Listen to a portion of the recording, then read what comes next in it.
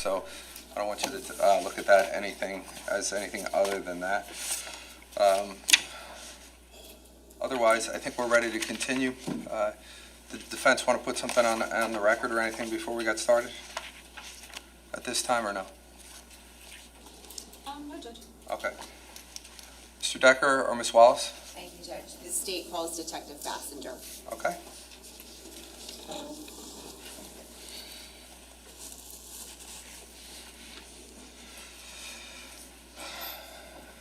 Good morning. Good morning. You can just watch your step going up there. Could you put your left hand on the Bible, raise your right hand? Do you solemnly swear or affirm to tell the truth, the whole truth, and nothing but the truth, so help you God? I do. Okay, once you get comfortable, can you state your name for the record and spell your last name, please? My name is Debbie Bassinger. My last name is Bassinder. Okay. Prosecutor, whenever you're ready. Thank you, Judge. Good morning, Detective. Good morning. Where are you employed? I'm employed at the Monmouth County Prosecutor's Office In what capacity? as a detective. And how long have you been employed at the Prosecutor's Office? 8 years this month. What unit do you work in? I work in the Financial Crimes and Public Corruption Unit. Can you tell us how long you've worked in that unit for? I've worked in this unit for my entire time of employment at the Prosecutor's Office, with the exception of 2.5 months where I was assigned to the trial unit. What are your duties and responsibilities as a detective in the Financial Crimes Unit? My duties are to investigate allegations relating to financial crimes and/or public trust. Now, what, if any, law enforcement experience did you have prior to joining the Monmouth County Prosecutor's Office? I was a special agent with the Internal Revenue Service Criminal Investigation Division. So as a special agent, were you a sworn federal law enforcement officer at that time? Yes, I was. And what was the time frame that you worked as a special agent with the IRS? From September 1993 through June of 2016. Generally speaking, what were your duties as a special agent with the IRS? As a special agent, I was involved in investigating allegations and crimes relating to both domestic and international money laundering, crimes relating to the Bank Secrecy Act, also known as BSA, and crimes relating to the Internal Revenue Tax Code. Now, I'd like to ask you some further questions about your educational and professional background. Do you have something called a curriculum vitae? Yes, I do. I'm showing counsel S27. May I approach? You can. Detective, I'm showing you what's been marked as S27. Do you recognize that? Yes, I do. What is it? It's a resume. And did you prepare that? Yes, I did. Is that your resume? Yes, it is. And how many pages is it? 4. Starting with your education, can you provide us with the benefit of your educational background? Yes, I received an associate's degree from Ocean County College in Business Administration. I also received a Bachelor of Science degree from Monmouth University with a concentration in accounting. Detective, are you familiar with the term forensic accounting? Yes, I am. And what is that? Forensic accounting is a specialized area of accounting that investigates complex financial documents, follows the flow of funds to determine fraud, misconduct, and financial irregularities. Do you use forensic accounting in your role as a detective in the Financial Crimes Unit of the Prosecutor's Office? Yes, I do. And did you use forensic accounting in your role as a special agent with the IRS? Yes, I did.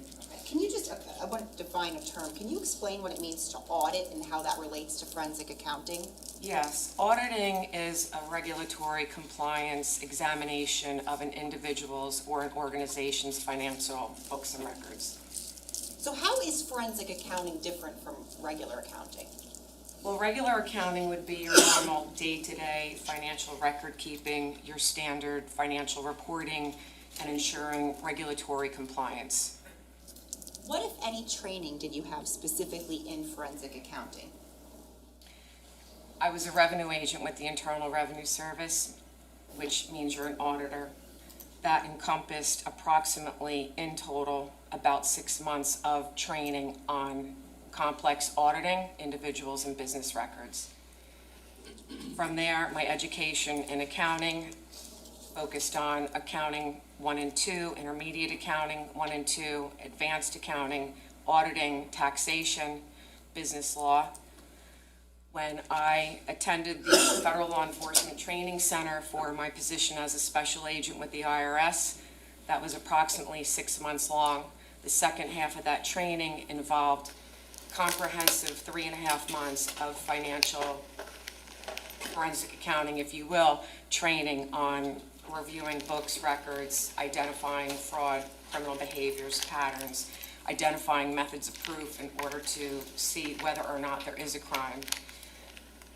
After that training academy, I also received other training through taking seminars, webinars, all in the area of financial crimes. So what were your day-to-day responsibilities as a special agent with the IRS? Day-to-day, you were reviewing financial documents on a complex nature involving money laundering, Bank Secrecy Act, financial crimes, even relating to taxes, analyzing, reviewing, compiling detailed reports, interviewing witnesses, subjects, victims at times. Now, how would forensic accounting come into play in those roles and those responsibilities that you did day-to-day? In financial crimes, you are utilizing your auditing skills, your investigation skills, and your accounting skills to follow the flow of funds and money to determine whether there is or is not a crime relating to the allegation involved. Again, whether it's money laundering, Bank Secrecy Act, financial crimes, tax-related crimes. In your time with the IRS, and I'm sorry if I asked you this already, but how long were you there in total? 23 years. What, if any, promotions did you receive? In 2015, I was promoted to a supervisory special agent. What did that entail? I oversaw 8 special agents, 2 administrative personnel, and a secretary.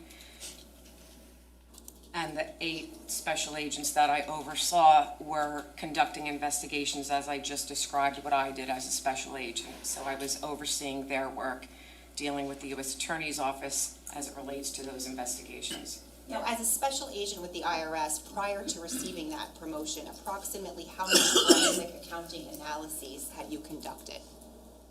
Over 200. Approximately how many forensic analyses did you oversee during your time as a supervisory special agent? Over 100. What, if any, certifications did you receive while you were with the IRS? In 2009, I received a certification titled Certified Fraud Specialist. And what is that? It's a designation that validates your expertise in the detection, investigation, and prevention of fraud. What did you have to do to obtain that certification? You had to complete a certain amount of credits that they required an applicant to have. So, for example, your education garnered you so many credits. Your experience in your financial profession garnered you X amount of credits. You needed professional witnesses from a higher level than you were applying to that credential. You had to maintain those credits by continuing your education within a 2-year period to sustain those credits. Part of your credits also could come from testifying in your field, whether as a fact witness or an expert witness. Now, what, if any, certifications did you receive while you were with the IRS in 2013? I received a certification called Certified Anti-Money Laundering Specialist. What is that? It's a certification that validates your expertise in investigative techniques, regulatory compliance, and risk management. What did you have to do to obtain that certification? Very similar to my first certification, this certification required you to take an examination in addition to verifying your education, your years of experience. If you have done teaching, that counted as well. If you've testified, that counted as well. And then you're required to maintain a certain amount of credits by every 3 years to maintain that certification. With both of those certifications, are you currently up to date? Yes, I am. Now, after you worked for the IRS, let me just ask you, did you retire from there? Yes, I did. When was that? In June 2016, Where did you become employed after that? Ocean First Bank. And what was your position there? I was a senior vice president and the director of BSA Department, Bank Secrecy Act, BSA Department, and also the security department. Okay. And what were the dates that you were employed at Ocean First Bank? August 2016 through January 2018. Would you be able to summarize your duties and responsibilities there? Sure. For the BSA department, I was responsible for implementing, administering, and ensuring the bank's compliance with all Bank Secrecy Act. The bank at that time had approximately 125 branches, over 800 personnel, a myriad of departments both within branch and corporate. BSA oversees every employee, every department, administers all training. No, what if I'm sorry, go ahead. Also oversaw my staff in BSA, and the staff was investigating alerts that would come in from the anti-money laundering detection system, your computer systems. So if there was an alert on a customer account, they would investigate it to determine if it's worth additional investigating or if it's okay. The second half of my role in the security department, which I oversaw a staff there as well, but we handled the both internal and external security of the bank. External security meaning bank robbery, internal security encompassed internal fraud, anything happening internal within the bank. What, if any, employment did you obtain after that? Then I became employed with the Monmouth County Prosecutor's Office. Did you have to go to the police academy for that? Yes, I did. And when was that? I started the police academy in January 2018 and graduated in June 2018. Okay. And if you could just summarize your day-to-day responsibilities as a detective in the Financial Crimes Unit. In financial crimes, my day-to-day duties are to investigate allegations of financial crimes and public trust, often sensitive in nature. I review a myriad of financial documents, at times extremely complex. I interview witnesses, subjects, and victims. I compile detailed reports. Approximately how many forensic accounting analyses had you undertaken thus far as a detective in the Financial Crimes Unit of the Prosecutor's Office? Approximately 200. And what, if any, certifications did you receive while you were with the Prosecutor's Office? I received the designation called Certified Economic Crime Forensic Examiner in 2020. What is that? Essentially, it validates your expertise in financial economic crimes, both the detection, prevention, and investigation of those crimes. And what, if anything, do you have to do or did you have to do to obtain that certification? That certification, again, it's a point system. You have to have so many years' experience in the financial field. You have to provide your education, which garners you additional points. If you've testified in court, both as a fact or an expert witness, and take continuing education classes. Teaching also counts, financial-related classes. Do you do any teaching as it relates to your profession? Yes, I do. Can you tell us about that? Yes. Annually at the Monmouth County Prosecutor's Office, our unit provides financial training to any law enforcement officer in the state of New Jersey. So I'm a part of that training on an annual basis.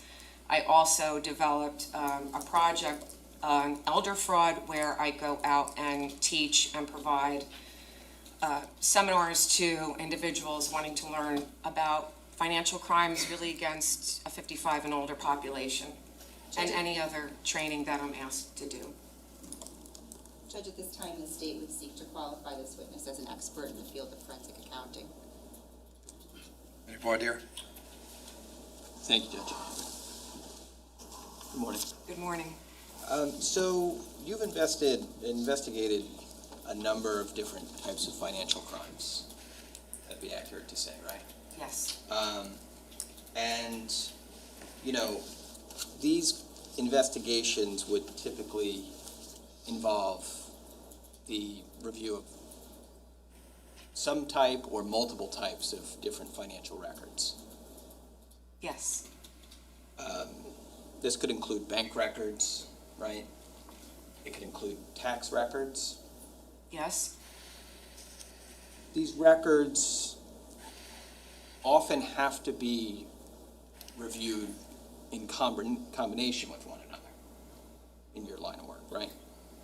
no, Well, in terms of money laundering, for example.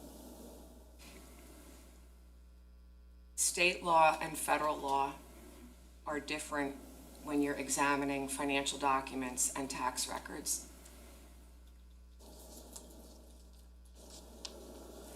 Okay, so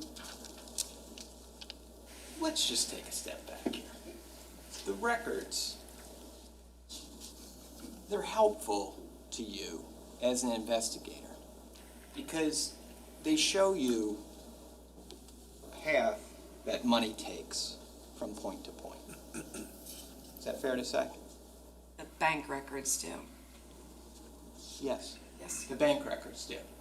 Because the bank records show you money going from point A to point B, right? yes, And you need to establish in your investigations that point A to point B to determine if there's been criminal conduct or not, yes. or not. And the thing, though, about these records is that the records by themselves don't really tell us anything about a person's motivations. The records are just numbers, right? Not exactly accurate.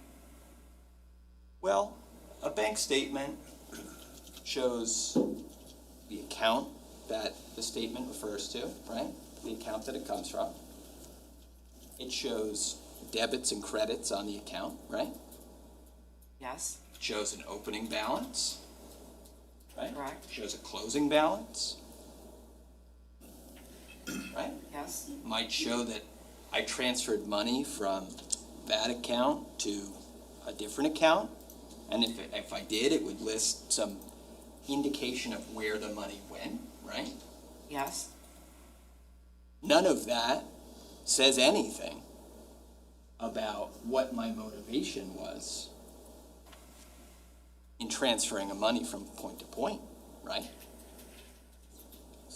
I don't agree with that. You're able to discern something from abstract numbers on a piece of paper that the ordinary person is not. That's your expertise? My expertise is reviewing all the documents in a comprehensive manner and putting the financial picture together. Great. So you do need to look at multiple documents then in order to create this full picture. Is that what I heard you just say? I can look at multiple documents, yes. Oh, okay. So you're looking at multiple documents, and you're doing that because looking at multiple documents gives you a fuller picture of a situation than looking at a single financial record. Yes, And you want to get that fuller picture because that fuller picture is what allows you to determine whether there is potentially criminal conduct or not. correct.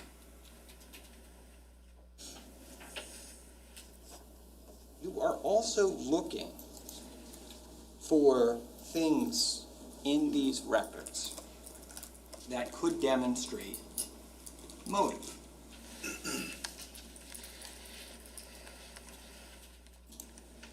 At the end of an analysis, yes.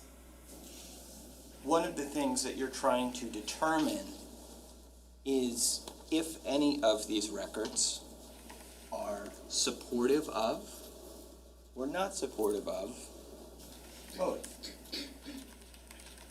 Yes, Because motive is going to, if it exists, right, is going to help in furtherance of an investigation. yes, Motive evidence explains why a person might have made a financial decision that they made. yes, So if you find evidence of motive as part of your investigation, it's something that you would take note of. Yes. And if you took note of it, it would be because it was significant to you. Yes. And if it was significant to you, you would, in some fashion, document it. Yes. In general, in a financial investigation, you might take note of the fact, for example, that an individual has a lot of debt Yes. or has difficulty paying their debts. Yes. You might take note of the fact that a person is getting repeated calls from debt collectors. Yes. You might take note of the fact that a person is getting served foreclosure notices. Yes. You might take note of the fact that a person is having their utilities, like their water or their gas, shut off. Yes.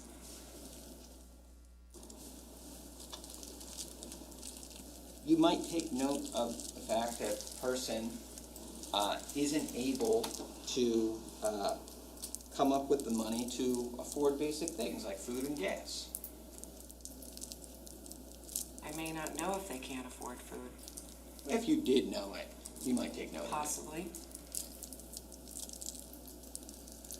You might take note of the fact that a person is having their credit card declined. Yes. You could take note of the fact that the person is having repeated communications with others about not having enough money. I may not know that. You may not, or you may, because sometimes you might have a person's record of text communications in a case, right? Not necessarily. Not necessarily, but sometimes you might. But I might not. And if you did have them, and you notice that the person is having communications about not having enough money, you might take note of that. Yes. If you had a record that a person is consistently borrowing money because they don't have sufficient funds, you might take note of that fact. Yes. The person was the subject of a civil lawsuit. You might take note of that fact. Yes. If the person was discussing, and there was evidence that they were discussing or considering bankruptcy, you might take note of that fact. If they were considering bankruptcy, I may not know that. If there was evidence that they were, you might take note of that. Yes.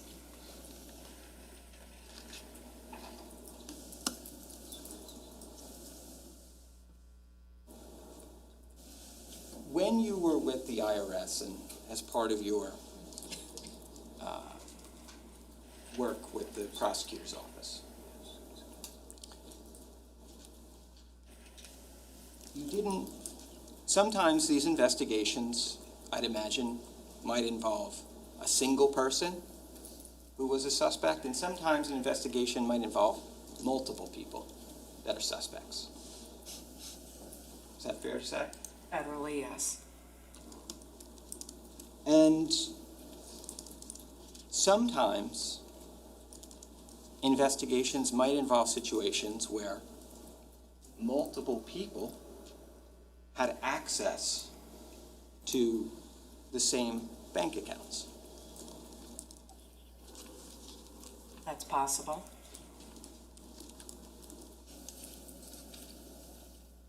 Let's talk about an example of that. let's say we have a small business. Now, you're aware that small businesses often operate under a less regimented structure than large, highly regulated businesses, right? Can happen. Can I see counsel, please?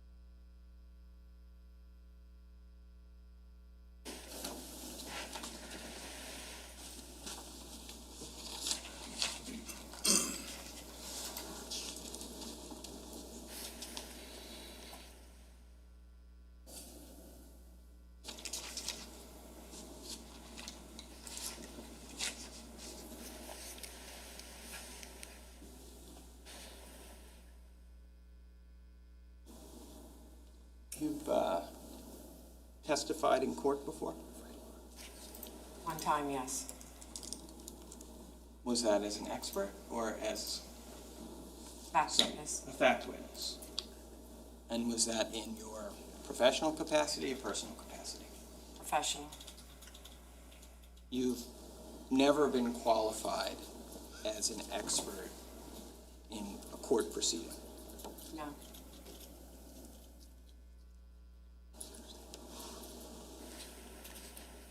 when you testified as a fact witness, that was about a financial investigation? It was a joint investigation with the FBI, and there was a financial component to it, yes.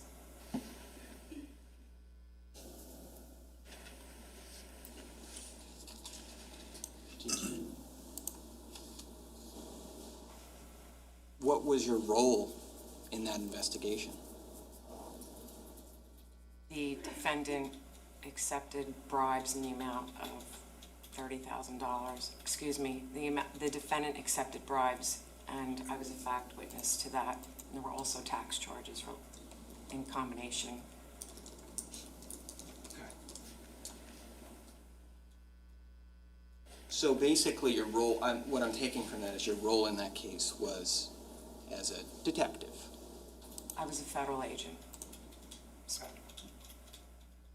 Okay. But you investigated the case? Tax component, yes. And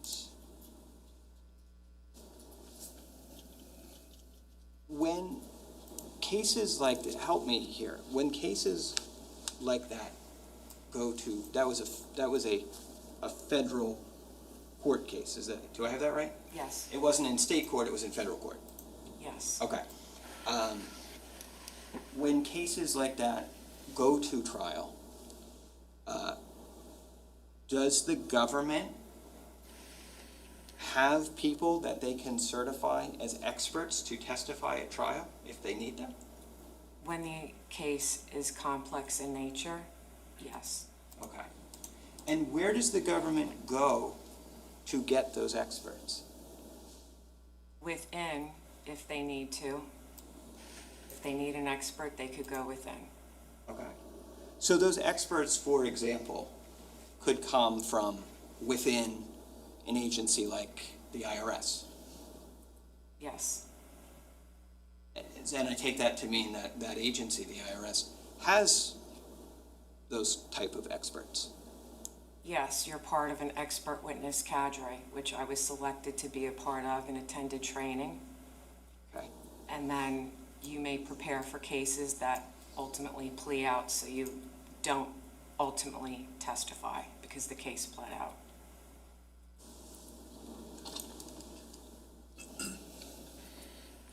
Fine. But this is the first time that you've been qualified, let's say, as a expert witness in a case. Yes, It never happened during all of your time at the IRS. no, because my case is ultimately pled out. Okay. Now, it's also never happened during all of your time up to now at the Monmouth County Prosecutor's Office. No, my cases have not gone to trial. This is my first trial case with the county. Judge, I have no further questions. Okay. Do you wish to be heard on the issue? I don't, Judge. Okay.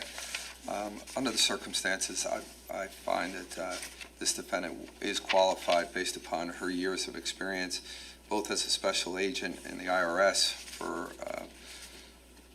for the years that she was there, 23 years, her time at Ocean First Bank, her time in the Monmouth County Prosecutor's Office, her certifications and training that she has had.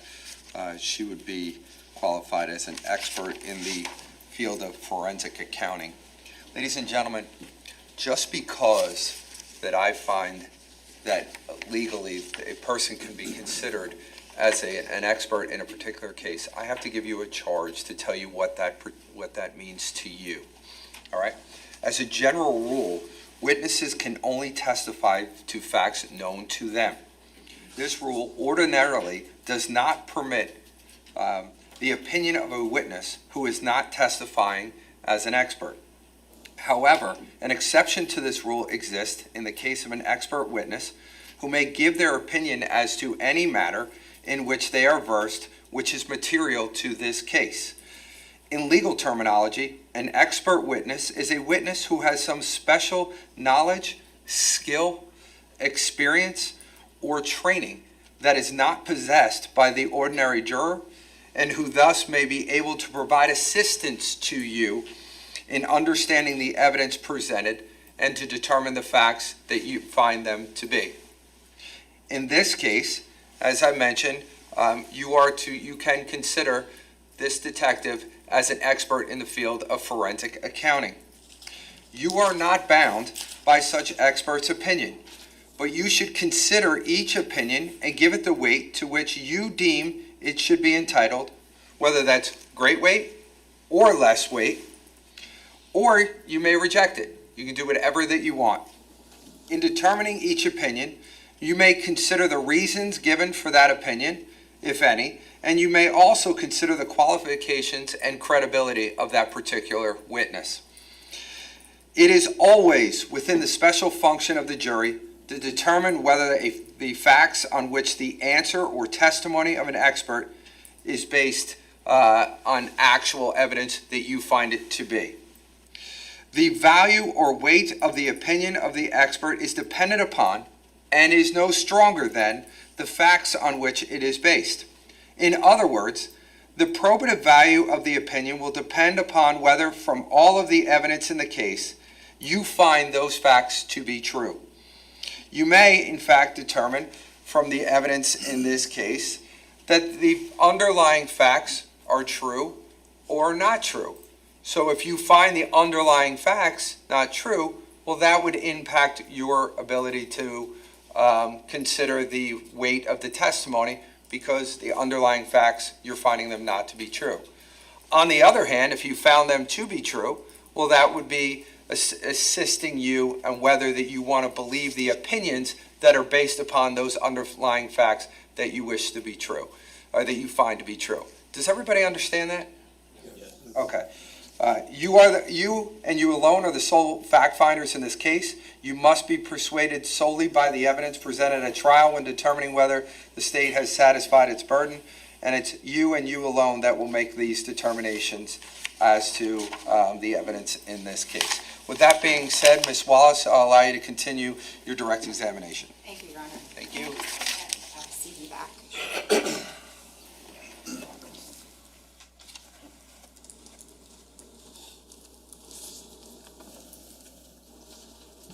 Detective, are you familiar with the case State of New Jersey versus Paul Caneiro? Yes, I am. How? I was assigned to, on November 21st, 2018, by my supervisor in the unit at the time, to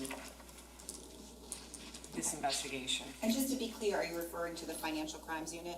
Yes, I am. Now, when you were assigned this case, were there already other detectives from other units assigned as the lead detectives? Yes, because this investigation involved murders, detectives from the Major Crimes Unit were already involved as the lead detectives, as well as detectives from the Crime Scene Unit.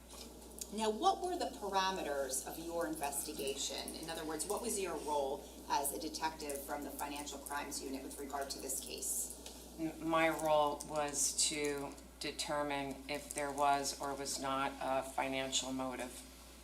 Can you tell us about the investigative steps that you took? Yes. Through legal process, serving a grand jury subpoena, through legal process, I obtained statements from the bank for the trust account, the bank that held the trust account. I also, through legal process, obtained statements for the defendant's bank accounts. I also received, through legal process, bank account information on both businesses, EcoStar and Square One, the operating accounts and the payroll accounts. I also received, through legal process, documents from Canada Life Assurance Company, which held the life insurance policy. I also, through legal process, received credit card information and statements and insurance companies and any other financial institutions or companies where eventually I traced money either going to or money coming from. When you initially said you received statements with regard to the trust account, can you just clarify a little bit more about what you're talking about, what trust account? Yes, so there is the Keith Caneiro Irrevocable Life Trust. That there is also a bank account titled the Keith Caneiro Irrevocable Trust. And that bank account is maintained at TD Bank, and it is simply a checking account to receive funds and for those funds then to be paid quarterly premium. So when I refer to the trust account, I'm referring to specifically a TD bank account, business checking account that held funds, and those funds were to pay the premiums. So you get all of these records, and what do you do with them? I analyzed the records, wrote detailed reports on these records. Now, during the course of your investigative process, what, if any, interviews did you either participate in or conduct yourself? I participated in the interview of the accountant, Stephen Weinstein, the CPA. I also participated in the interview of Ron Ortigas, the insurance man. I was also part of the interview with Tiffany Rivera, who was an employee at the businesses that the defendant and his brother Keith Caneiro owned. And I was also present with Detective Pat Petrozello, detective at the time, lieutenant now, when he spoke to Yusel Restrepo. Now, eventually, were you asked to narrow down the focus of your investigation? Yes, I Or your was. analysis, I'm sorry. Yes, I was. And what specifically was that? I was asked to narrow down the analysis to the years 2017 and 2018, and essentially do a review of the defendant's finances. So essentially following all the monies going into his accounts and all the monies leaving his accounts. Some of these were fixed deposits and fixed expenses, and in these years, there were also one-off deposits and one-off expenses.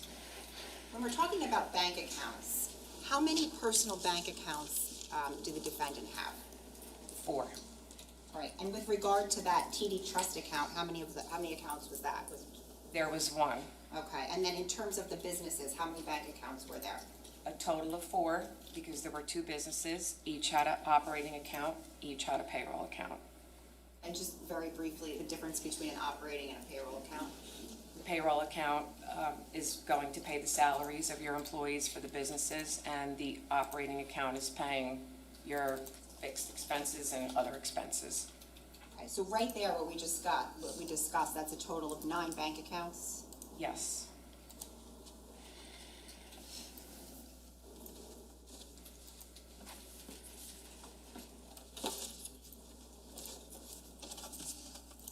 For the record, I'm showing counsel S28.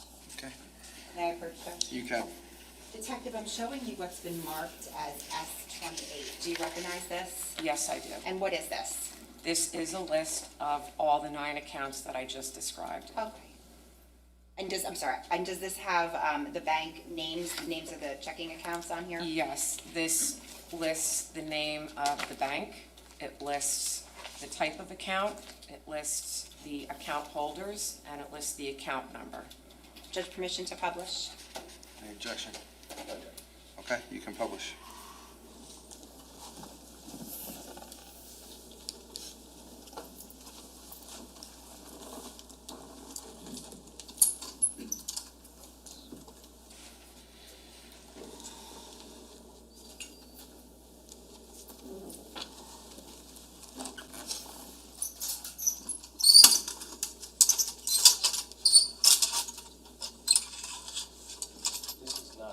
I was just about to ask, why is this on the screen? I didn't put it on. Okay, we can just turn that off, if you don't mind? Thank you. A little lopsided.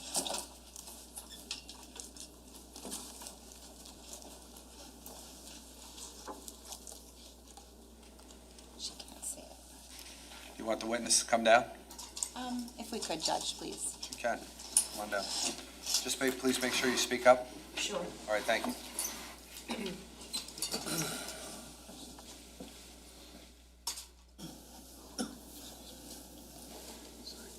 Detective Bassinger, if you could, can you just take us through each of these and explain what we're looking at here? So for example, I'm going to draw your attention to where it says number 1. What is that? Number 1 is the trust account that I've mentioned to you at TD Bank. The title of the account is called ATF Keith Caneiro Irrevocable Trust Agreement, dated July 27th, 1999, listing Keith Caneiro as grantor and Paul Caneiro as trustee. TD Bank has titled this a business checking account. Again, this is reflecting TD Bank, and the account number, is 786-324-5465. For purposes of the rest of your testimony, is it okay if we refer to the last 4 numbers of the account numbers here? Yes. Okay. What are we looking at number 2? Number 2 is a personal account, individual checking account maintained at TD Bank in the name of Paul Caneiro. The account number is 786-239-3837. Number 3? Number 3 is a joint checking account maintained at TD Bank, and the account holders are Paul Caneiro and his wife Susan Caneiro. The account number is 786-206-3760. How about number 4? Number 4 is a checking account maintained at Affinity Federal Credit Union in the name of Paul Caneiro. The account number is 751-5502. Number 5? Number 5 is a TD Convenient Checking Account maintained at TD Bank, a joint account in the name of Caitlin Caneiro, the daughter of Paul Caneiro. So the account is in Caitlin Caneiro and Paul Caneiro's name. The account number is 424-931-3886. Now, numbers 2, 3, 4, and 5, are those the 4 accounts that you spoke of that the defendant has? Yes. Okay. Let's go on to what is number, if you could go through number 6 with us. Okay, number 6 is an operating account maintained at TD Bank. The operating account is J. Martin Consulting, Inc., doing business as Square One, so I'll refer to the business as Square One.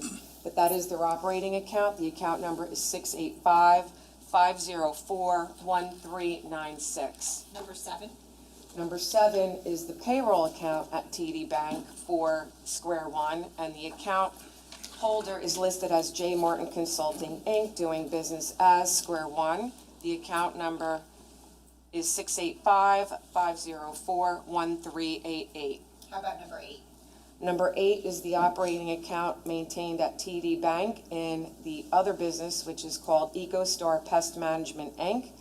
The account number is 432-041-7234. And number 9?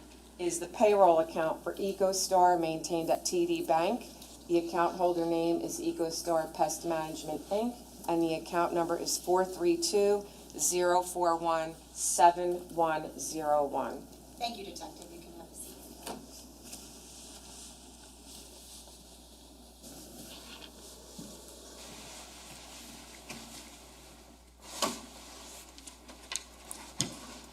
The bank accounts that are listed up on this board right here, which is S28, did you review the bank statements for each of those accounts? Yes, I did. For what years for each?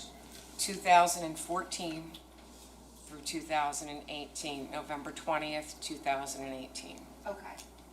I'm going to show you what has been marked as S29 through S38. I'm showing counsel first.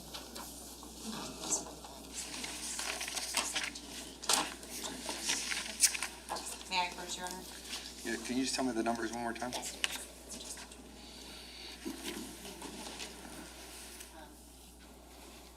S29 Okay. through, it would be S38, and then I will take them for each. Great, thank you.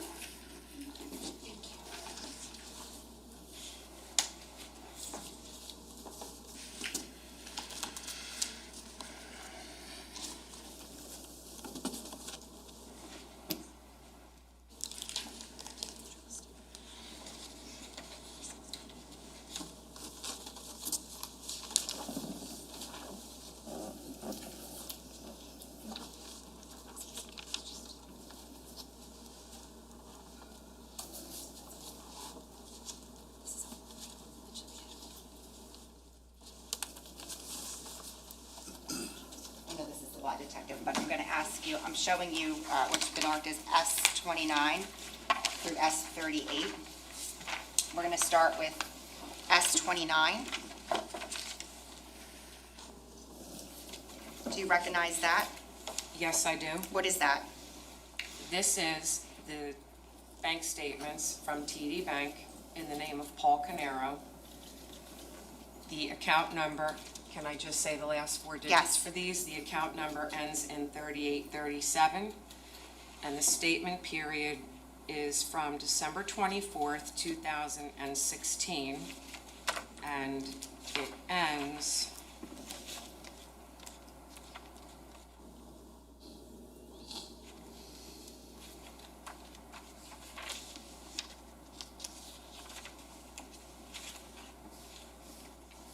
just S29.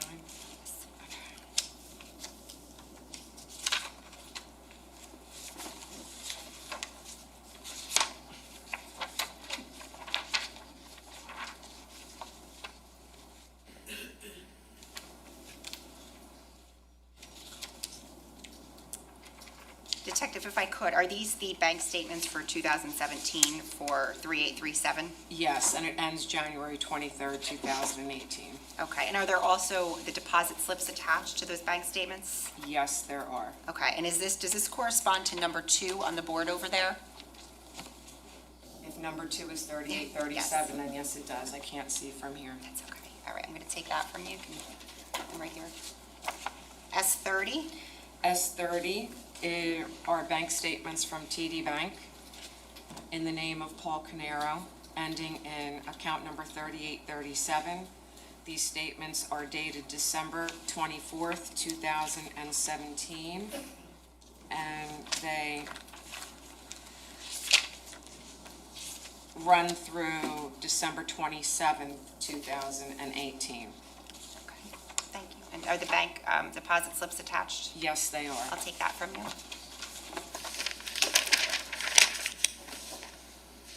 S31?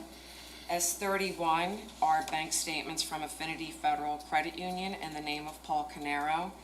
The account ending in 5502. These statements cover the period January 1st, 2017 through December 31st, 2017. S32?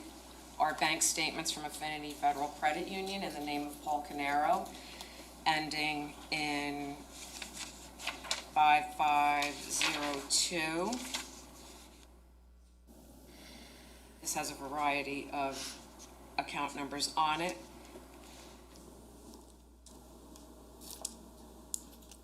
They are dated January 1st, 2018, and through December 31st, 2018. Okay, do you see S33?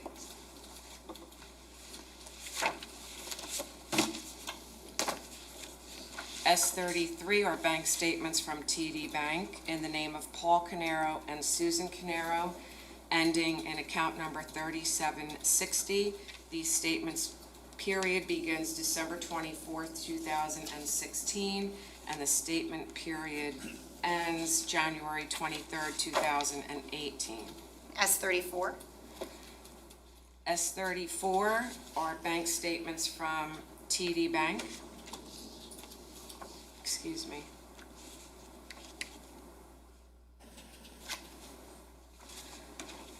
In the name of Paul and Susan Caneiro, ending in account number 3760. The statement period covers December 24th, 2017, and the last date is December 28th, 2018. S35? These are bank statements from TD Bank in the name of Caitlin Caneiro and Paul Caneiro. The account number ends in 3886. The statement period covers December 14th, 2016, and the statement period concludes on January 13th, 2018. Okay, and S36? Are statements from TD Bank in the name of Caitlin Caneiro, Paul Caneiro, ending in account number 3886. The statement period begins on December 14th, 2017, and the last date is December 26, 2018. And the last two, S37. Are statements from TD Bank. In the account holder is ATF Keith Caneiro Irrevocable Trust Agreement dated July 27th, 1999. Keith Caneiro Grantor, Paul Caneiro Trustee. The ending account number is 5465. The statement period begins January 1st, 2017 through December 31st, 2017. Did you mean 2018? Are you? 17, I'm sorry. And finally, S38. Are statements from TD Bank. The account holder is listed as ATF Keith Caneiro Irrevocable Trust Agreement dated July 27th, 1999. Keith Caneiro Grantor, Paul Caneiro Trustee. The account number ends in 5465. The statement period begins January 1st, 2018 through December 31st, 2018. Thank you, Detective. Did you obtain each of these bank statements through legal process? Yes, I did. Meaning you obtained them directly from the bank? Yes, I did. And did you review each one of them in terms of your conducting your analyses? Yes, I did. Now, what, if anything, did you do to memorialize your analysis with regards to what you had mentioned earlier, the defendant's revenue, sources of revenue, and sources of income for the years 2017 and 2018? I prepared a report, and then I also prepared a supplemental report. Showing defense counsel S39 and S40. I'm showing you what's been marked as S39 and S40. Let's start with S39. Do you recognize that? Yes, I do. What is that? This is a summary of sources of revenue and income and expenses for the period 2017 and 2018. Is S39, though, is that a report? It's, That's your report, right? it's my report. Okay, what's Yes. the date? This is dated July 21st, 2025. Right, and how about S40? Do you recognize that? Yes. What is it?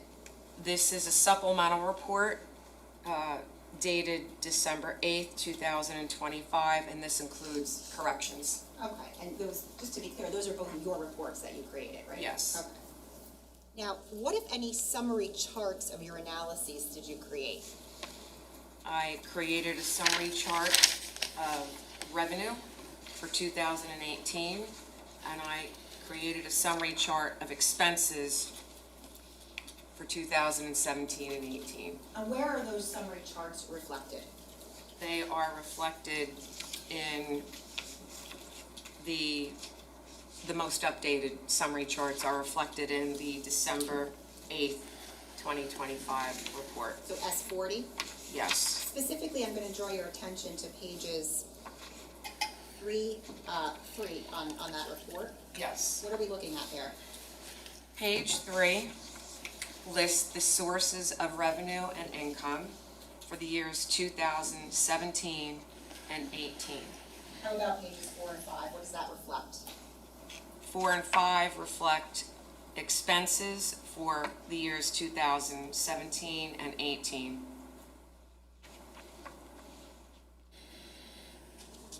Are you aware of whether there were any boards prepared to reflect pages 3 through 5 of your report? Yes.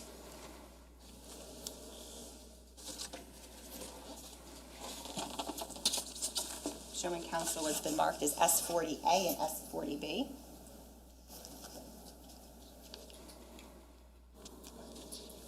May I first check? You can.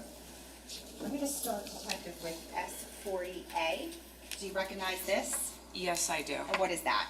That's the chart I prepared of sources of revenue and income for the years 2017 and 18. And is this board, is this in the same exact condition with the same exact substance as what is in your report on pages? Yes, on page 3. Page 3. I'm showing you what's been marked as S40A. B, I'm sorry. What is this? This is the chart of the expenses for the years 2017 and 2018. And is this reflected on pages 4 and 5 of your report? Yes, it is. And is it in the exact same condition as it is in your report? Yes, it is. I'd like to start with expenses, permission to publish S40B. Any objection?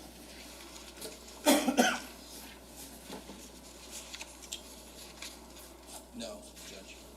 Ken?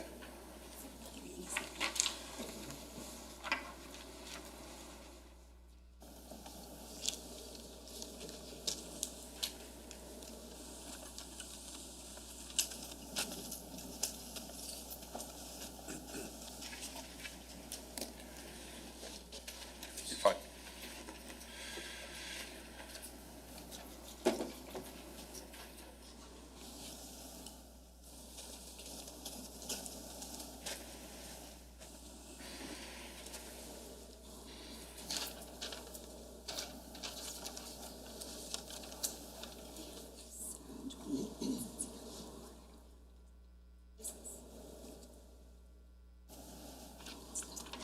I'm sorry, Judge, just a moment. Detective, just to make it easier, I'm gonna show you, and I'll show counsel, just what's been marked as S28. Just a copy of that board. Can you just tell us what that is? This is the listing of the 9 accounts that I previously spoke about and are Is it- listed on the board over there. Okay, so that is, I forget the number, I'm just gonna be clear for the record. A reflection of S28. Yes. I'm gonna ask to keep that with you, just so you have it to reference. Okay.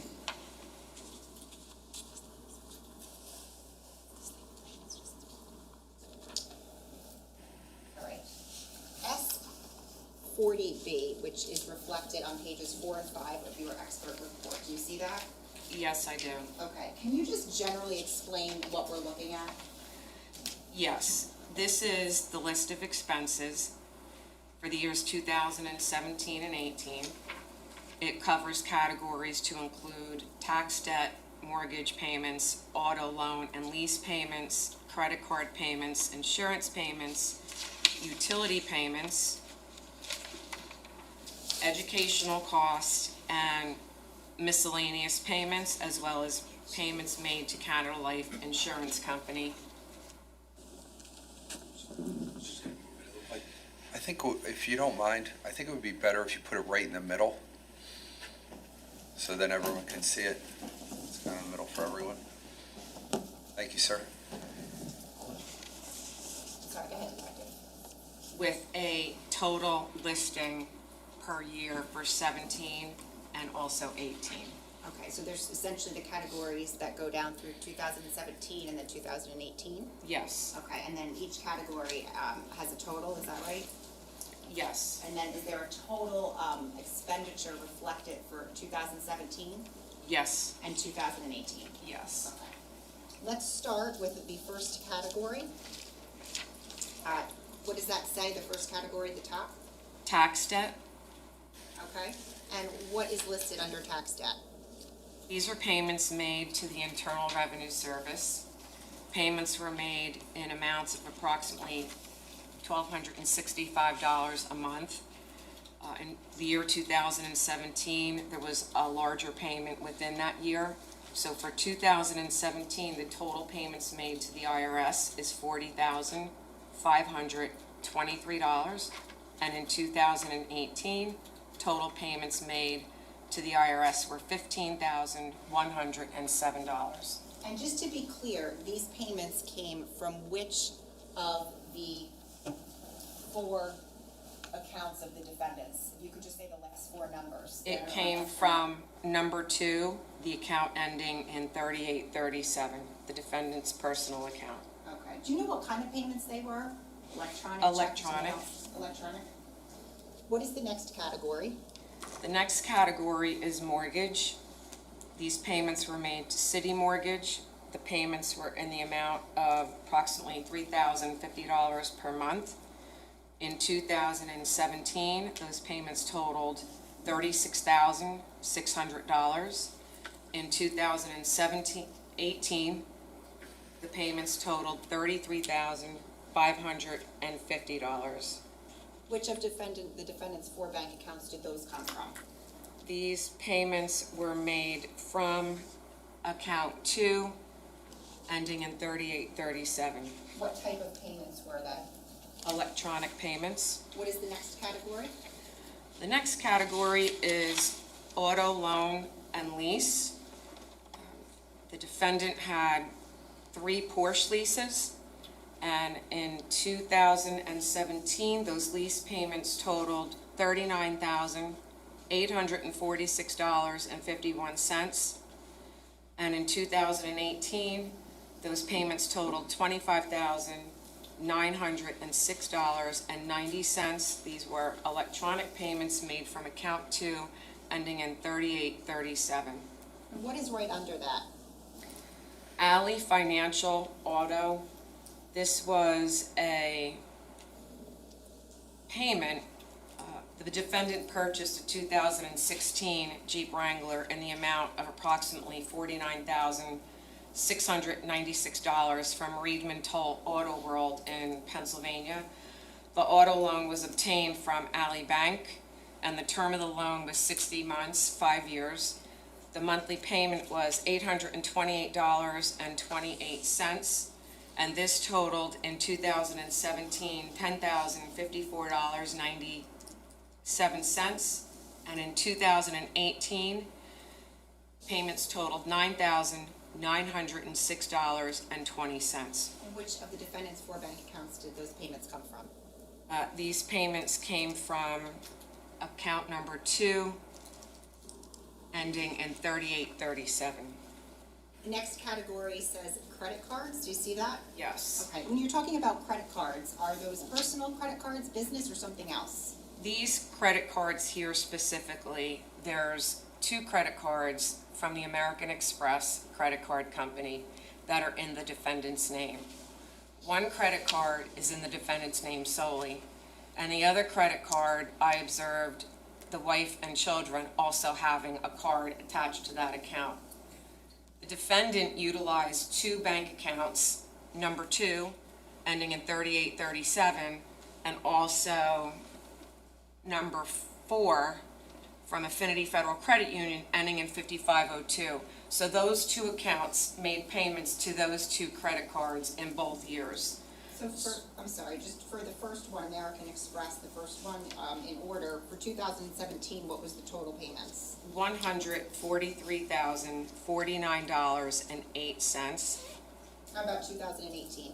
$120,085.51. Now, for the next one under that, the American Express, for 2017, what was the total expenditure that the defendant paid? $18,342.13. 2018? $43,044.35. The next credit card listed says Bank of America. Do you see that? I do. Okay, and what is the total expenditure for 2017? $15,623.96. In 2018? $20,089.51. And from which bank account of the 4 bank accounts did that come from? Account number 2, ending in 3837. Okay, the next credit card, Chase card. Chase card in 2017, payments totaled $7,281.83. And in 18, payments totaled $3,473. These payments were made from account 2, ending in 3837. The next one, TD retail card. Do you see that? Yes, in 2017 and in 2018, payments were $1,680 in each year, and those payments were made from account 2, ending in 3837. And finally, the Citibank card. Citibank in 2017, payments totaling $12,473.11 were made, and in 2018, payments in the amount of $6,211 were made from account 2, ending in 3837. The next category lists insurance. Do you see that? Yes, I do. Okay, and what is Chubb and Son? Chubb & Son is an insurance company where the defendant maintained his homeowner's policy. Okay, and can you please tell us what the total expense was for 2017? Yes, in 2017, the amount was $5,137.94, and in 2018, the amount was $2,905.81. And that came from what bank account? Account 2, ending in 3837. And by the way, these payments that we're referring to, are they electronic payments? Electronic. Okay. Utilities, do you see that category? Yes. Go ahead. Utilities consisted of First Energy, JCP&L. Payments for 2017 amounted to $5,147.84. In 2018, payments amounted to $4,915.05. The next category is New Jersey Natural Gas. In 2017, payments totaled $3,275.24, and in 2018, payments totaled $2,519.29. New Jersey American Water. In 2017, payments totaled $1,682.14. In 2018, payments totaled $1,436.13. And finally, Township of Ocean Sewer. Payments totaled $460 for both 2017 and 2018. Did all of those utility payments come from the same bank account? Yes, account number 2, ending in 3837. The next category is educational costs. Is that Yes. correct? Okay. So let's start with, I want to start with 2018. Can you explain what we're looking at? Yes, this is educational costs that were paid to Discover, which indicated on the payment it was a student loan payment. In 2018, the payment total was $2,525. Over the course of your review, Detective, did you see any other payments from any of the defendant's accounts in 2018 that went to some sort of educational or school loan? I did not. Now, let's go to 2017. What is that? This is a payment to Brookdale Community College in the amount of $1,757.50, which was made from account 2, ending in 3837. All right, and we get to the miscellaneous category. Do you see where it says Woodshire Apartments? Yes, Okay, and under 2017, there's a total listed there. What is that? $2,673. And what is Woodshire Apartments? It is an apartment complex in Ocean Township. Did any of the witnesses that you spoke to that you mentioned earlier live in Woodshire Apartments? Who Yes, is that? Yusel Restrepo. Yardy Service is next. Yardy Service in 2017, payments totaled $3,666 And where did that come from? Which account? from the defendant's account number 2, ending in 3837. Restoration Hardware. Restoration Hardware payments totaled $15,720.47 in 2017. In 2018, payments totaled $7,701.17. And where did those come from? Account number 2, ending in 3837. Next category is Tiffany and Company. Do you see that? Yes. In 2017, payments totaled $17,714, and in 2018, payments totaled $2,625. And they came from which bank account? Account number 2, ending in 3837. Volkswagen Audi. Do you see that? I do. Okay, and can you tell us, so it's just 2018, is that accurate? What Yes. was the total amount? The total amount was $9,920.78. Okay, and that came from which account? Account number 2, ending in 3837. Did you review the records from Volkswagen Audi? Yes, I did. Okay, and what, if anything, did you learn from those records? That Usel Restrepo leased a 2018 Audi Q5 SUV from Audi in Eatontown.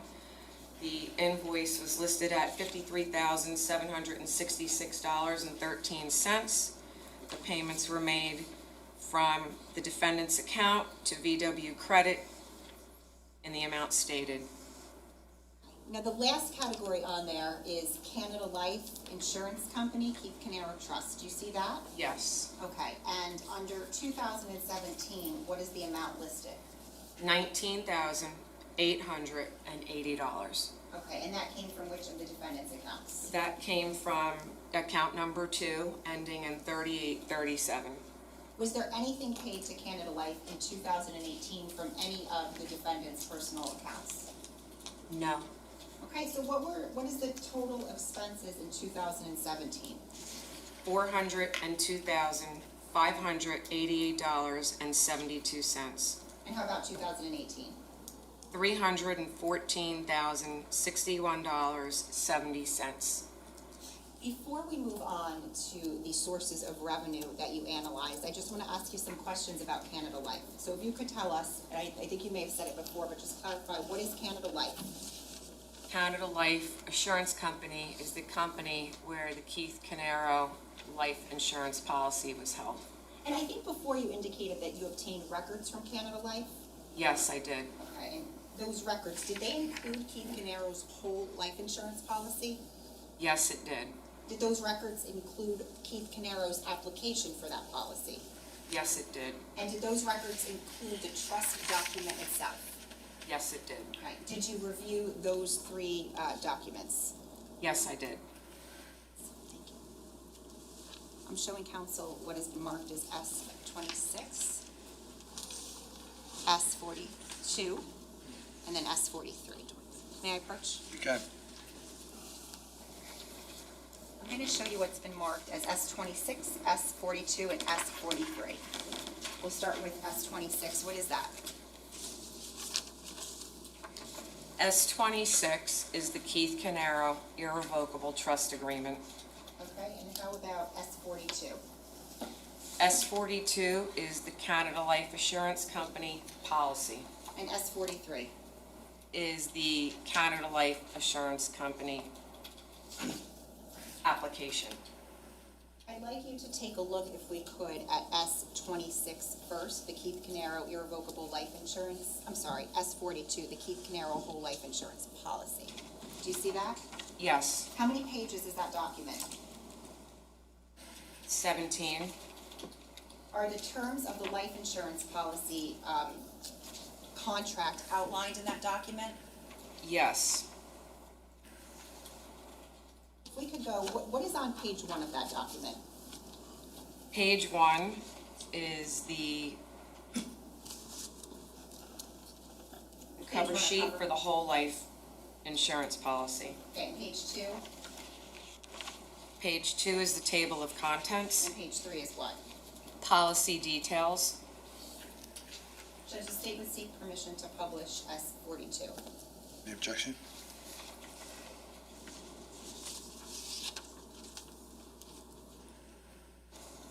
Could we just go to sidebar? You can.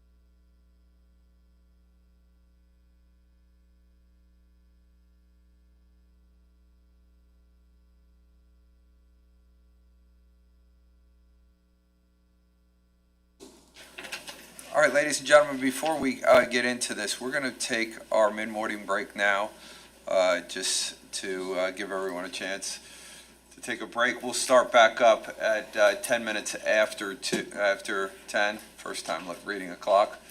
So you guys want to just take your break, don't discuss this case, don't do any research. We'll be back out at 10 after 10. Thank you so much.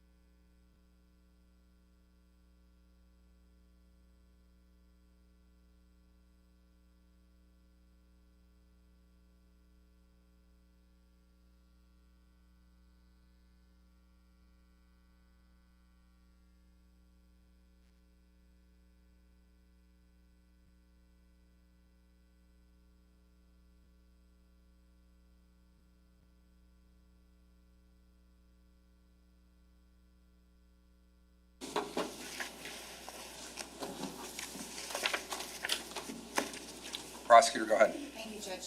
Detective, we left off looking at S42, the Keith Caneiro whole life insurance policy. Do you have that in front of you? Yes, I do. And Judge, I asked for permission to publish, and I believe I gave the court a copy. I do, I have a copy of that. There was no objection to it, so go ahead. Detective, I believe you indicated, how many pages is this? 17, We can, all right. Do you see what's on the screen? I do. That's page 1? Yes, All right, is that essentially just the cover page of the policy? yes, Okay, and then if we could scroll, just go through to page 2, please. Is that the table of contents? yes, All right, finally, I want to get to page 3. Do you see page 3, Detective? yes, Okay, is there a policy number listed? yes. What is that? 2661587. Who is the insured listed as? Keith M. Caneiro, And is there an age? 31, And what is the face value amount listed? $3 million. And what is the policy date listed?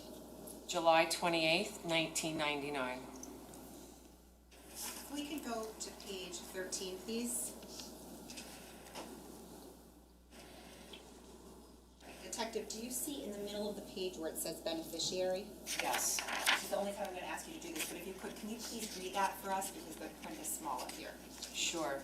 While the insured is living, you may appoint one or more beneficiaries and may revoke an appointment unless you made it irrevocable. If you have reserved the right to change the beneficiary, you may do so by written request. You must revoke any previous appointments and designate the new person or persons to be beneficiary or beneficiaries. Continue. Yes, please, just the No. beneficiary. No appointment or change in appointment will take effect unless we receive the request. When received, the request will take effect as of the date it was signed, subject to payment or other action taken by us before it was received. The beneficiaries of this policy shall be as stated in the application unless later changed.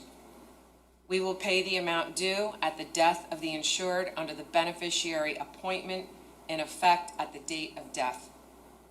If more than one beneficiary has been appointed and one or more of them dies, the proceeds will be paid to the surviving beneficiaries equally unless otherwise designated. If no other beneficiary is alive at the date of the insured, or if none has been appointed, we will pay the proceeds to you or to your estate. Detective, who, to your knowledge, if you know, based upon your review of these documents, who was the beneficiary of this life insurance policy contract? The Keith Caneiro Irrevocable Life Trust And where is that listed specifically? on the application. Can I take that back from you? I'm going to ask you to take a look at S43 now.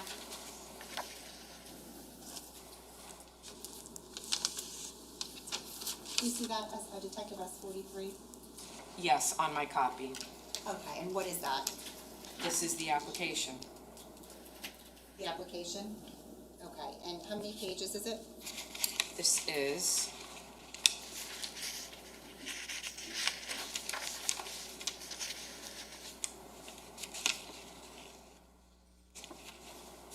And I'm sorry, they're not numbered, so if you don't mind. 9, How many?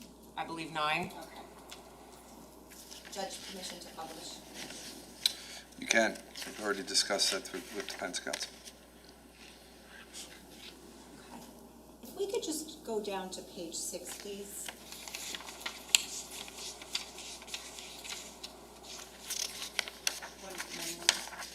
Detective, do you see this page in front of you? Yes, Okay. Are there signatures on there? yes, Okay. And then is there a date? yes. What is the date that this is signed? August 9th, 1999. Okay, if we could just go to section 1 on page 1, please. Detective, I'm going to refer your attention to that section, section 1, page 1.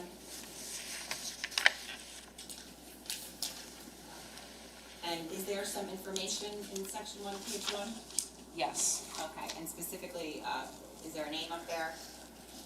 The primary insured information Yes. is Keith M. Caneiro. Okay, and the address is listed as New York? Yes. Okay, and then the employer is listed as what? J. Martin Consulting, Inc., which is Square One. If we could scroll down now, we're still on page 1, section 4.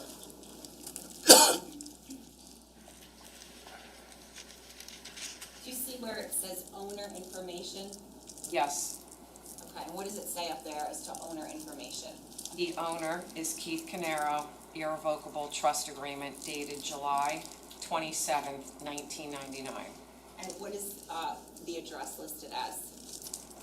27 Tilton Drive, Wayside, New Jersey, 07712. Okay, and what's listed in front of that address, though? Paul Caneiro as trustee, in parentheses, settler.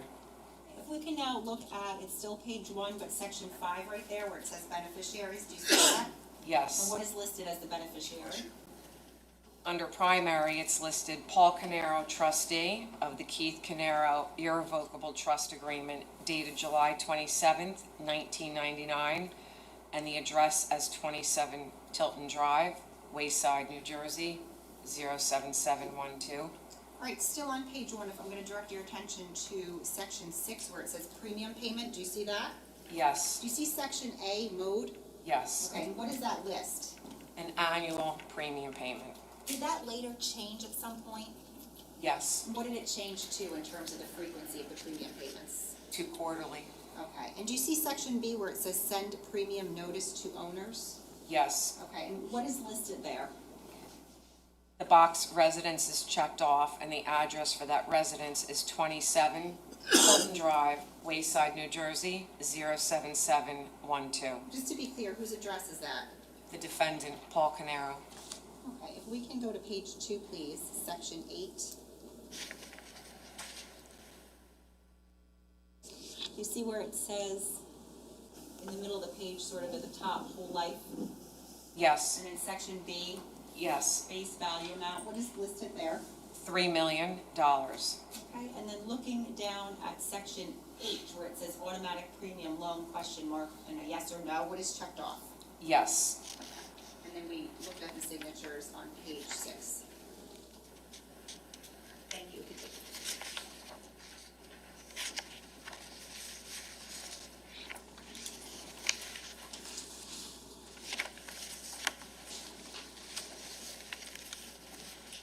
Detective, in the course of your review of the Canada Life documents, did you review something called the Canada Life annual policy statements?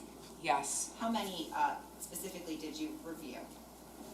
Canada Life policy statements. Well, the policy was 17 pages. I reviewed the policy and the application and the trust agreement. Okay, I'm sorry, did you review the annual life policy statements for 2017 and 2018? Yes, I did.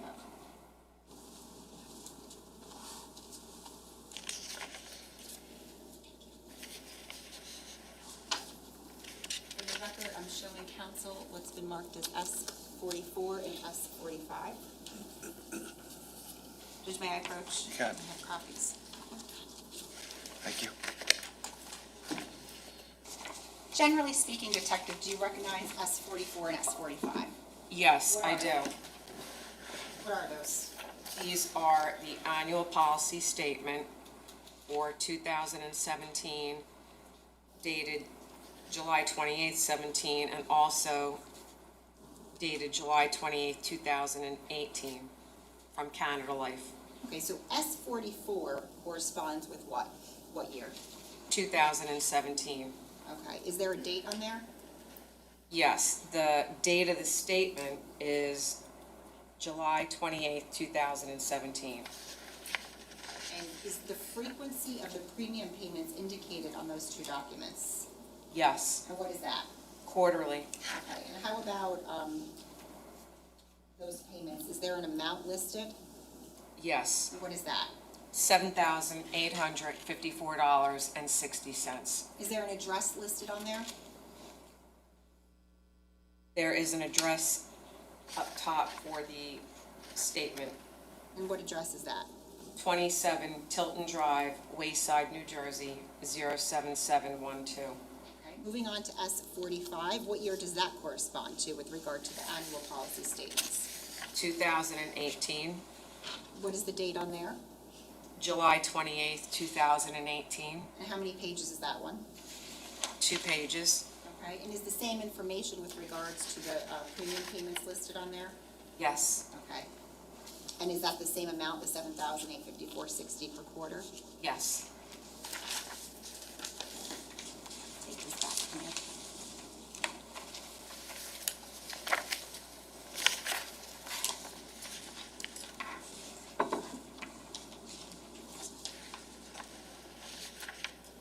Before we move on, Detective, to the sources of revenue that you analyzed, I want to ask you some questions about the TD Trust bank account 5465, named ATF Keith Caneiro Irrevocable Trust Agreement.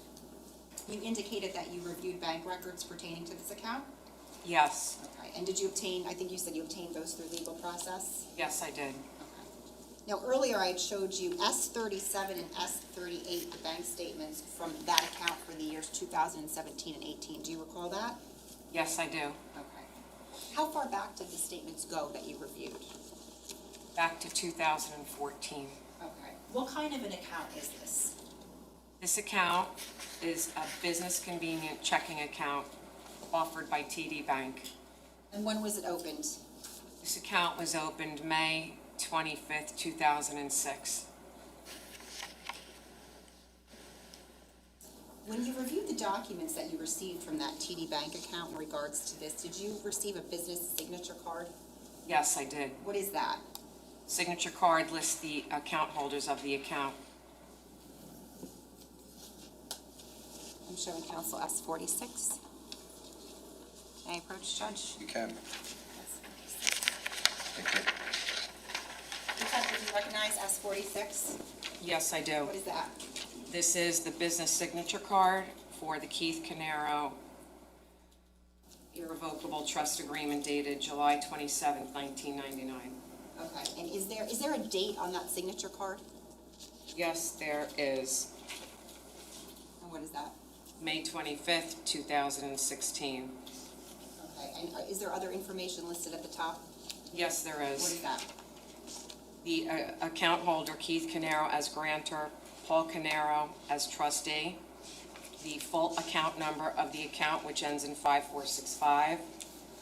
Paul Caneiro's name is listed as the vice president and a signature. And Keith Caneiro is listed as president. Let me take that back from you. Detective, during the course of your review, were you able to determine how this particular account, 5456, the TD Trust account, was funded? Yes. How was that? This account was funded through payroll checks from Keith Caneiro, from J. Martin, and then in time, it was from J. Martin and EcoStar. Okay, They sorry.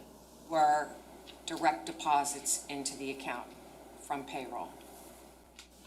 Aside from those direct deposits from payroll, did you see this account being funded in any other way?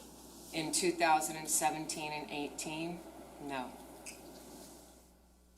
Based upon your review of these bank statements for 2017 and 2018, where were funds going out of from this account and to? Funds were going out to the defendant's bank accounts and Canada Life. Anywhere else besides the defendant's bank accounts and Canada Life? No. You say defendant's bank accounts. Did it go to did the monies go to multiple accounts or just one? Multiple accounts. Okay, of the board, I believe it's S28, can you just tell us which accounts you saw money going into in 2017 and 18 from the TD Trust checking account 5465? Yes, collectively for both years, funds went into account number 2 in the name of Paul Caneiro, TD Bank, ending in 3837. Funds in both years went into the joint account of Paul and Susan Caneiro at TD Bank, ending in 3760. And in 2017, funds went into the account of Caitlin Caneiro and Paul Caneiro at TD Bank, ending in 3886. Detective, when you prepared your report and your summary chart of the defendant's sources of revenue for the years 2017 and 18, did you include these funds in that chart? Yes, I did.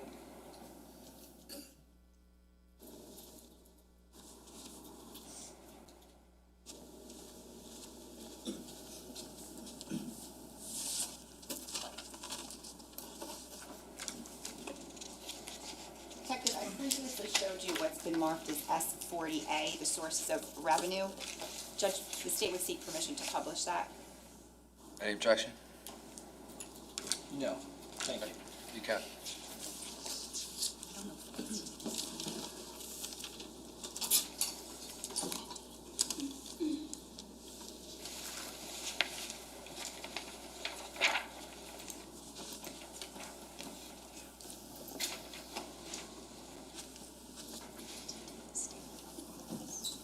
Thank you, Judge. Detective, when you looked at the defendant's sources of revenue for the years 2017 and 2018, were you able to identify any steady or consistent streams of revenue that he received for those years? Yes, I did. And on the chart specifically, can you point to us where that would be? Yes, steady streams of revenue occurred in the category titled disability. Also, business income, and under the title Keith Caneiro Irrevocable Trust, which is under additional revenue sources. Now, there are other sources of revenue on that chart, right? Yes, What were those, generally speaking? could be a loan, could be a distribution from a 401k, it could be one-off deposits into the account as a revenue stream. Let's start with the first category, disability insurance payments. What is listed as the first item under that category? The first item is disability benefits that came from U.S. Treasury Social Security. In 2017, the total was $141,364, and in 2018, the total is $29,352. Now, for the year 2017 and 2018, did all of those payments go into one of those four accounts of the defendants? Yes, Which one was that? into account number 2, ending in 3837. Okay. For the time frame of 2018, you indicated that the defendant received $29,352. Yes. Do you recall what dates he received those payments on? They were typically monthly payments in amounts ranging from $1,700 through $2,527. The second category says Sun Life disability insurance payments. Do you see that? Yes. Okay, and can you just explain to us what that is? Yes. Jay Martin, also known as Square One, had used Sun Life as their company to provide disability to employees. That's where Sun Life comes in through the company. Okay, and in 2017, how much did the defendant collect from that? $60,000 in 2017, and in 2018, $9,540. Now, in 2017, what bank account did those funds go into? These funds went into account number 2, 3837 And at how TD about Bank. in 2018? In 18, there were 2 checks, in 18 they went into account 2, 3837. I want to retract that. In 18, there were 2 checks in November and December of 18, and they went into the joint account of Susan and Paul Caneiro, ending in 3760. Do you recall the specific dates of those 2 checks in 2018? Yes. One check is dated November 20th, 2018, in the amount of $2,110. And the second check is dated December 20th, 2018, in the amount of $7,430. Next category says Unum Disability Insurance Payments. What is that? Unum Disability is a private disability plan obtained by the defendant. In 2017, how much revenue did the defendant receive from that plan? In both years, he received the same amount, which is $104,390 into account number 2, ending in 3837. Okay, the next category lists business income. Do you see that? Yes, And the first item under there, I'm going to draw your attention to where it says J. Martin Square 1. Do you see that? yes. Okay, now, in 2017, how much revenue did the defendant and his family receive through payroll from the businesses? In 2017, $108,636. In 2018, the amount is $117,851. Just to clarify, does that reflect a gross or a net? Gross. Now, in 2017, was there also an auto reimbursement that the defendant and his family received? Yes. What was that? $27,290.11. And in 2018, $36,627.19. Was that a lump sum or something else? It was a lump sum added into the paycheck. Would they receive it all at once, I'm asking, or was it put into the paycheck each pay period? It was put into the paycheck. Okay. So you would have gross pay plus the auto reimbursement, then the deductions. Understood. What, if any, other benefits did the defendant and his family receive through the businesses? The business paid their health insurance. Now, the next category under business is EcoStar. Do you see that? Yes. And for 2017, what was the amount that was received through income from the payroll to the defendant and his family? $5,400 in 2017, and in 2018, $26,400. And again, does that reflect gross or net? Gross. Now, I should back up. I should have asked you this. Let's go back for a second to J. Martin Square 1. In 2017, that $108,636, which account did that go into? That went into the defendant's account. One moment. And just if you're referring to your report. I am referring to my report. Okay. In 2017, all the deposits were deposited into Affinity Federal Credit Union, account number 4. In 2018, they continued to be deposited into that account. However, on October 12th, 2018, through the end of November 2018, those deposits also went into account number 2, 3837. Okay, and just to clarify, 3837 and the 1515 account? 5502. 55. Same, interchangeable. If you hear us say 1515 or 5502, the account was one number and then the bank changed it over to another number. It's the same account. Whose names were those accounts in? 5502 is in the name of Paul Caneiro. And 3837 as well? Correct.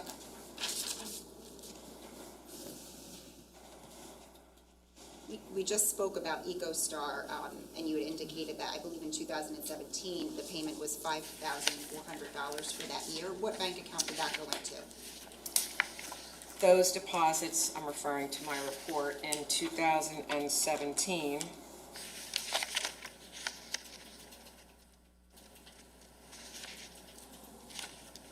And I would draw your attention to page 4 of S39. Yes, went into account 2, 3837. Okay, and how about in 2018? Those deposits also went into 3837, but again, later on in 2018, from October 19th, 18 through November 30th, they also went into 5502. Okay. Now, the next category is Pacific Life Insurance Company, Yes, and there's just the 1 year there, 2017. yes. Okay, what is Pacific Life Insurance Company? Pacific Life Insurance Company is a company that the business paid quarterly premium payments for life insurance. When you are on disability, your quarterly premium stops. So the business paid those quarterly premiums. At this point, the defendant, Paul Caneiro, was on disability, so this amount of $3,665.95 reflects Pacific Life giving back that premium payment, which he deposited into his account 23837. It's a one-off deposit. Thank you. The next category is loans from 401k. Do you see that? Yes, I do. In total, in 2017 and 2018, how many loans were taken from the 401k? Actually, in 17, there's one, and it is a distribution of $28,350. Okay. Do you recall the date that that was distributed? April 4th, 2017 is when it was applied for. And on April 14th, 2017 is when the deposit occurred into account number 3, ending in 3760, the joint account of Paul and Susan Caneiro. Okay. Do you recall I'm going to draw your attention to April 14th of 2017, was there any monies later transferred on that date from that sum into a different account? Yes. So on April 14th, 2017, the $28,350 was deposited into the joint account 3760. 3 days later, on April 17th, a transfer was made from that account number 3, into account number 2, the defendant's account at TD Bank ending in 3837. The amount of the transfer was $27,200. I'm going to draw your attention to the next category, which is April of 2018. Do you see that? Yes. Okay, and just explain to us what we're looking at here and what that source of revenue, where that came from. Okay. This is a loan taken out from their employer's 401k. The loan was applied for on April 23rd, 2018. And how much was that loan? $14,000. The amount deposited into the account after fees was $14,093.74. Okay. When was that amount deposited?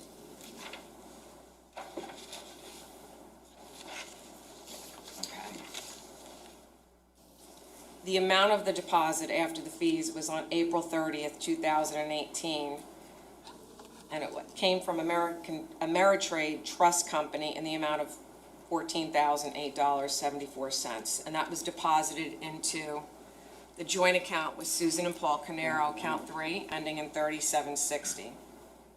Was any monies transferred from there into any of the defendant's other accounts? Yes, on the same day, $14,000 was transferred into account 2, number 3837. And finally, under May of 2018, do you see that? Yes. Okay, and what are we looking at here? Okay. This was a distribution. It was a hardship withdrawal applied for by Susan Caneiro in the amount of $50,000.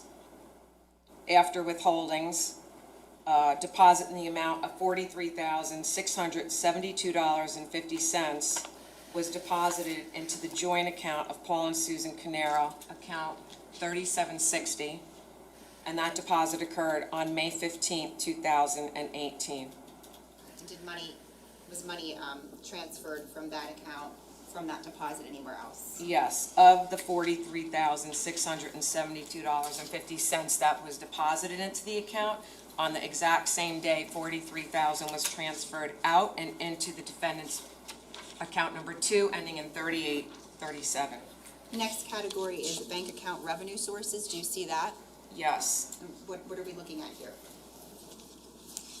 Bank account revenue sources, consider this a revenue stream because in 2017, a total of $12,346.72 came into the defendant's account number 2, 3837. The transfers all came from Square One, which is account number 6, J. Martin Consulting, Square One operating account. So transfers came in from the operating account, they stayed in the defendant's account, funds were not paid back, so it's on the chart as a revenue stream for 2017. Now, in 2018, it looks like $21,548.86. Do you see that? Yes, Okay, and there's a little, like a negative sign? a negative. Okay, what does that reflect? Okay. So in this year, there was approximately 5,000 and change. I can be exact if you have bank statements in front of me, but there was a transfer from the same Square One account for over $5,000 into the defendant's personal account number 2 at 3837. After that, there were 4 transfers back into that business account. And those 4 transfers back totaled approximately $27,000. What I did is gave the defendant credit because I'll make it easy math. 5 came in, 27 went back, the difference is 22. That's easy math. I can give you the exact dates and amounts of the transfers and give you the exact. So I gave him credit for $21,548.86. That's okay, but is that the accurate amount? Yes. That's on the chart? Yes. Okay, so essentially the defendant paid money from his personal account into the operating account? Yes. Okay.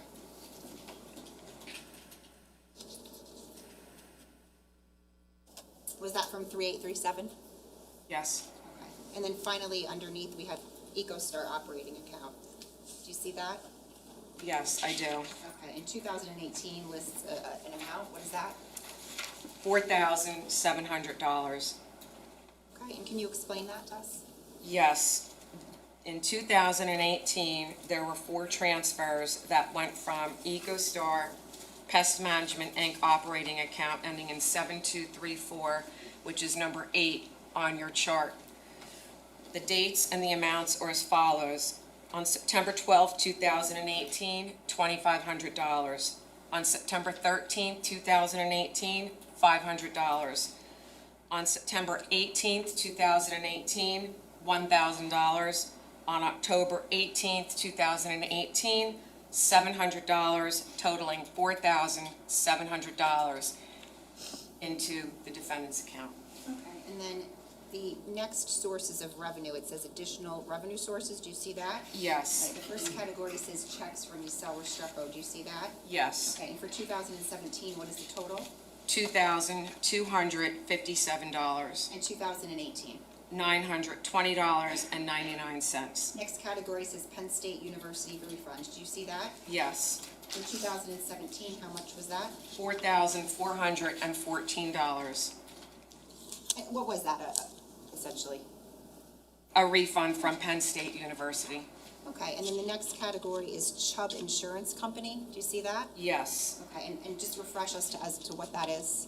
That is the company where the defendant maintains his homeowner's insurance policy. Okay, and for 2018, you list $73,512. Do you see that? Yes. Okay, and was that all one lump sum, or was it broken up? No, there was a Chubb payout on 2 separate claims. One claim was in the amount of $62,753.68. That claim was in February of 2018, and then in March 2nd, 2018, a second claim in the amount of $10,759 was paid out. So this was a one-off revenue stream for those years, and they were included as a revenue stream. Okay. The next category that you have is, and I believe it's the last category, is the Caneiro Irrevocable Trust TD Bank 5465. Do you see that? Yes. Okay, is this the TD Trust account that we have been speaking about? Yes, Okay, and it's listed as number 1 up on, right, the number S28? yes. Okay. Explain to us what we're looking at in your summary chart for 2017 and 18, please. In 2017, a total of $33,680 was deposited into accounts in the defendant's name or joint accounts in the defendant's name. From where? These were deposited into account 2, Paul Caneiro, ending in 3837. The joint account, number 3, Paul Caneiro, Susan Caneiro, ending in 3760. And account number 5, Caitlin Caneiro and Paul Caneiro, ending in 3886. Okay, but just to be clear, the $33,680, that came from where? It came from the account number 1, ending in 5465, the Keith Caneiro Irrevocable Trust Agreement dated 7/27/99. And how about 2018? How much revenue did the defendant receive from that TD Trust account? $44,500.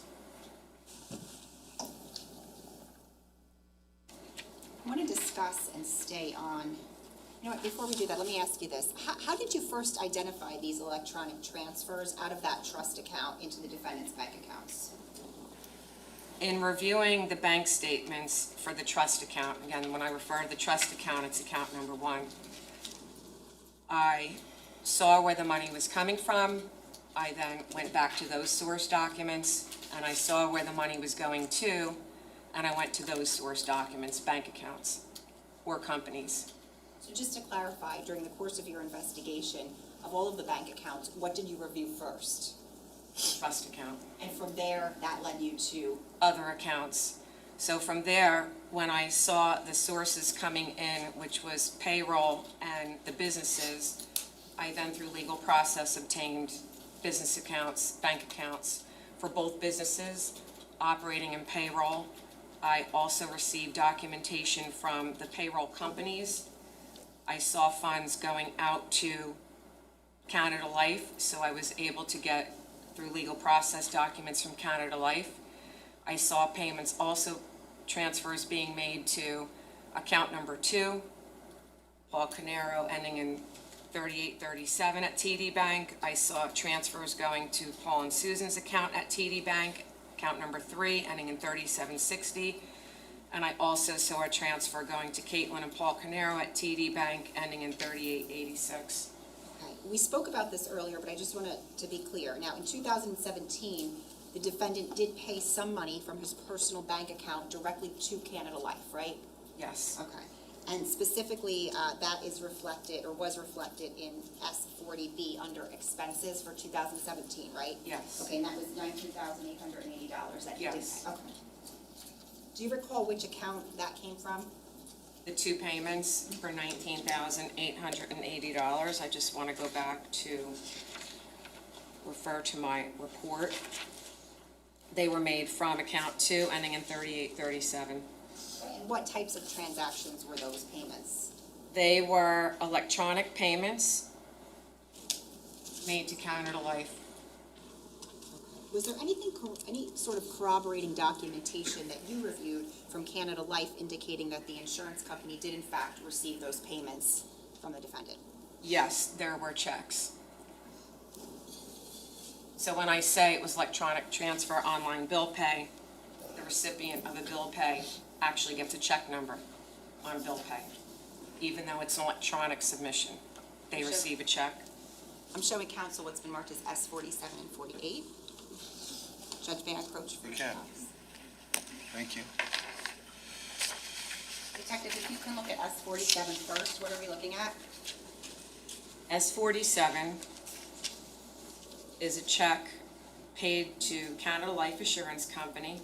It's dated July 19th, 2017, in the amount of $8,000. And this came from the account of Paul Caneiro at TD Bank, account number ending in 3837. Okay. And S48 is what?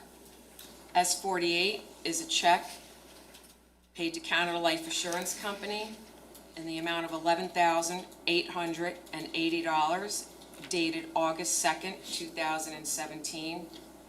This check was issued from the account of Paul Caneiro at TD Bank, ending in 3837. Thank you. Reference back from you.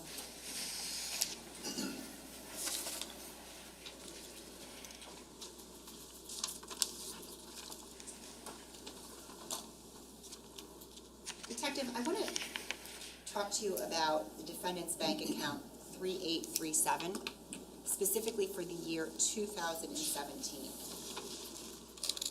If I showed you that bank account, would you be able to identify for us each transaction in that account where the defendant transferred money out of that TD Trust account into 3837? Yes. I'm going to show you what's been marked, and I'll show counsel first as S29.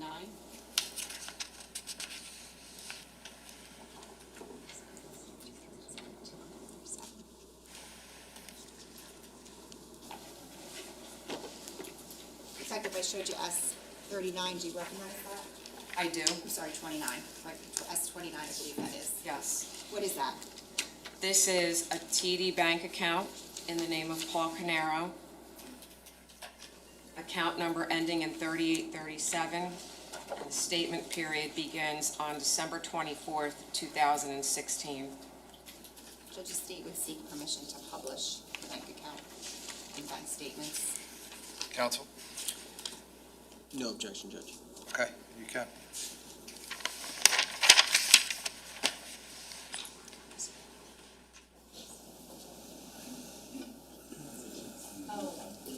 There should be an undo button up there. Should be in the bottom corner there. It's undo button. Do we have the little stylus for her? For the witness?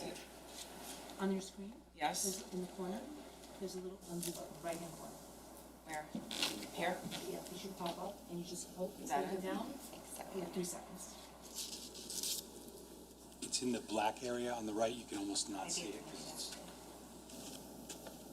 All the way to the right in the bottom corner. Yeah, if you look at the screen, up this up there, in the bottom right. Yeah, I'm on it. I'm on it. Oh, this here? Yeah. Just keep hitting it until One more. Yeah. All right. We can go to the first page, just to orient us. At the top of the page, on the right, where it says statement period, what is that? December 24th, 2016 through January 23rd, 2017. Okay, what dates of the month do the bank statements start and end on here? They start on the 24th, they end on the 23rd. Okay, and just to clarify, the pages are numbered that way, so with the 24th being page 1, and then the the last page would be the last page, the last Correct. page, okay. We can go to page 3, please, for a moment. Just to get us familiar with the layout of this, so the top right of the page up there, what are we looking at? What date is this? It's dated statement period December 24th, 2016 through January 23rd, 2017.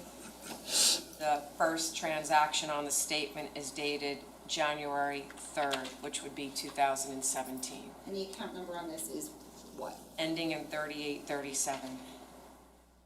Detective, if I ask you to identify each time that a transfer was made into this account from the TD Trust bank account, would you be able to do that?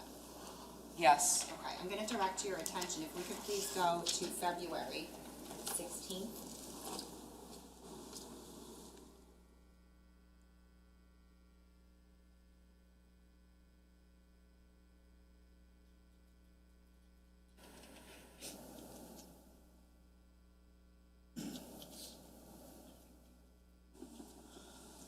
Detective, during this time period and on this page, February 16th, do you see any transfers coming in from that TD checking account?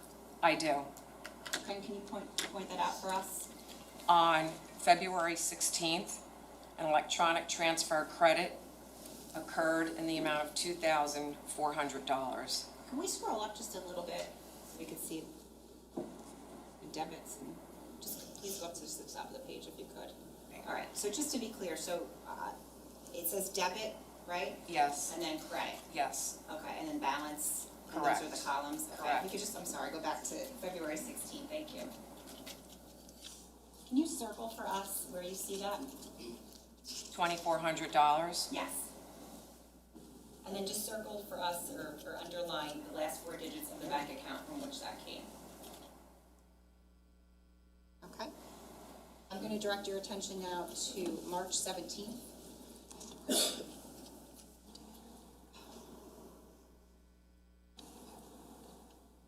Oh, actually, Stay there for a minute, we gotta go back. I have to hit undo. No, hold on for a minute, go back.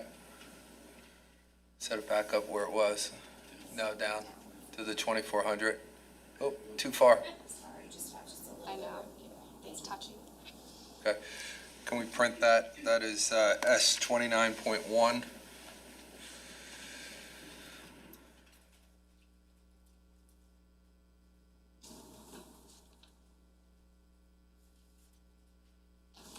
All right, we can now undo it. Thank you. Okay, I'll direct your attention now to March 17th.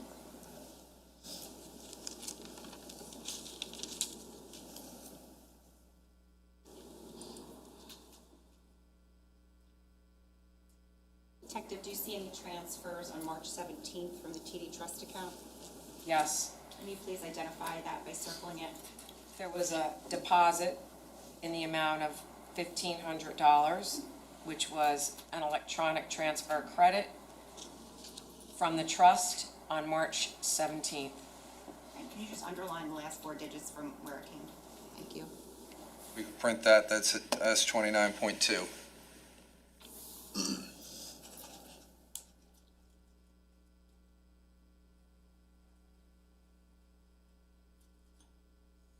You can undo it.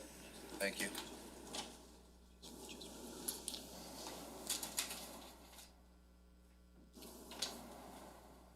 I'm going to draw your attention now to April 7th.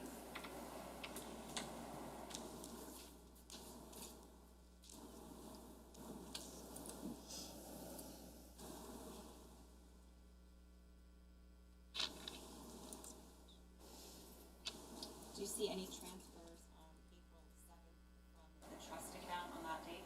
Yes, And the same thing if you could circle it and underline the last four digits. $1,000.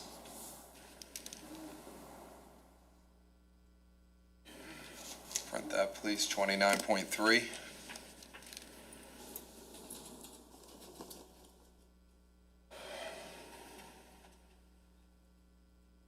You can undo it. Thank you. I'm going to draw your attention now to June 16th.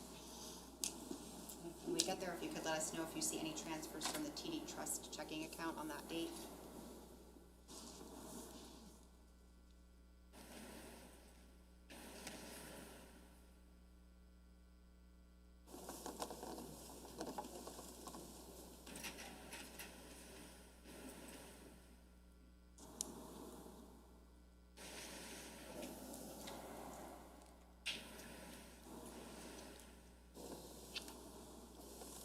$2,000 transfer on June 16th. 29.4. Print.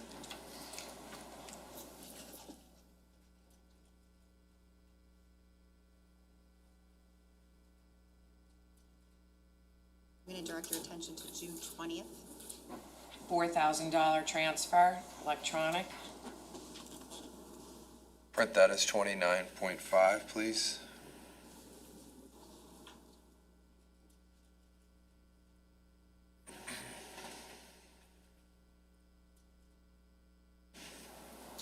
I'm going to direct your attention now, if we can go to July 21st of 2017.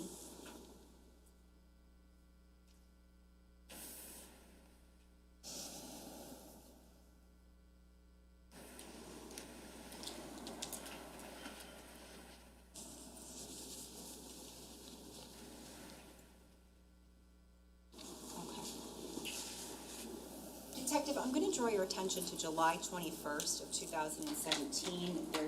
It looks like there's a number of transactions, but the second one from the top, do you see that?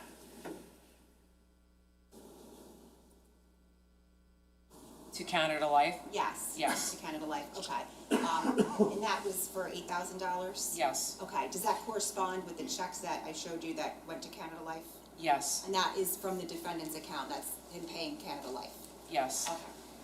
Now, it says next to 721, just tell us what that says. TD Bank bill pay check, Canada Life Assurance Company, check number 995345. Thank you. If we could please go, I'm gonna direct your attention to July 28th now. Do you see any transfers from the TD account on that date? $7,000 on July 28th. Print that also, 29.7.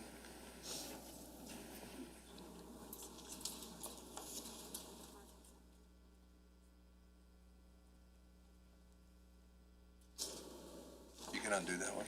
Thank you. Detective, you can undo, I don't know if you can undo the. I'm gonna direct your attention, if we could go to August 2nd of 2017.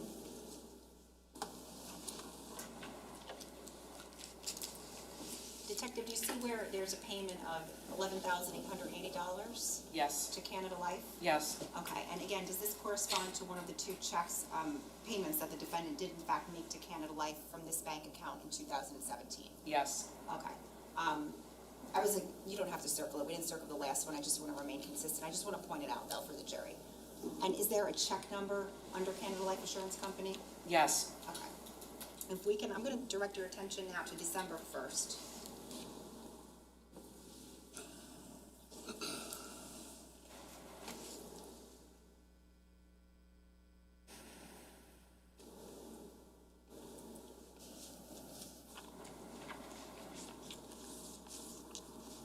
Detective, do you see any transfers on, I think if we can just go up a little bit. Oh, down.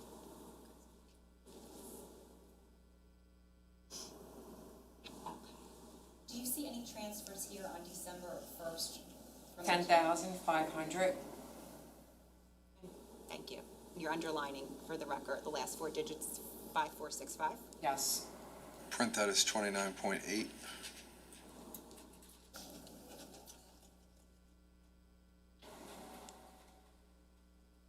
You can undo it. I'm going to direct your attention now to 1218.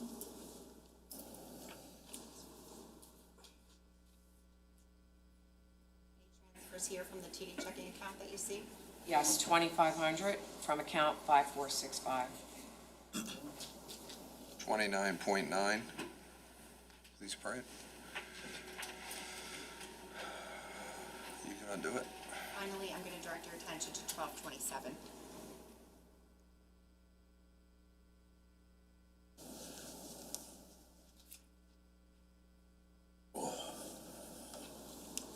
Any transfers from the TD checking account here that you see on 1227? Yes, $1,000 from 5465.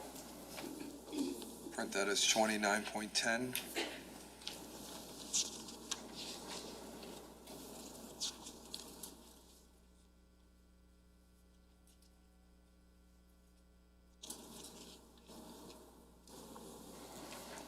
Take this down.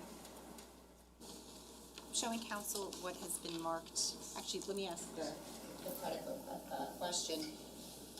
Detective, you indicated that you noticed in 2017 multiple transfers going into multiple of the defendant's bank accounts for that year. Yes, Did you notice any going into the joint checking account 3760 in 2017? yes, Okay. I'm going to show you what's been marked as S33. I'm showing counsel. Yes. I don't know if they're labeling it. Okay. I'll take that back. Detective, do you recognize S33? Yes, these are TD bank statements in the name of Paul Caneiro and Susan Caneiro, ending in account number 3760, which is number 3 on the chart. And this is for the statement period December 24th, 2016 through January 23rd, 2017. And just for the record, how many transfers, if you recall, were into this account for 2017 from the TD Trust account? One transfer. One, okay. Judge, permission to publish? Counsel? Oh, no objection, Judge. Okay, you can. Okay, just to orient us again, the top of the page, what are we looking at the right, the date? The statement period is December 24th, 2016 through January 23rd, 2017, involving account number 3760. This is a joint account with Paul and Susan Caneiro at TD Bank. Okay, but despite the date, this is the entire year of 2017, is that right, these records? Yes. Okay, I'm going to direct your attention to May 9th.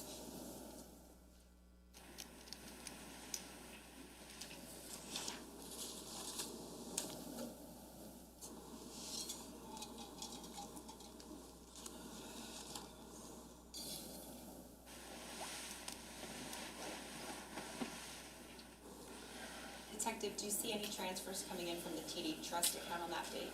1500 on May 9th. Print that as 33.1.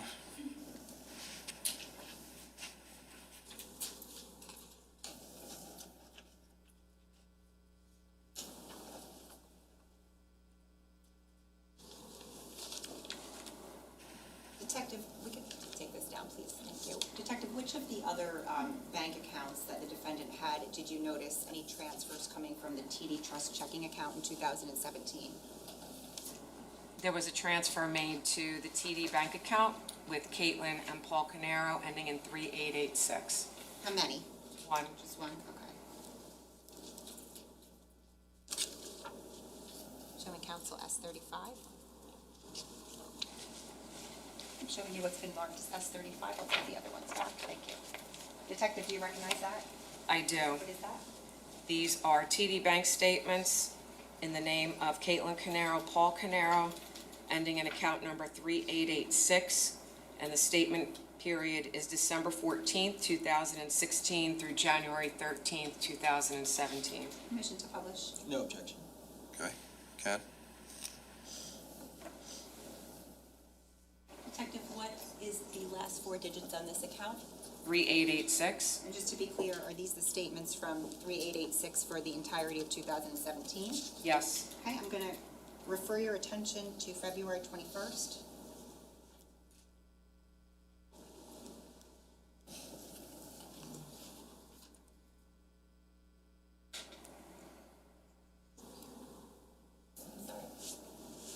Yes, I'm sorry. Detective, on December 21st, did you see any transfers from the TD Trust account into this account? On February 21st, I do $280 coming from the trust account. Okay, and I see that you've underlined the amount and underlined the last 4 digits. Yes. 35.1, please print.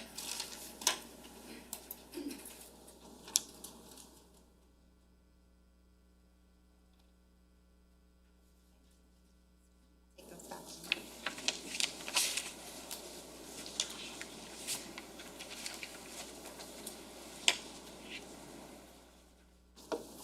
In sum, Detective, what was the total amount of transfers from the TD Trust account 5465 into the defendant's bank accounts in 2017? $33,680.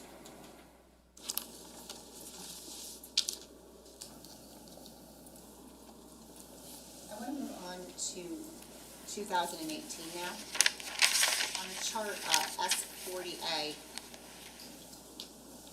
under sources of revenue, do you see where it reflects the TD Trust checking account? Yes. Okay. And what is the total amount there? That amount is $44,500. Which bank accounts of the defendants did those sums go into, or that sum go into?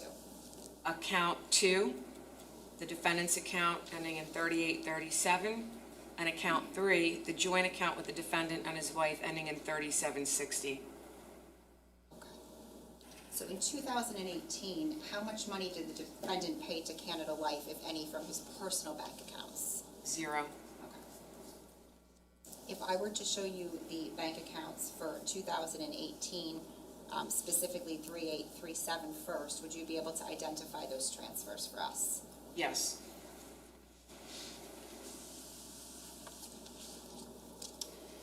I'm showing counsel which is S30.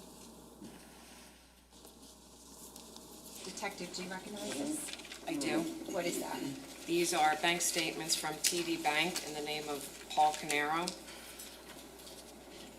Account number ending in 3837.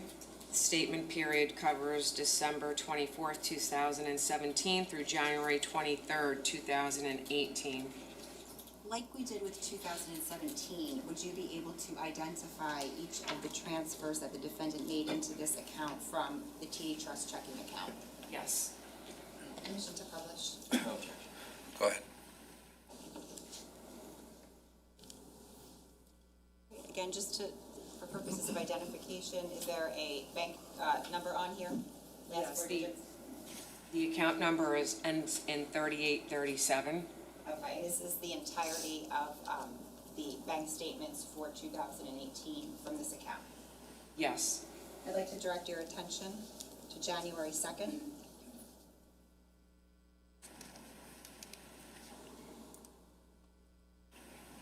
Do you see any transfers from the TD Trust account on January 2nd into this account? $1,000.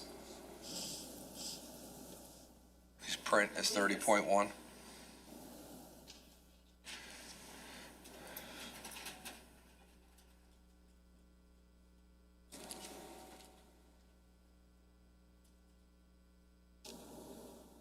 Okay, Detective. Now, on January 10th, which is the same page, is there, I believe it's the same page, oh, it's not, I'm wrong, I'm sorry. I'm going to direct your attention to January 10th. Did you see any transfers from the TD checking account into this account? $500. Please print as 30.2.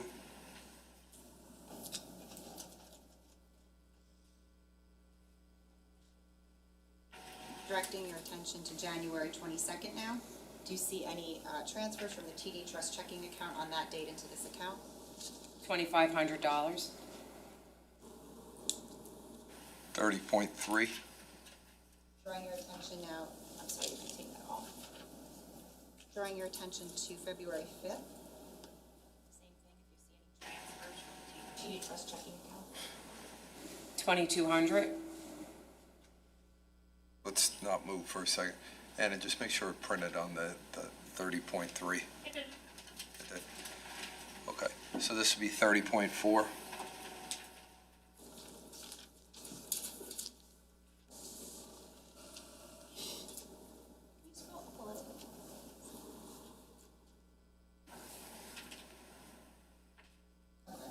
I'm sorry, I'm going to direct your attention now to May 1st.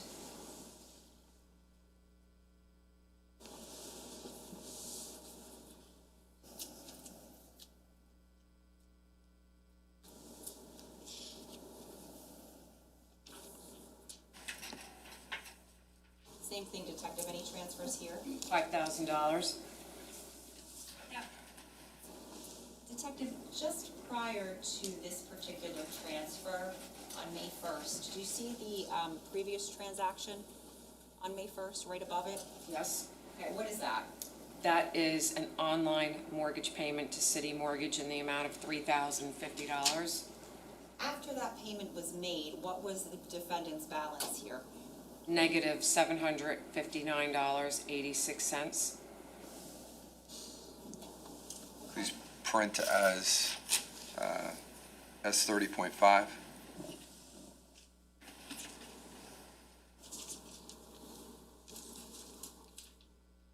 Detective, you can erase that. Thank you. I'm going to draw your attention to 618 now.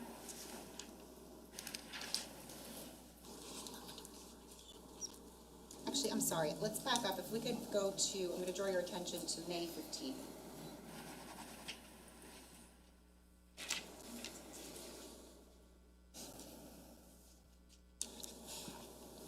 Detective, on May 15th here, there's a number of transactions. I'm gonna draw your attention to the second one on May 15th. Do you see that? The amount, The amount that went into this account. $43,000. And where did that come from? That was a transfer from the joint account of Paul and Susan Caneiro, account ending in 3760. And what does that what, if anything, does that correspond with that we spoke about earlier in terms of the defendant's sources of revenue? It corresponds to the gross distribution that was taken out in May 2018, and the funds were deposited into the joint account. And from there, $43,000 was transferred into the defendant's account. So on that date, when that $43,000 gets transferred into this account, what is the defendant's balance? $1,137.61. Okay, I'm gonna direct your attention now to 618.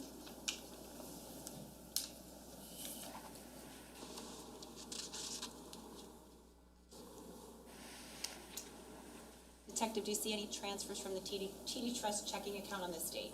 $7,500, Just prior to that, what was the balance? $4,015.66. Thank you. Please print as 30.6.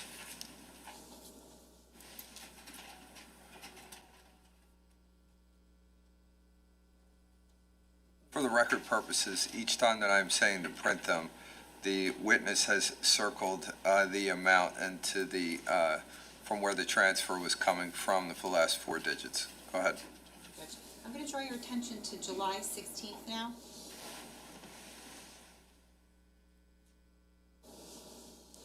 Any transfers on this date from the trust account? $4,500, Thank you. 30.7.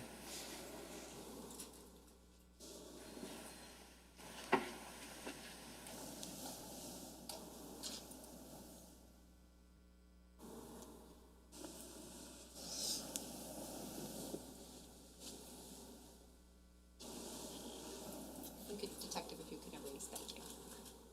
I'm gonna draw your attention to August 3rd.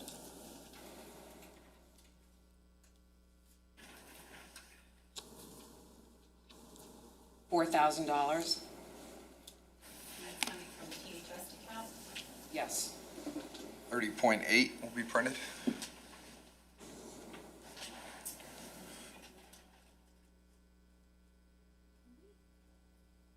I'm gonna go up now where it says, do you see where it says August 1st? Yes. It would be the 1, 2, 3, 4th August 1st transaction down. Yes. What is the balance there? Negative $2,631.48. What is the transaction right after it reflect? An overdraft return fee? And that's on August 2nd? Yes. The next transaction on August 2nd, what does that reflect? An ACH returned item, Of how much? $3,050, which went to city mortgage. And what does that mean, a returned item? There was insufficient funds in the account.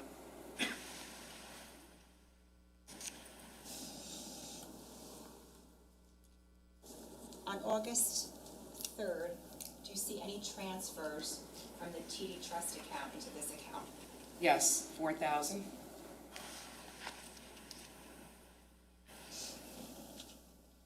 Just prior to that, on August 3rd, there's a deposit. Do you see that? Yes. And how much is that?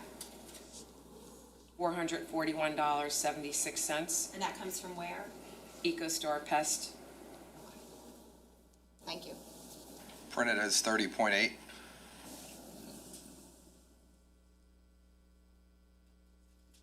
Draw your attention to August 17th.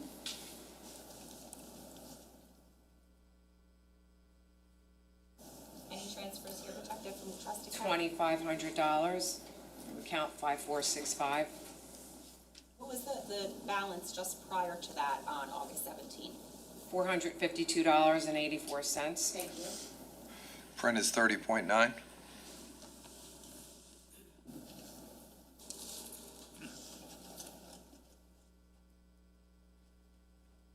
Draw your attention to August 28th now.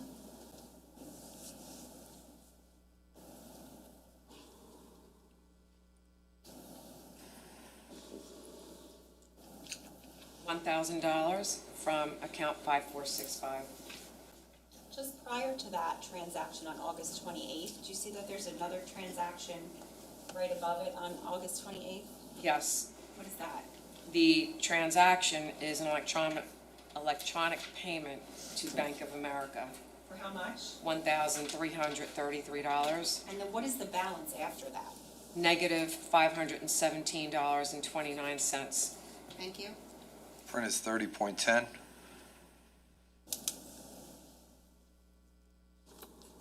I'm going to draw your attention to September 4th.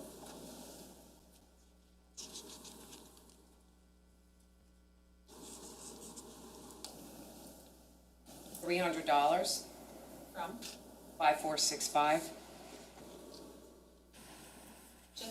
Just prior to that, on September 4th, right, so that takes place on September 4th, that transaction, the 300, Detective?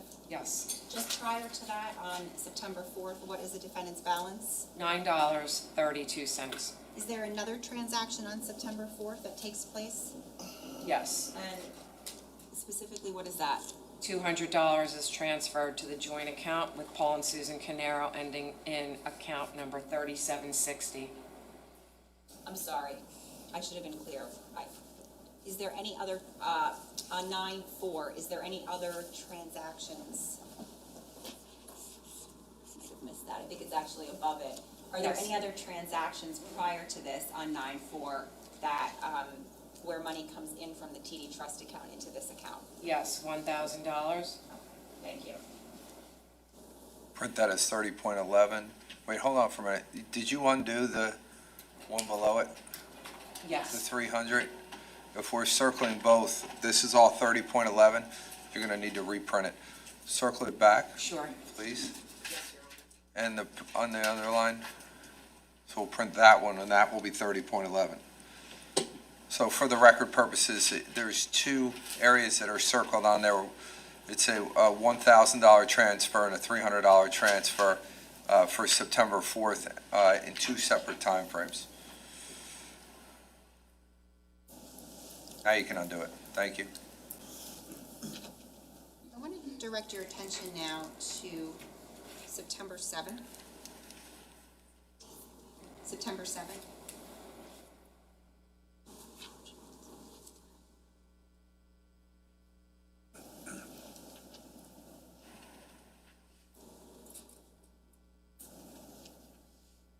One, two, three, four, five. I'm sorry, 1, 2, 3. On the 4th, September 7th, 5th, on the 5th, September 7th transaction, do you see that, Detective, where it Yes. says Allstate? Yes, And there's a debit or a payment there? yes. How much is that? The payment is in the amount of $5,283.35, What is the defendant's balance after that? negative $4,452.91. And then the next transaction, do you see that where it says 9/7 Bank of America? Yes, And how much is that? $1,446.47, And what is the balance there? negative $5,899.38. Next transaction, 9/10, do you see that? Yes, Okay, and what specifically is that? What does that say? it is a $200 debit. It's a debit card purchase, Okay, and what is the balance after that? negative $6,099.38. Okay, and the next transaction on 9/10? Is a electronic payment in the amount of $765.21. Where's that to? Volkswagen Credit Online, which is the lease for you sell Restrepo's Audi Q5, And what is the balance after that? negative $6,864.59. Okay, I'm just gonna ask if we can just scroll up slowly. Okay, when do we see the defendant come out of the negative balances? What date? On September 12th. Okay. And that is based on a transaction It's based on a transfer, of what? an electronic transfer of credit from checking account ending in 7234, which is account number 8 on the chart, the EcoStar Pest Management Operating Account. Thank you. I'm going to draw your attention now to 917. Any transfers from the TD Trust account on this date? 1,300 from 5465. After that, on that same date, is there a transaction? Yes. What is that? On the same date, there's an electronic payment to Ally Financial Auto, online payment in the amount of $828.28. And what is the defendant's balance after that? Negative $307.25. I'm going to draw your attention to 10-4. Let's print that. If we could print that as 30.12, please. Go ahead, counsel.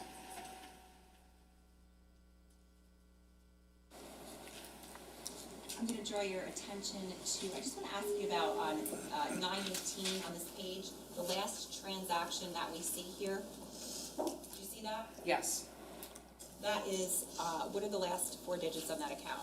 7234. And what does that account correspond to? That is the operating account to EcoStar Pest Management. Okay. And how much, what is the transaction? What type of a transaction is it? It's a $1,000 electronic transfer into the account. Okay. And does that bring the balance out of the negative? Yes. And what is the balance now? $513.97. If we can please go, I'll direct your attention to 10-4.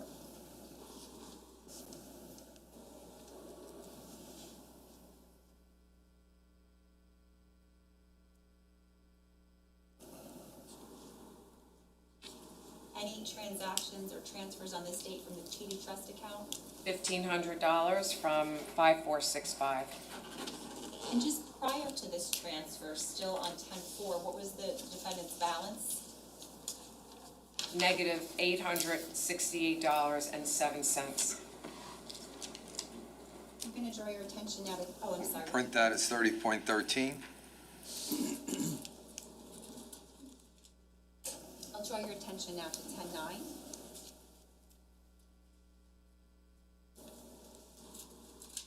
Any transfers? $2,000 from account 5465. Just prior to this transfer, still on 10-9, what was the defendant's balance here? Negative $1,628.51. We could print that as 30.14. I will draw your attention now to 10-15. Any transfers from the TD Trust account here?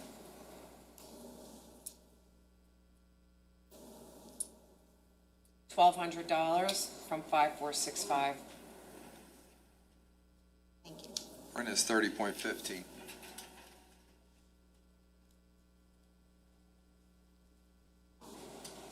I'd like to draw your attention now to 10-29.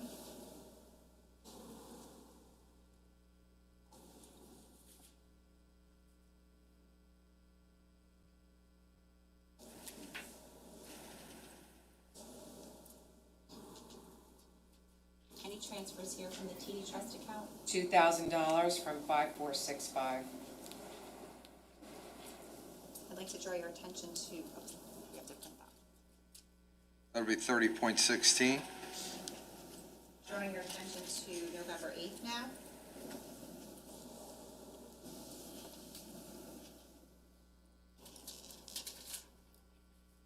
$1,000 from 5465. Printed as 30.17.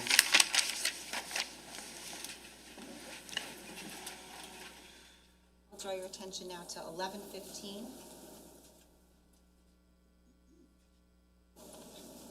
Any transfers? $1,300 from 5465.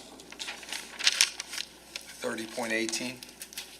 Prior to this transfer, what was the balance? $380.12. You can just scroll up a little bit. I'm sorry, it's down. Just to the next page. On 11:15 through now, so let's, if we can just scroll down a little bit to the 19th. Now from 11:15, hold on, detective, I just don't want you to circle anything yet. From 11:15 to November 19th now, November 19th of 2018, did the defendant's balance remain in the negative? Yes, it did. Or actually, there is one, I'm sorry, so go back please to 11:15. Okay, on 11:15, we see an IRS check payment, do you see that? Very top. Yes, What was that for, how much? $1,265. And the balance is what? Negative $24.41. On what date does the defendant's balance come back into the positive numbers? November 16th. Okay, and that is after what? A payroll check from J. Martin Consulting. Okay, and then on that same date, do we see the balance go back into the negative? Yes. And it stays in the negative until when? Stays in the negative up through November 19th, where it became in the positive. Okay. Now I'm going to draw your attention to November 15th. Again, and you circled it before, so I apologize, but do you see any transfers on this date from the TD Trust account? On November 15th? Yes. Oh, we did that already. I'm sorry. November 19th. That's my mistake. November 19th. $1,200 coming from 5465. Okay, and just to be clear, we're talking about November 19th of 2020? Of 18, sorry. 2018. Okay. November 19th. After that date, are there any other transfers? Can we from- print that as 30.19? I'm sorry, I didn't mean to cut you off. Are there any other transfers after the 19th from that TD Trust checking account into any of the defendant's accounts? No. Thank you. Okay, we can, once it's, take this down.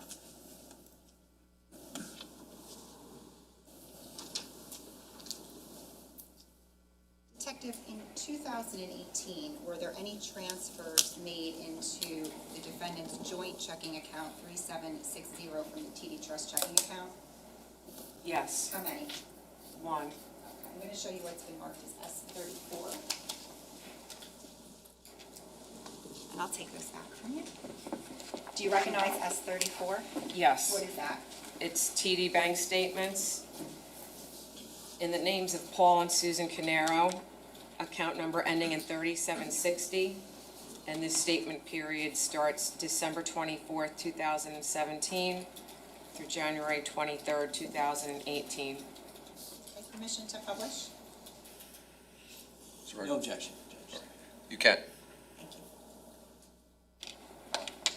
And just very first page, what is the account number listed, last four digits? 3760.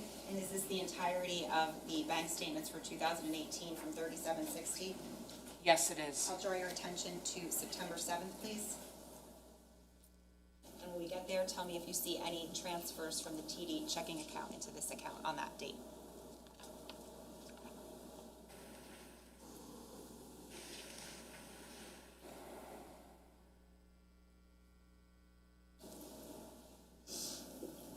Yes, $1,000 from the 5465. Thank you. Print is 34.1.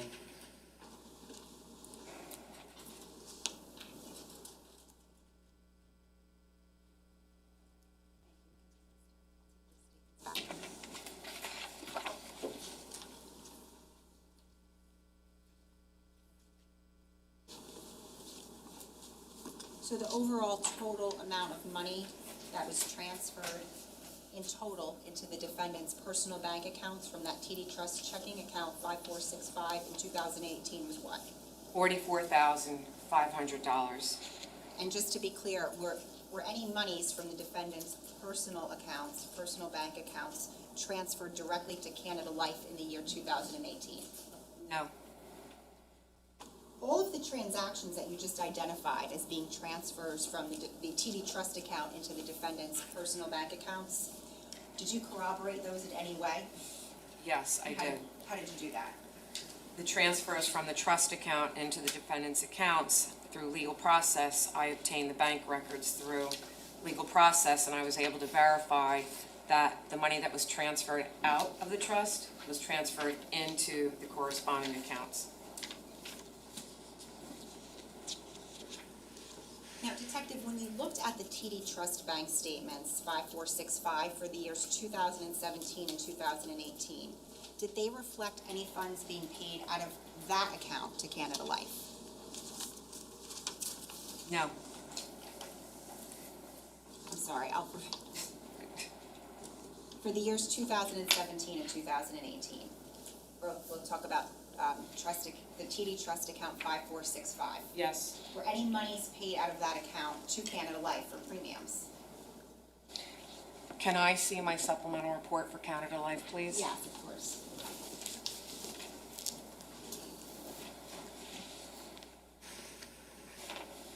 I'm going to show you what's been marked, show counsel first, as S54.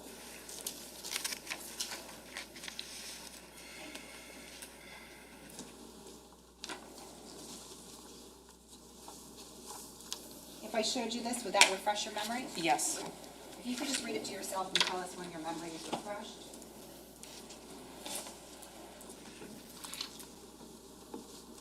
continue.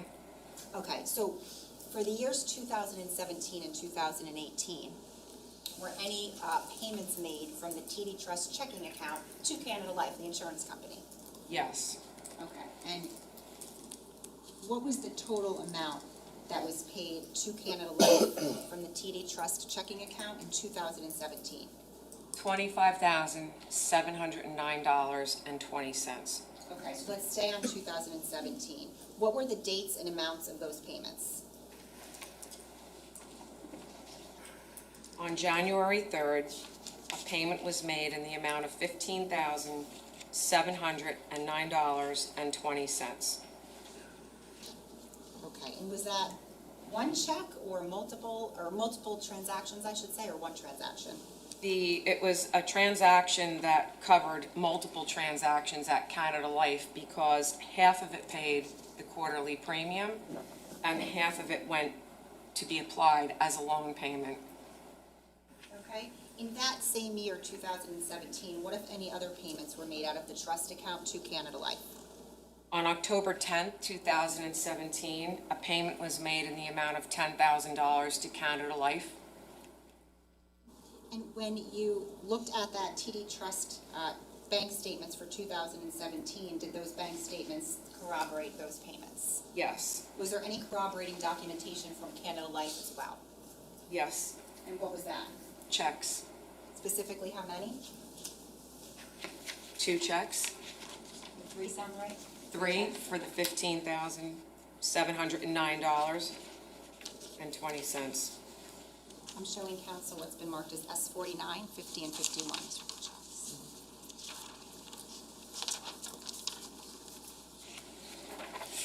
Let's start with S49, Detective. Do you recognize that? Yes. And what is that?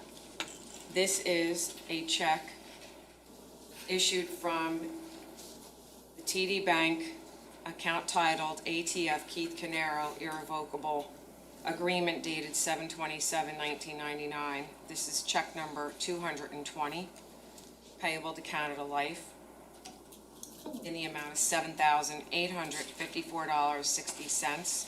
It is dated December 27th, 2016, but it was recorded and received at Canada Life on January 3rd, 2017. If you could look at S50, please. Do you recognize that? Yes, What is that? this is a check issued from TD Bank with the account holder of ATF Keith Caneiro Irrevocable Agreement dated 7/27/1999. The check is payable to Canada Life in the amount of $7,854.60 and is dated December 27th, 2016, but was credited on January 3rd, 2017. And finally, I'm gonna ask you to take a look at S51. Do you recognize that? Yes. What is that? This is a check issued from the Keith Caneiro irrevocable agreement dated 7/27/99. The check is in the amount of $10,000 payable to Canada Life, dated October 11th, 2017. Detective, I'll take this back from you. Detective, in 2018, were any payments made from that TD Trust checking account to Canada Life? Yes, How many? one payment, And what was the amount of that? $8,500. Did the TD Trust checking account reflect that payment? Was Yes, there any corroborating documentation from Canada Life? yes, a check.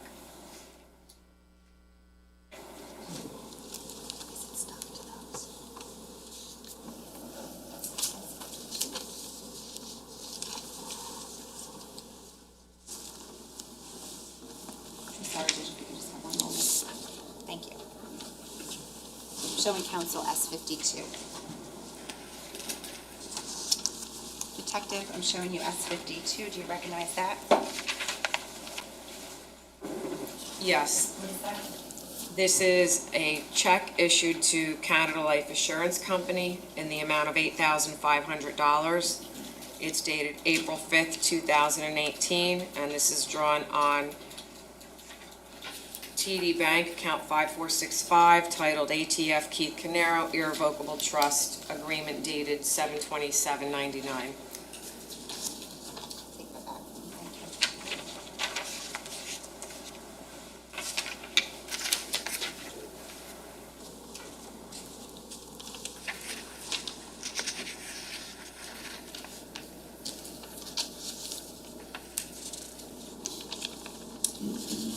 Detective, we just talked about for 2017 and 2018, funds that were transferred out of that TD checking account to the defendant's own personal bank accounts.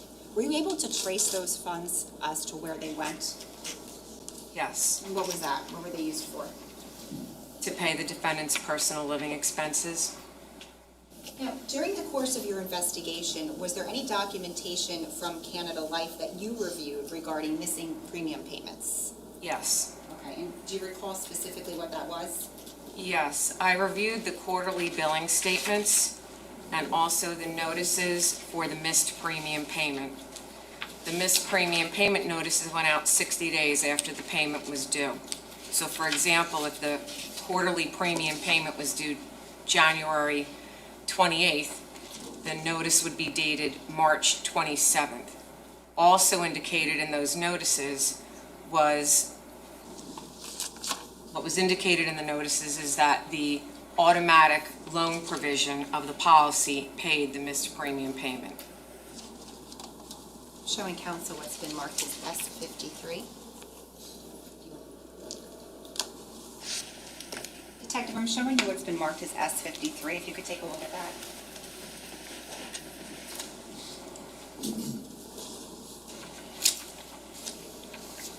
Judge, may I approach for the court's copies? Thank you.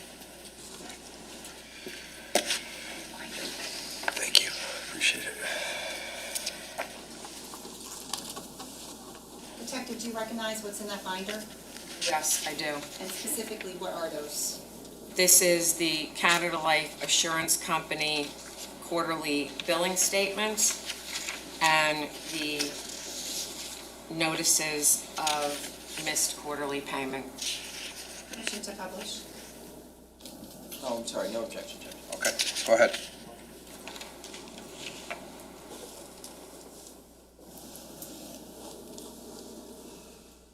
Right, just to stay here for a second, Detective, I should clarify, are these notices for what years? Just tell us what years they're for.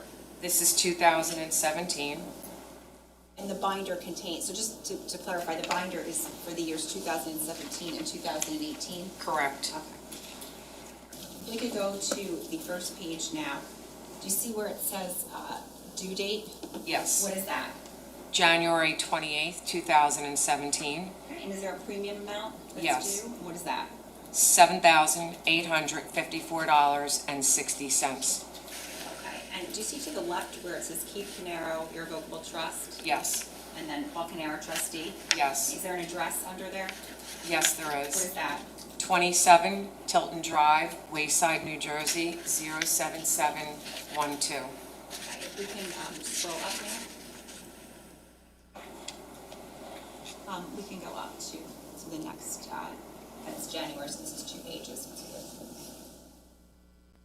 Okay. We are looking at what date up here?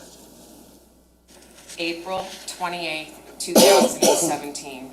Okay, and just, again, these are quarterly, so would this be the next date chronologically in terms of when the premium would be due? Correct. Okay. And again, we see an amount of what? $7,854.60. We can please scroll up.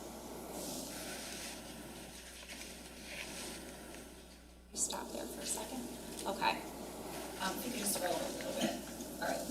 Detective, what are we looking at here? This is a notice of automatic premium loan issued by Canada Life, And what is the date? June 27th, 2017. Okay. And do you see where it says notice of automatic premium loan? Yes. Okay. And it says insured as who? Keith M. Caneiro, Okay. And what was the due date? April 28th, 2017. Okay. And if we can scroll up a little bit. All right. Can you go back to the same page? All right. And what does this indicate? This indicates that the policy in force did not receive the premium payment, that the above premium was paid by charging a loan against the policy as provided by the automatic premium loan provision. This purpose of this provision is to keep your policy from lapsing when a premium is not paid within the grace period, and when there is sufficient net cash value in the policy to advance the premiums. We can scroll up again, please, to the next date. All right, what is the next date here? July 28th, 2017.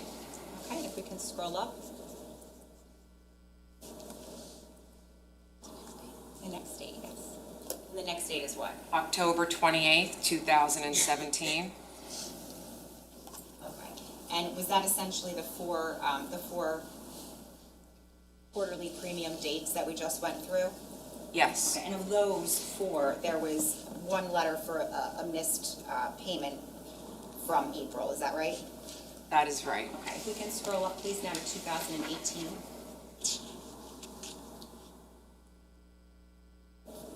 Okay, do you see where it says due date January 28th of 2018? Yes, Okay, and premium amount, is that right? yes. Okay, if we can scroll down a little bit.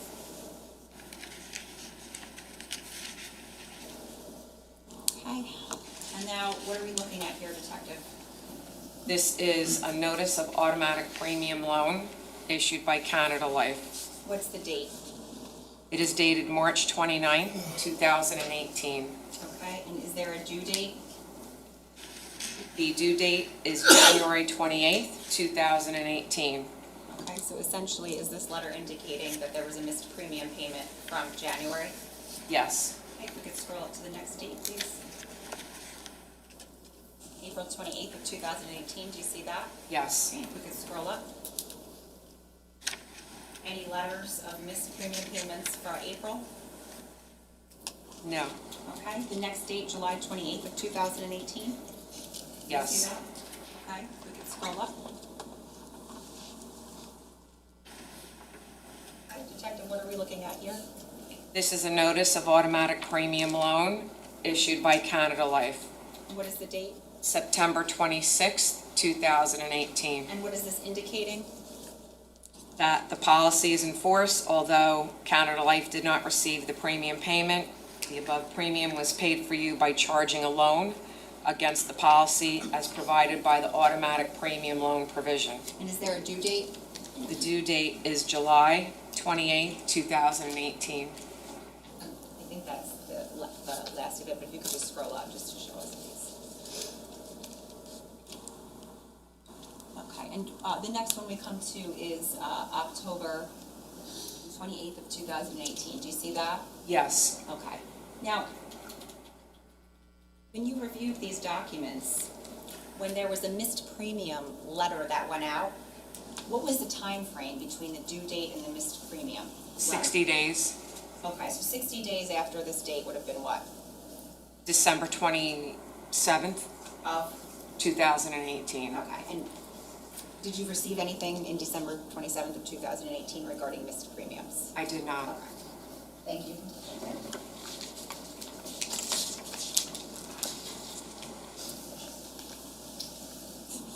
Detective, during the course of your investigation, what, if any, documentation did you receive from Stephen Weinstein?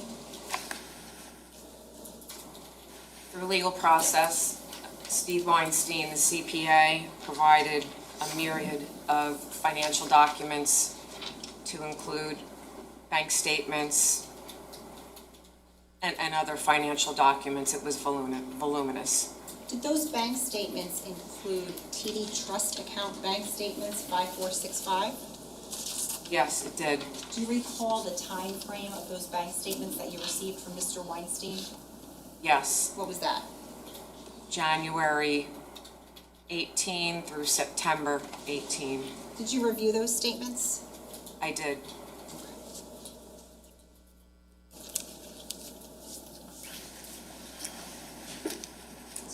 Showed counsel S12. Detective, I'm showing you what's been marked as S12. Do you recognize those? Yes, I do. I'm sorry, S53. Which thing? No. Oh, okay, I'm sorry, this is S12. Just to clarify, these statements cover the dates January through September of 2018. Yes, they do. What, if anything, did you do with these statements when you received them from Mr. Weinstein? Well, when I received them, this was early on in the investigation, and as I said, his box of documents was voluminous. You became in a bit of a backlog up front in the investigation because I literally have tens and tens of thousands of pages of financial documents. But I did get to the point where I could review them in December, and I reviewed the statements that he gave me, these statements. Okay, and when you reviewed those statements, what, if any, other statements did you compare them to? The bank statements I received from TD Bank through legal process. For that same time period? Yes, Or, okay, so 2018? yes, So just to be clear, you looked at the bank statements you received from Mr. Weinstein from January of 18 to September of 18? And yes, did you compare those from the bank statements you received through legal process from January of 18 through September of 18? yes, I did, Okay, and we're talking about the TD Trust Account 5465 statements. yes. What, if anything, did you notice when you compared the two? That for the months of May, June, July, and August and September, the payments on the statements that were provided to me by the CPA, Steve Weinstein, that he received from the defendant. Objection. What's the objection?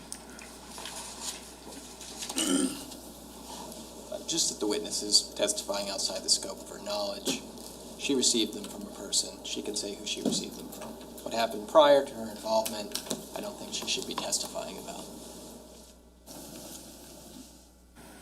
Overruled. Go ahead. I learned in the investigation that these were provided to the CPA by the defendant, and the payments that I knew to go to the defendant's account from the TD Bank statements I received from legal process, the statements that the accountant provided me those payments, showed those payments going to Canada Life. Okay. Judge, permission to publish S-12? No. Previously discussed, no objection. Okay, go ahead.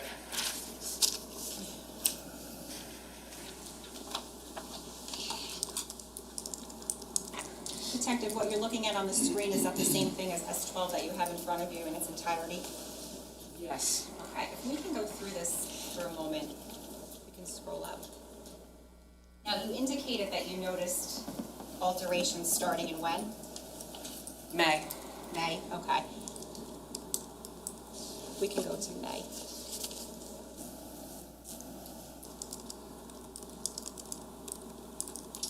Specifically, we're looking at May 1st here. Can you point to what you're referring to, or circle it? Yes.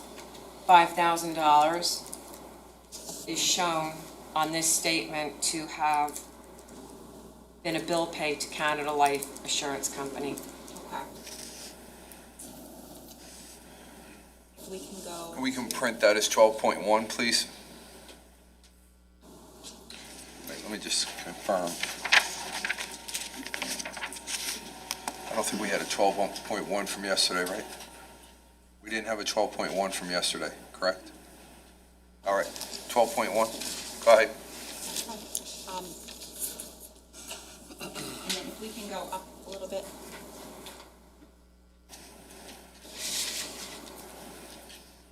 Okay, we're looking at, I'm going to draw your attention to June 18th. What are you circling here? $7,500 is shown to have been a TD bill paid check to Canada Life Assurance Company. Okay, we can scroll up a little bit. S 12.2,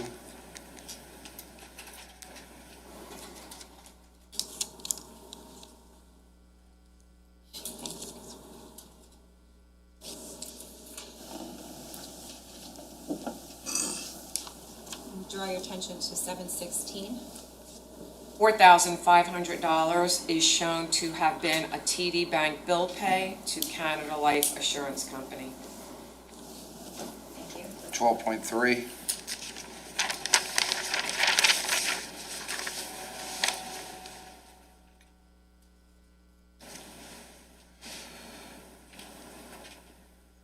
We're on August 3rd now. $4,000 is shown to have been a TD Bank bill pay to Canada Life Assurance Company. We're going to stay on the same page. Judge, I don't know if you want to print or since it's the same page. We'll do both on the same page, go ahead. Okay, is there any others that you see on this page? $2,500 is shown to have been a TD Bank bill pay on August 17th to Canada Life Assurance. Detective, any others on this page? $1,000 is shown to have been a TD Bank bill pay to Canada Life Assurance Company on August 28th. Thank you. 12.4,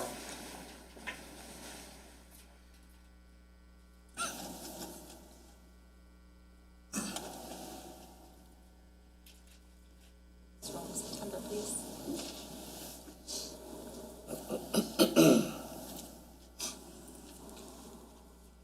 Detective, we're on September now, specifically starting with September 4th. September 4th, TD Bank bill pay shown to have been sent to Canada Life Insurance. September, should I continue? Yes, please, on this page. September 4th, TD Bank bill pay in the amount of $300 shown to have gone to Caneiro Life Assurance Company. September 7th, $1,000 TD Bank bill pay shown to have gone to Caneiro Life Insurance Company. And $1,300 on September 17th, TD Bank bill pay shown to have gone to Canada Life Assurance Company. Thank you. 12.5,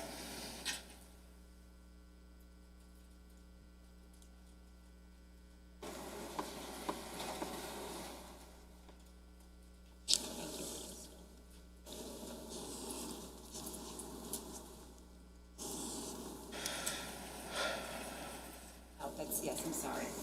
Okay, and And that's what you received through September, is that right? Correct. Okay.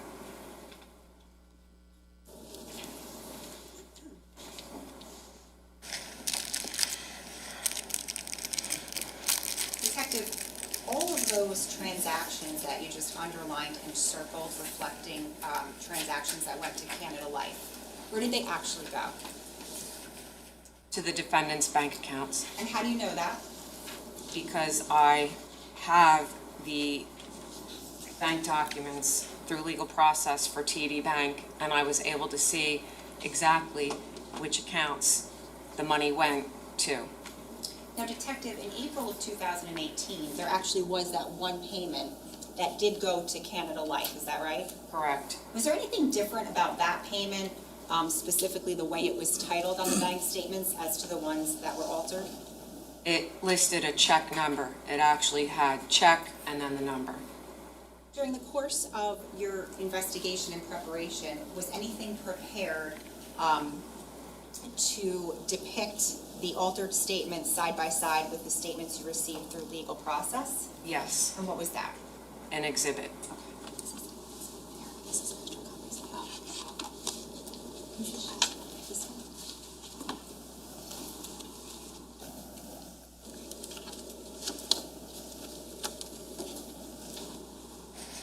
Detective, I'm going to show you, first I'll show counsel what's been marked as S1I.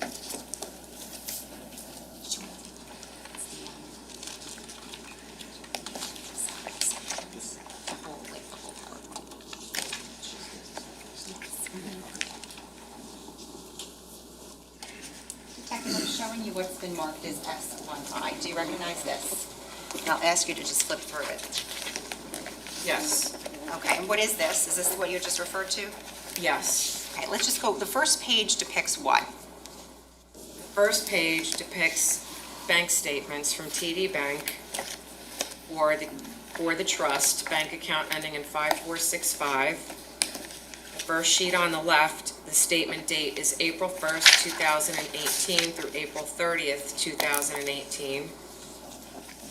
And the statement on the right is for the same account number, and the statement period is May 1st, 2018 through May 31st, 2018.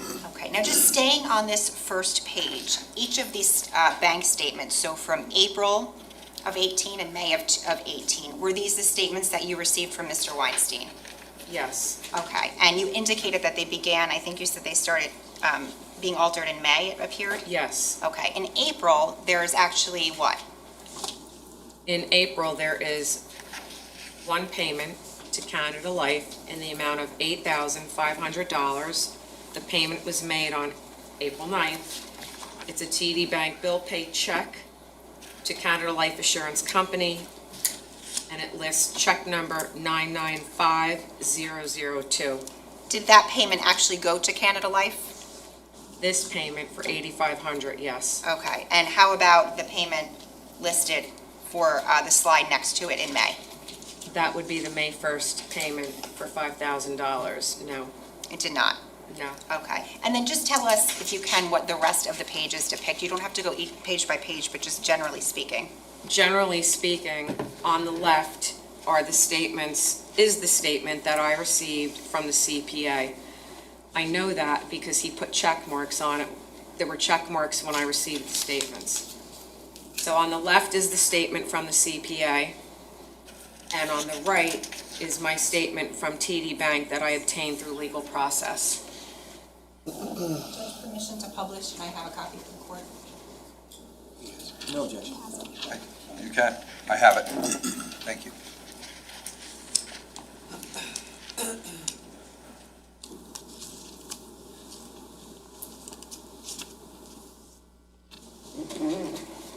Detective, if you could just explain, because now the jury can see what we're looking at. This is slide, I believe, slide 2. Okay. These are bank statements provided to me by the accountant, Steve Weinstein. Okay, what is on the left? On the left is the statement covering the period April 1st, 2018 through April 30th, 2018. It's from the trust account maintained at TD Bank, account number 5465. Do you see where it says 49? 49, April 9th, Do yes, you see that? Okay, and then there's a payment of 8,500. yes, And did that actually go to Canada Life? yes. And how do you know that? Because I have the documentation from Canada Life verifying that they received that payment. Is there a check number underneath that one? There is, Now, to the right, we're looking at the May statements that Mr. Weinstein provided to you. yes, Okay, and is there a payment that reflects it's being sent to Canada Life? yes, on May 1st for $5,000 Okay, and where did that actually go? to the defendant, Paul Caneiro's account at TD Bank, account number 3837. Is there a check number underneath that one? There is not. Okay, we can go to slide 3. Detective, can you just explain to us what we're looking at here side by side? On the left is the statement from TD Bank provided to me by the CPA. The statement period is May 1st, 2018 through May 31st, 2018. This is the trust account maintained at TD Bank, account 5465. On the right, it's the same bank, it's the same account number, and it's the same account, the trust account. The statement on the right, I obtained through legal process from TD Bank. And the statement on the right, it has that same amount, $5,000? Yes. So where is that going to? It's being transferred to checking ending in 3837, which is account 2 on the chart. If we can go to slide 4, please. Same thing, Detective, if you can just explain the side by side to us. Statement on the left was provided to me by the CPA. The statement on the right was obtained through legal process from TD Bank. It's the trust account maintained at TD Bank, account ending in 5465, covering the statement period June 1st, 2018 through June 30th, 2018. The statement on the left, on June 18th, is there a transaction? $7,500, And it's reflected as going to where? Canada Life Assurance Company, The statement on the right that you received through legal process, same date? same date. And what is reflected?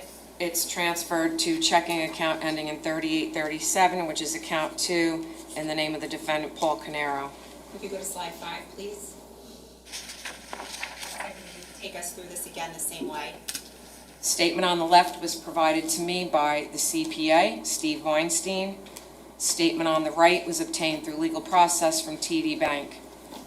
The statements are from TD Bank in the name of, it's the trust account ending in 5465. What does the statement on the left reflect? It reflects a $4,500 TD Bank bill pay to Canada Life Assurance on July 16th. And the statement on the right that you obtained through legal process reflects what? An electronic transfer to checking account ending in 3837, which is account 2, in the name of the defendant. We can go to slide 6, please. Detective, can you take us through these transactions? Yes, the statement on the left was provided to me by the CPA. The statement on the right I obtained through legal process from TD Bank. These are TD Bank statements for the trust account ending in 5465. And there are 3 transactions on these statements. August 3rd, $4,000. August 17th, $2,500. August 28th, $1,000. On the statements from the accountant, these transactions were TD bill pays to Canada Life Assurance Company. On the statements I received from TD Bank, those same dates, those same amounts were transferred to TD checking account ending in 3837, which is the defendant's account number 2 on the chart. Slide, I believe we're on 7, Tom? Slide 7? Same thing, Detective, if you could take us through what we're looking at on the left and right. Again, the statement on the left was provided to me by the CPA. The statement on the right I obtained through legal process from TD Bank. These are TD Bank statements for the trust account ending in 5465. There are transactions dating September 4th for $1,000, September 7th for $1,000, September 17th in the amount of $1,300, and also September 4th for $300. These 4 transactions indicate they went to Canada Life Assurance Company. From the statements I received from the accountant, the statements that I received from TD Bank show that those transfers went to, September 4th, $1,000 went to account 2, ending in 3837. Also on September 4th, $300 to account 3837. And also to account 3837 is September 17th in the amount of $1,300. And lastly, on September 7th, there was a transfer in the amount of $1,000 to the joint account that the defendant held with his wife, ending in 3760. Thank you, Detective. You can take this down, and I'll take that back for you.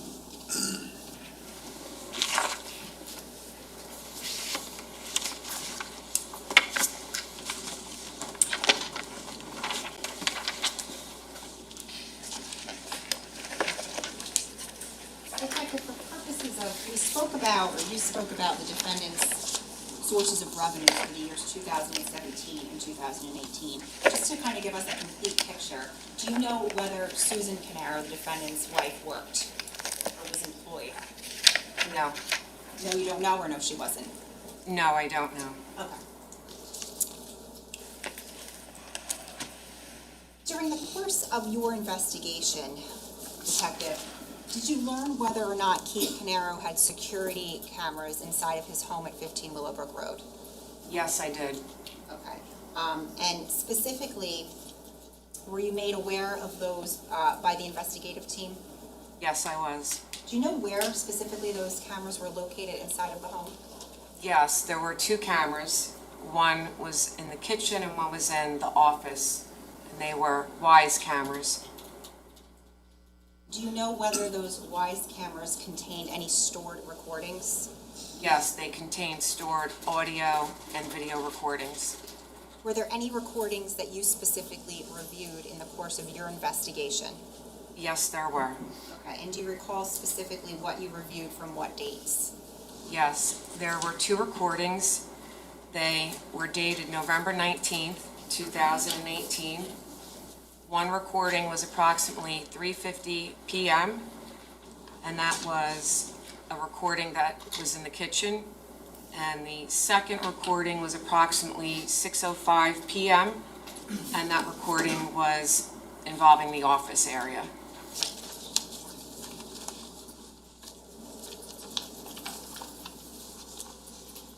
Generally speaking, when you reviewed those recordings, what was the nature of those recordings? The nature of the recordings involved finding out where the money went. Apparently, Keith Caneiro was missing money going to Canada Life. Okay, so just to clarify, who were the recordings of specifically? The defendant and his brother Keith Caneiro. Okay, and who do you actually hear and see in those recordings? Yes, you can. No, who can you actually hear and see? I'm sorry. I'm sorry. You can hear the defendant Paul Caneiro, or excuse me, you can hear Keith Caneiro on the recordings. Okay, I'm gonna show you. Showing S66. I'm gonna show you what's been marked as S66. What is that? This is a CD of the Wise camera interior, kitchen, and office recordings. And how, is that how you listened to those recordings and watched them? Yes, Okay, and are your initials on there? yes, right there on the top left. All right, we're going to stop here. We're going to take our lunch break right now, so you guys will go in, get whatever you need, and then Amor will take you downstairs. I bring you back up at 1:30, please. Sure. Please do not discuss this case or do any research right now. Just go and enjoy your lunch. We'll have you back up at 1:30, and we'll continue on with the direct examination. Thank you so much.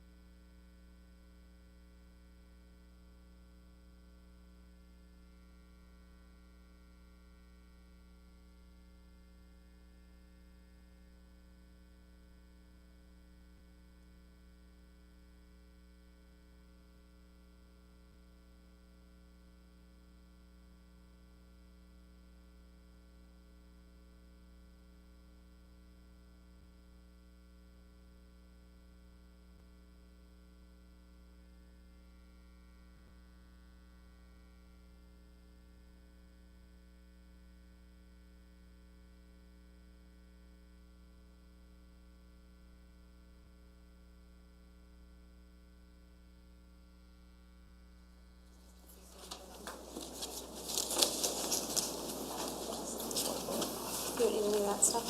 I'm just gonna take this. I hope so. No, I don't want that stuff. I thought it was just her reports that we got. That stuff. Can I go, can I just look at what's up there? So I know Yeah. what it is? You know what? Oh, we gotta go. Sorry. Is the internet or is it? I got it. No, it's right there. Oh, I don't need that. She's done the two I was worried about. I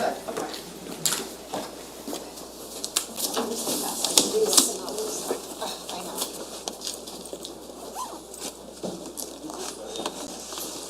What can I carry? We're leaving the boards here. Or they might use them on. Yeah.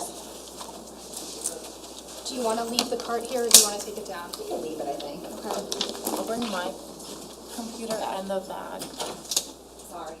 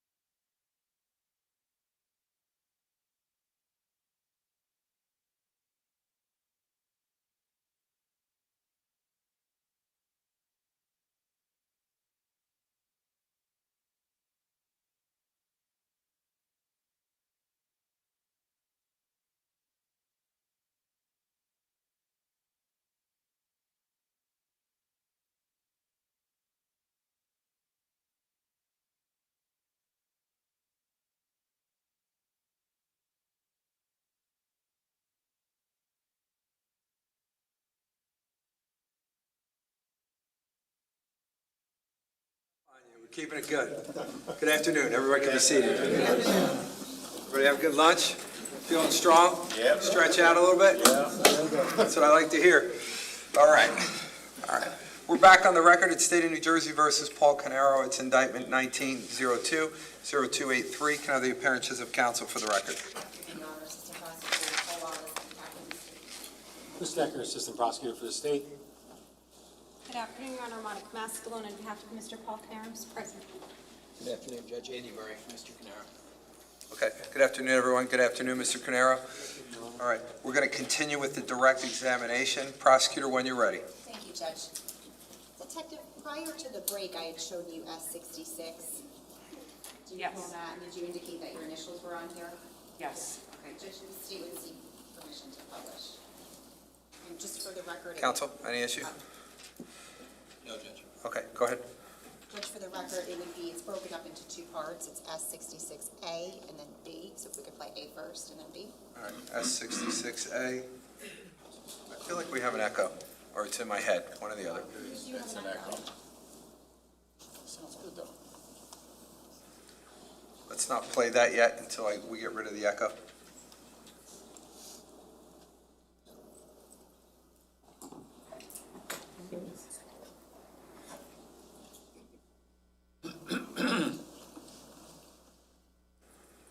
How about now? Testing, testing. All right. Good. Good? You want me to sing? Not yet. That's hurtful. You know, how do you know? I could be great. You're in the mood. Yeah, listen. All right. Prosecutor, when you're ready? I'm sorry, Judge, if there's apparently a technical issue with the terminal. There we go. Yep. This is 66A.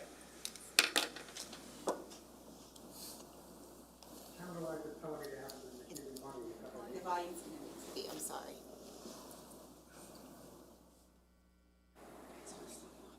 I don't know if it's their volume or our volume. Can we turn our volume up a little bit?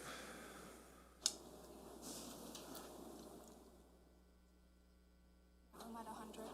Yeah, we'll turn ours up. Ours is maxed? See what happens. Hey, what are you doing? Canada Life is telling me they haven't been receiving money except in April. That doesn't make any sense. Canada Life is saying they haven't received money since April. I know it's not true. I need you to send me the statement they sent, because I'm on the phone with them all day already.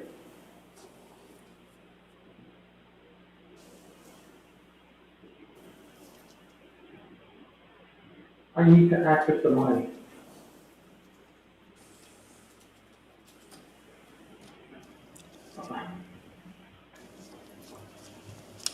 Fine. Do you have it scanned somewhere?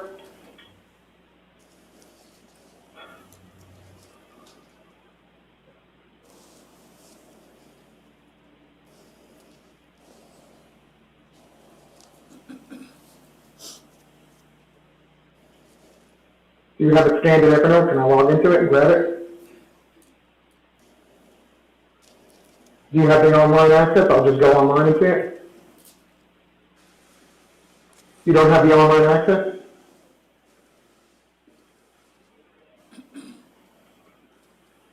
If you could just see a way to send me the password, I'll do the research myself. Thanks.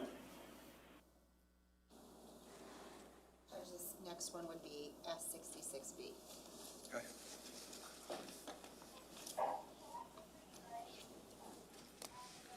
Hey, Sue, how are you? Sorry to call on the house line. I'm looking for Paul. I know he's sleeping, but I need to talk to him. Yeah, that's fine. Thanks. Yeah, please. Call me on my mobile. Thanks. Yeah, thanks. Can we just pause it for 1 moment? Detective, is there a timestamp on here? I can see the duration of the call, and I can see that it says November 19th, 2018 at 18:05:27. And the previous one, do you recall that one? That was dated the same date, and it showed 3:50, the military time for that time frame.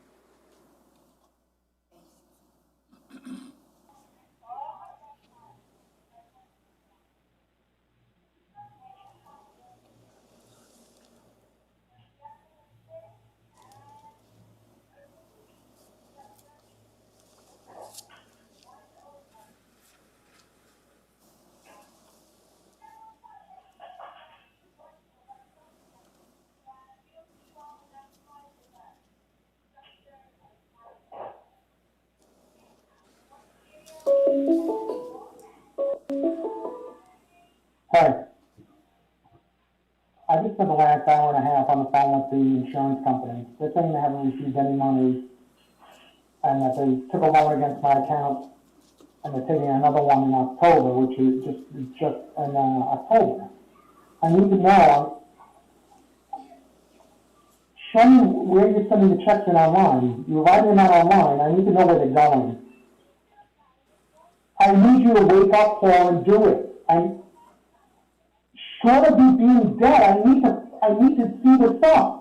Do you need to log into your account then? Do you log into the TV account? Give me the log into the TV account.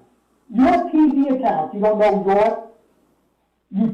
know your TV login.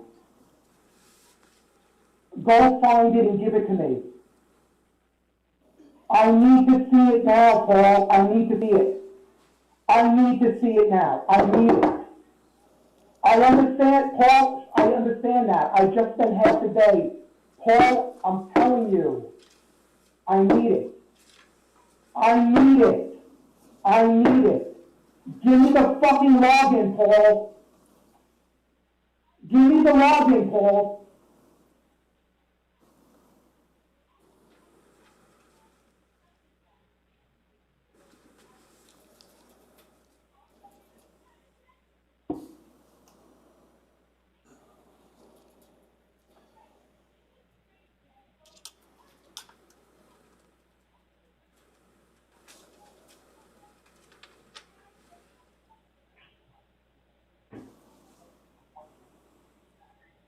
Paul, just give me the login so I can see where the money went.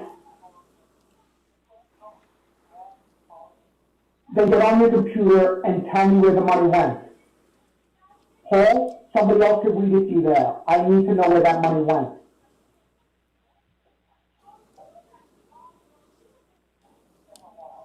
What's a little while, Paul?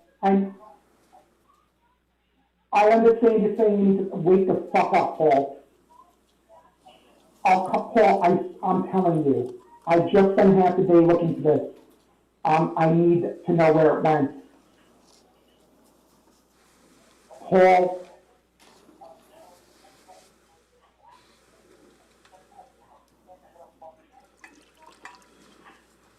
Paul.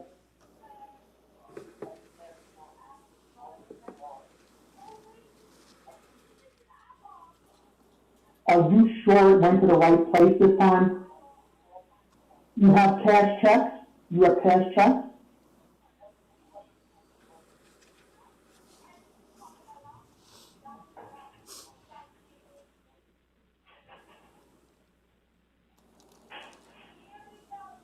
Paul.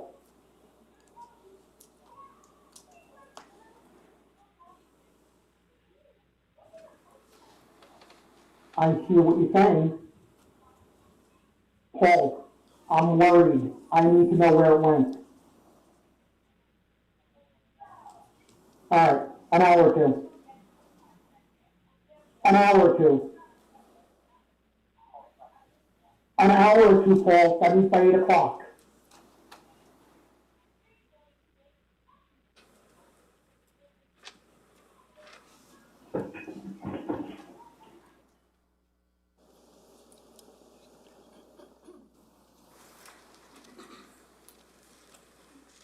Nothing further.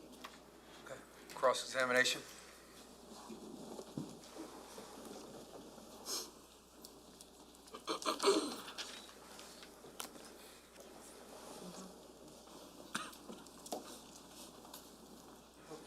So,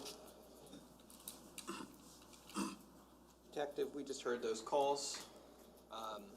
They took place on November 19th, 2018, right? Yes. And you listened to those particular calls before you came here to testify today? I did. Those are the only calls from that series of Wise recordings that you listened to? Yes. You didn't listen to the calls that were made before those that we just heard, right? No. You didn't listen to the calls that were made after the ones we just heard, right? Correct. You don't know if there's anything in this case of evidentiary significance that happened before those calls? Objection.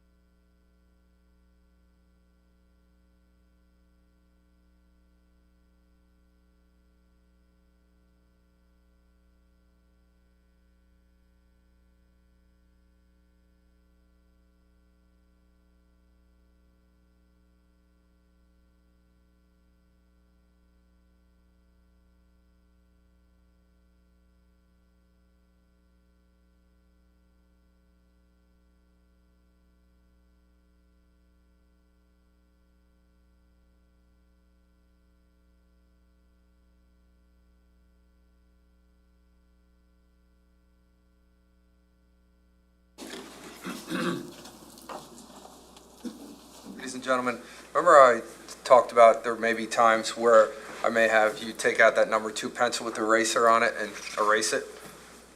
Here's one of those times. The question that was just asked dealt with phone calls before and after the 2 that you, or the 3 that you hear. What I want you to do is I need you to erase that from your mind of any other calls in this case at this point in time. The court may have made rulings at some point in time that maybe has an impact on this. So you're hearing what you're going to be allowed to hear, at least right now. So I don't want you to have any thoughts about that one way or another. There should be no impact on either the state and or the defense on this, but we are not to infer anything else that may have gone on that you're not being told, and why aren't you being told? Does that make sense? All right, can everyone follow that instruction? Yes. Thank you. Go ahead. Thank you, Judge. Now, you testified today about a number of financial transactions between a trust account that you referenced and Paul Caneiro's personal account, or accounts, right? Yes.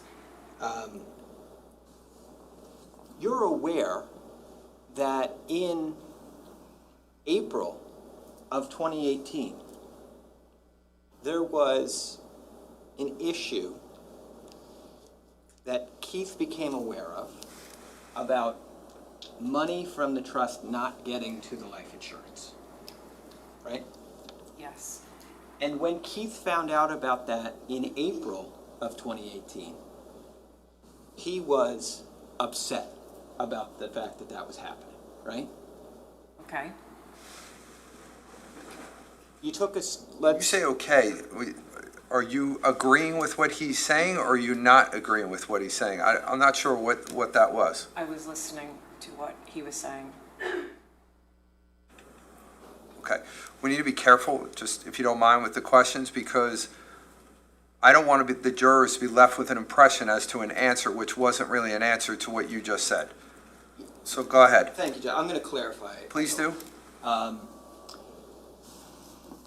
You said before today that you spoke with a witness in this case, and his name is Steve Weinstein, right?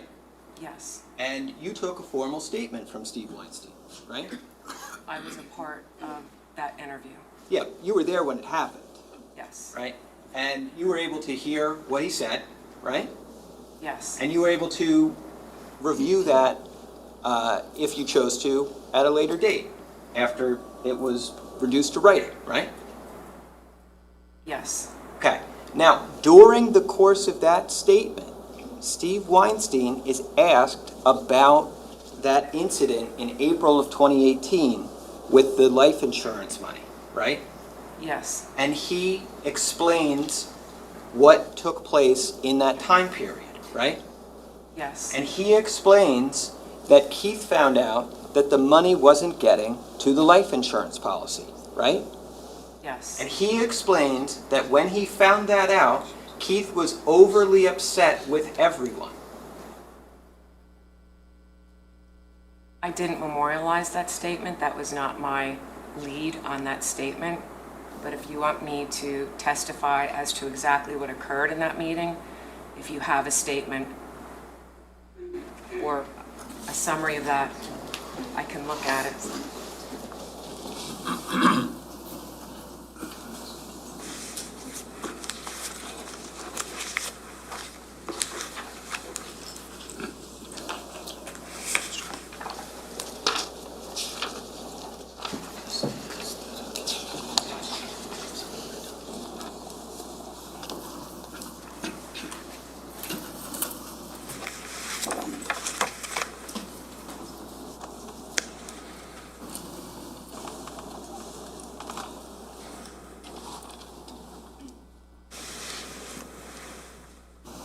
Judge, I'm going to approach.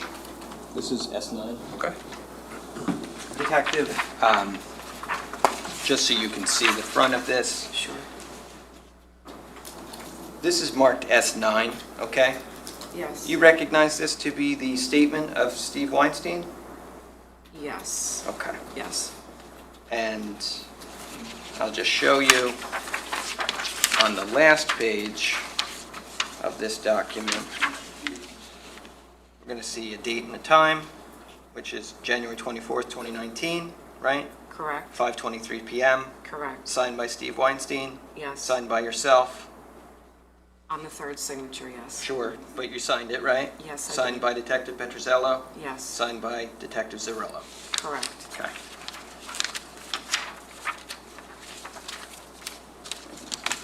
drawing your attention to page 6. I'm just going to ask you to review that page, lines 4 through 8.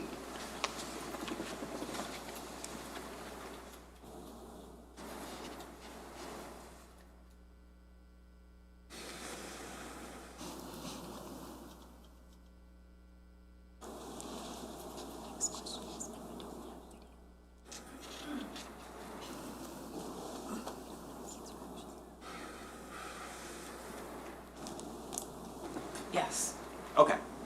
You had a chance to look at that, right? I did. And then, so what I was talking to you about before was this situation in April where Keith finds out the money's not getting to the insurance company, okay?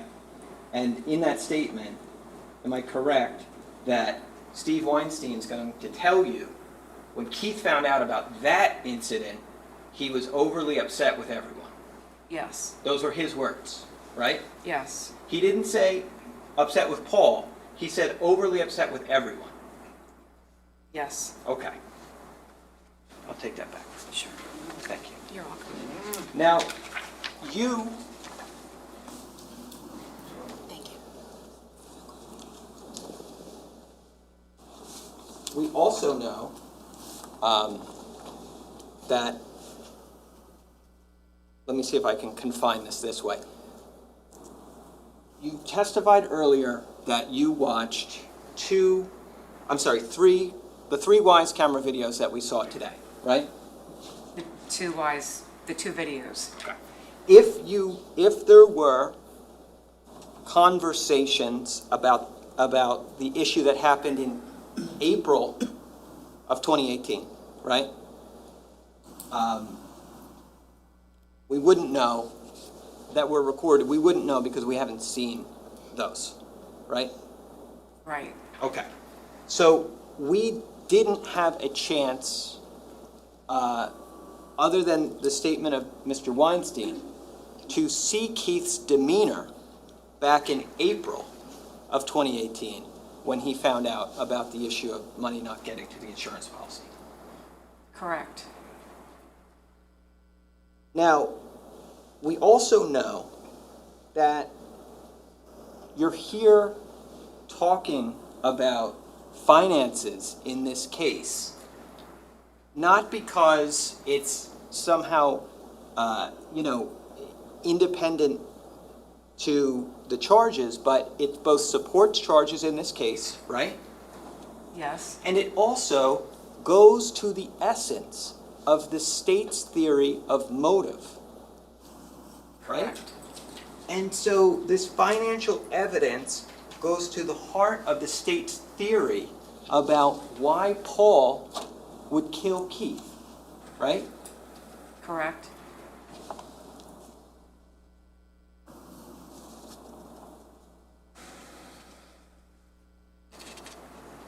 This call, in the two clips that you mentioned that we just saw, matters because in it we can see Keith trying to figure out if the money is getting to the insurance company in November, and he's trying to figure that out from Paul, right? Can I just clarify what he's trying to figure it out in November for what happened in months past? Is that what you're asking? Yes. In November, right. In November, we just watched these calls. They take place on November 19th, and it's about whether the money has been getting to the insurance company, right? Yes. And those calls are meaningful to the state's presentation of motive evidence in this case, right?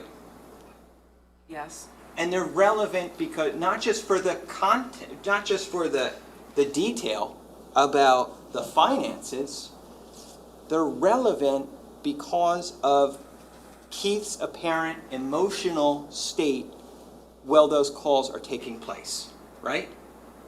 Yes. But you did not know Keith Caneiro personally, right? No. And you did not know and do not know what his general demeanor and emotional character were, right? No, I did not. And all we have in terms of your review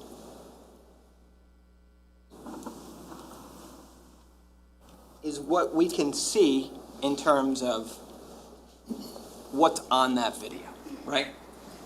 Yes.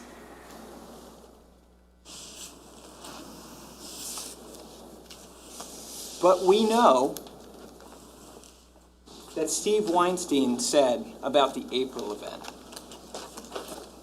that Keith was overly upset, right?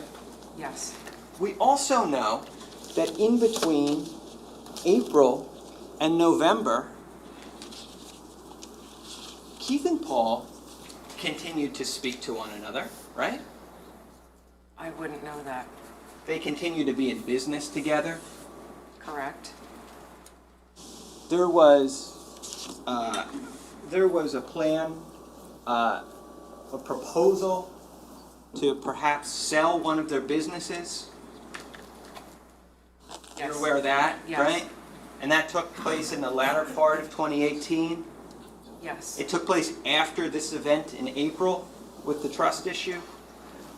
It may have. Okay. If I told you it did, would you accept that? I would hear that you're saying that. Okay. Well, I don't need you to, but let's just say, they were working on that sale. Okay. Did you know that, and so that's your impression that they were working on that together, right? Is it an impression? I just know that EcoStar was hopefully going to sell.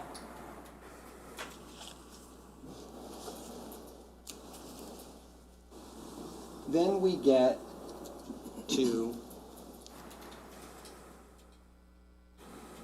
November, and what we're still dealing with is this issue of whether money's getting to the insurance, and the issue is it coming from the trust to the insurance policy, right?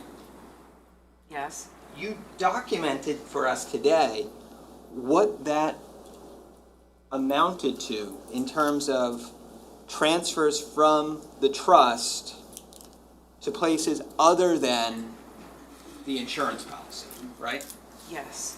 And that was about $33,000 in 2017, right? Yes. And about $44,000 in 2018, right? 44,500. And in total, we're talking about, in terms of your number estimates, about $78,000. Yes.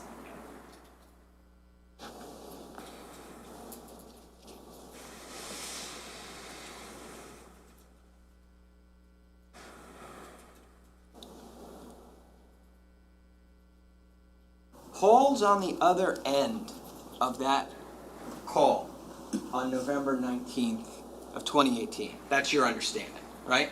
That is my understanding. Paul can hear what Keith's saying. That is my understanding.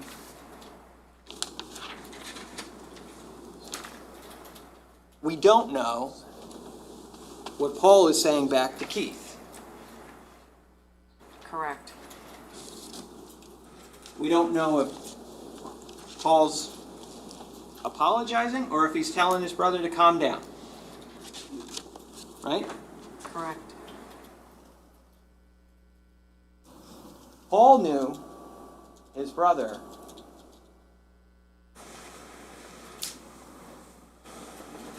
way better than you were ever acquainted with him, right? Yes.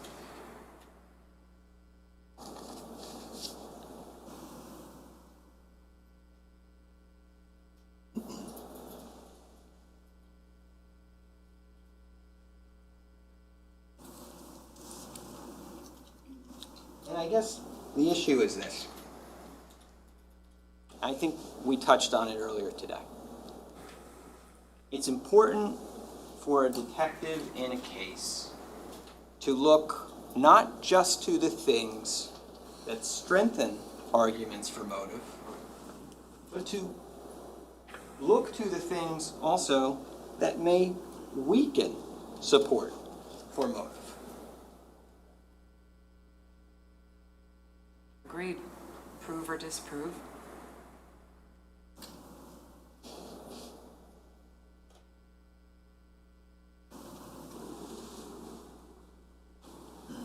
A reasonable question might be, are there things in the financial records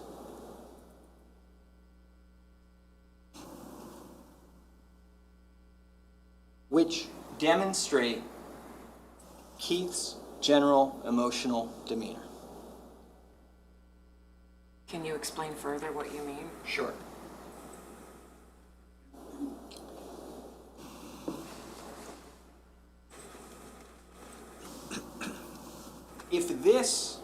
If Keith upset on these calls on November 19th, if Keith upset on these calls is an aberration for him, a way that he doesn't usually present, a way that his brother, who knows him very well, would find disconcerting and unusual and shocking and uncomfortable.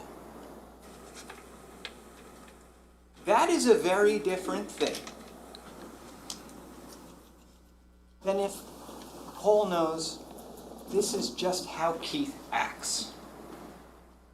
Do you understand what I'm saying? I understand. So if there was evidence that could tell us whether on one side Keith's demeanor that night was an aberration, or on the other side that it was maybe a more general emotional reaction that others who knew him would see him to have, in either event, that would be important for us to know. Are you asking me, would it be important for me as a financial detective to know? I'm asking you as a detective who participated in this investigation with other detectives, because let's remind everyone, you weren't isolated completely to finance. You spoke with other detectives in this case, right? I have spoken with other detectives, mainly the detectives that I was with when I participated in the interview of the CPA, Steve Weinstein, when I participated in the interview of Ron Artigas, when I participated in the interview of Tiffany Rivera, also a financial interview, and in speaking to Yasel Restrepo. So I have not been a part of any other interviews. I follow the money. Okay. I am a detective in the financial crimes unit. Yeah, but you're a part of this case, aren't you? You're a detective in this case. Technically, Okay, let's stay with technically. That's fine. But technically, you're a detective in this case, right? investigating the financial aspect. And technically, you know what the state's motive theory in this case is. You already told us that, right? Yes. And technically, you know that the state is looking for evidence that's supportive of their motive theory, right? Yes. And technically, you know that whether you find things that are supportive of or weaken the strength for that motive, it's important for you to note that to others involved in the case, right? Financially speaking, yes. If you see things, so this is the point then. If you see things in the financial records that go to a determination of whether Keith's character on those calls was an aberration or part of his general character, it's important because it either strengthens that motive or lends to the idea that there may be less support for that motive, right? Right? Okay. So, if there was in the financial records an indication that Keith was a very high-strung guy, that would be important for you to know. I'm not sure I follow you, but if you can give me an example of how the financial aspect of the investigation would connect with that, I would understand you better. I thought I just did that for like 10 minutes. Did I not do that? Okay. The motive evidence you're aware of, right? Yes, We talked about the fact that that Paul knows his brother very well and you don't know his brother at all, right? correct. We talked about the fact that it's important as to whether this is unusual behavior for Keith in terms of his emotional character on those calls, or whether it's usual behavior, right? Yes, You've agreed with everything I've said so far, right? And then you agreed that if there was evidence one way or the other to support either of those contentions, it would be important to note for others in the case. And you agreed with that, right? yes, Okay, so now we're at the point where I ask you if there was evidence in the financial records that indicated Keith was a high-strung guy who could flip out at the drop of a dime. Judge, I'm gonna object. Can I see the attorneys, please?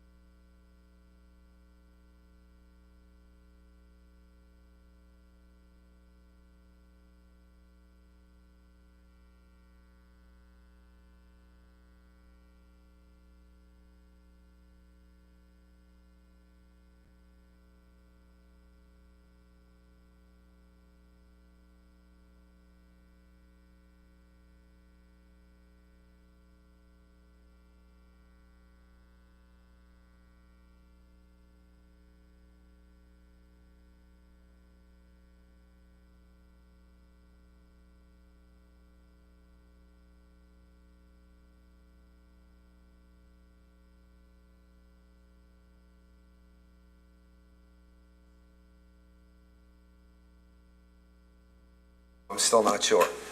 And then I'll give the state the chance to respond. Judge, do we have a way, we have the record electronically. Could we bring it on the screen? And I don't want it going out to the world right now. Well, is there a way that we I can- mean, I don't know what it says. yeah, I can, That's a part of the problem. You don't have it printed?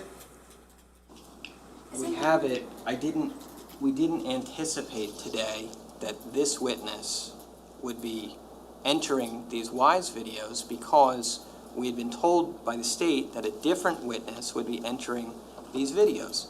And I didn't even anticipate, Judge, going into this line of questioning with this witness until it was told to me during a break that this was the witness who was going to be doing this. Okay. So, And we understood that this morning, which was before the break, but nothing was printed out during the break with the understanding that you were going to go down this path. I would assume, because you seem to be referencing something, that leads me to believe that you were going to go down this path after lunch. I was going to have to, Judge, because we don't have a printer here, I was going to have to show it to the witness on a screen. Are these documents anywhere else? Do we have them somewhere? Judge, I mean, if they could be identified, we probably have the financial records in the building. I mean, we have the financial records in the building. I'm talking about that we don't have them here in this room. We have it in a conference room down the hall. If we were told exactly what they're looking for, yes, we could get it quickly. Didn't Mr. Gonzalez say we can turn off these screens and only have these ones on? He said as the witness's screen would still be on with ours, but the big ones could be turned off. Can you do that, Anna?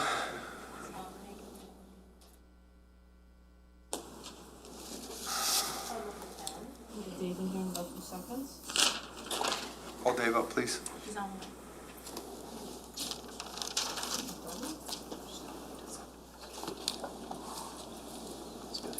Dave, can we look at a document just on our screens on council table and at the witness box and in my monitor without showing it on screens? Yes. Before you plug in the laptop? Are you plugged in? I just plugged it in. Thank you.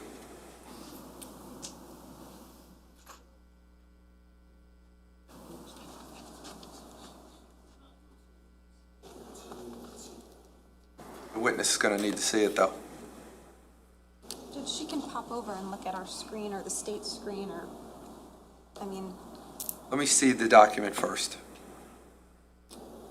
You can bring it up. I have it on my screen. So it's not on my screen either? it's not on our It's screens not on either. any screen.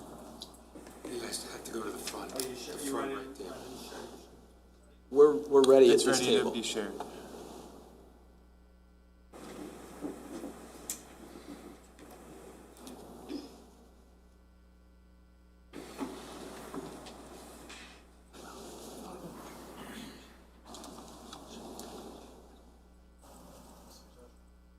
I can see it.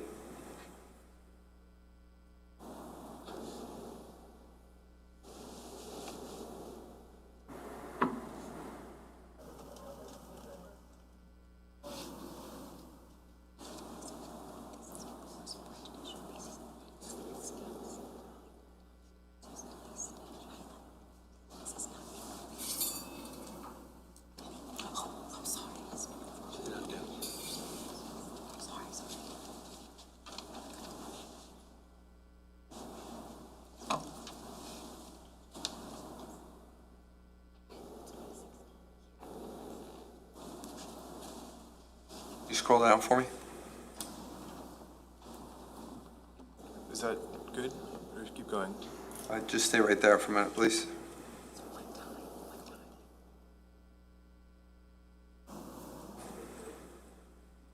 Keep going down. That's the end of it. Okay.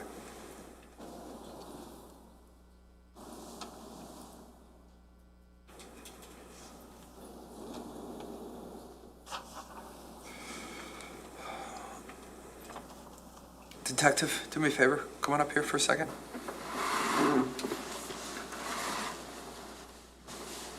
You can come on all out. Yep.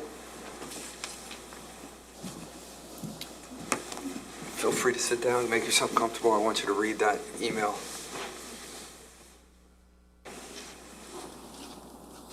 If I have to scroll down, do they scroll They're or gonna I do do? it for you. Okay. Yep, Oh, they'll do it. hold on.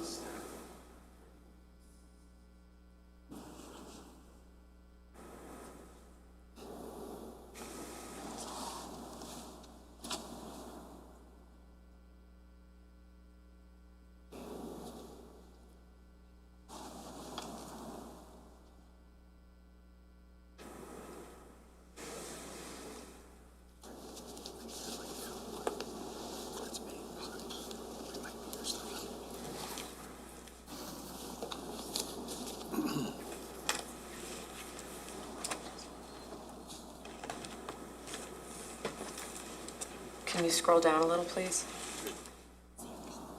Okay.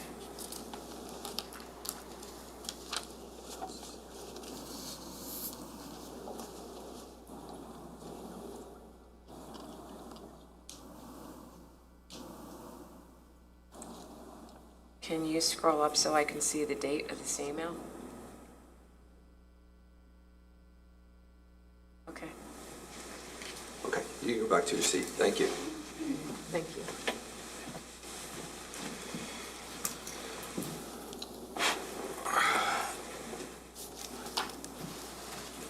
Outside the presence of the jury, you can ask the questions you want to ask, and then we'll go from there.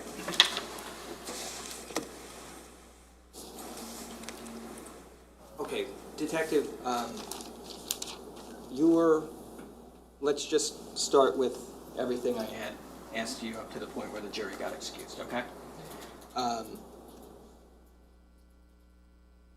Given that testimony,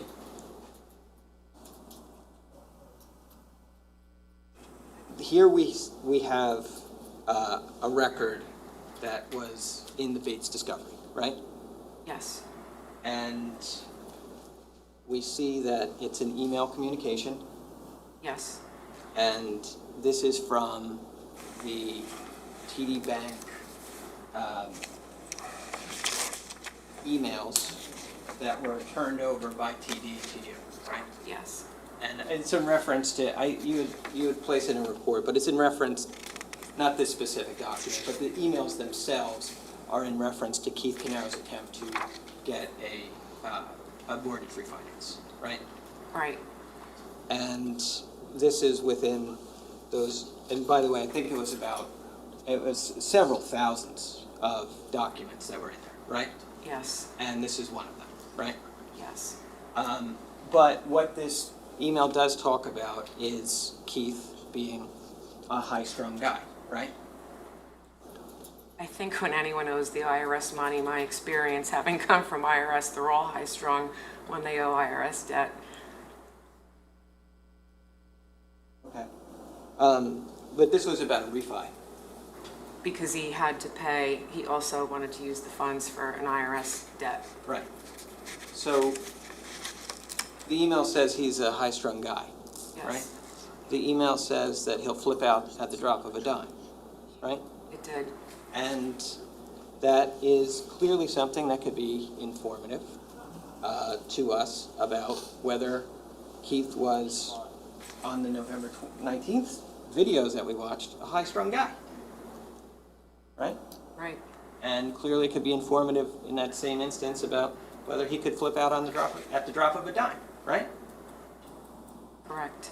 And we also mentioned before that whether something supports or weakens the strength for motive, it's important to make note of it in an investigation, right? Yes, And so either way, this gives us some insight potentially into Keith's emotional character in general, right? it could, So in either case, it could be important to note, right? it could be. So it would be something that could be important to note, not for you financially, but for the case detectives who are investigating the homicide in this case, right? Could be. Okay, I have no further questions.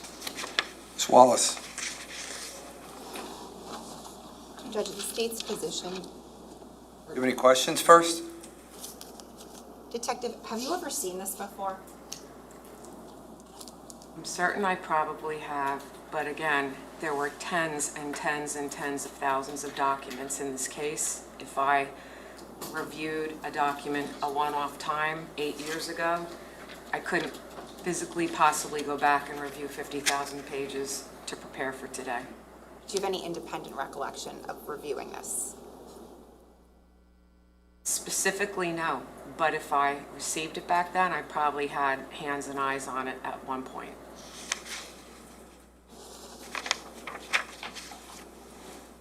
That's it? No other questions? Okay. Prosecutor, what's your position as to this line of questioning?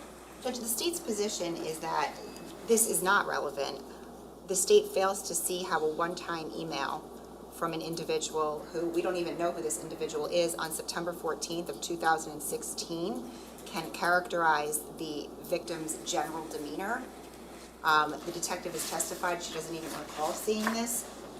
However, should the court allow this line of questioning, the state submits that it would open the door to each and every reaction that Keith Caneiro had to somebody else and things he said to somebody else when he was upset that upon learning that his brother was stealing from him.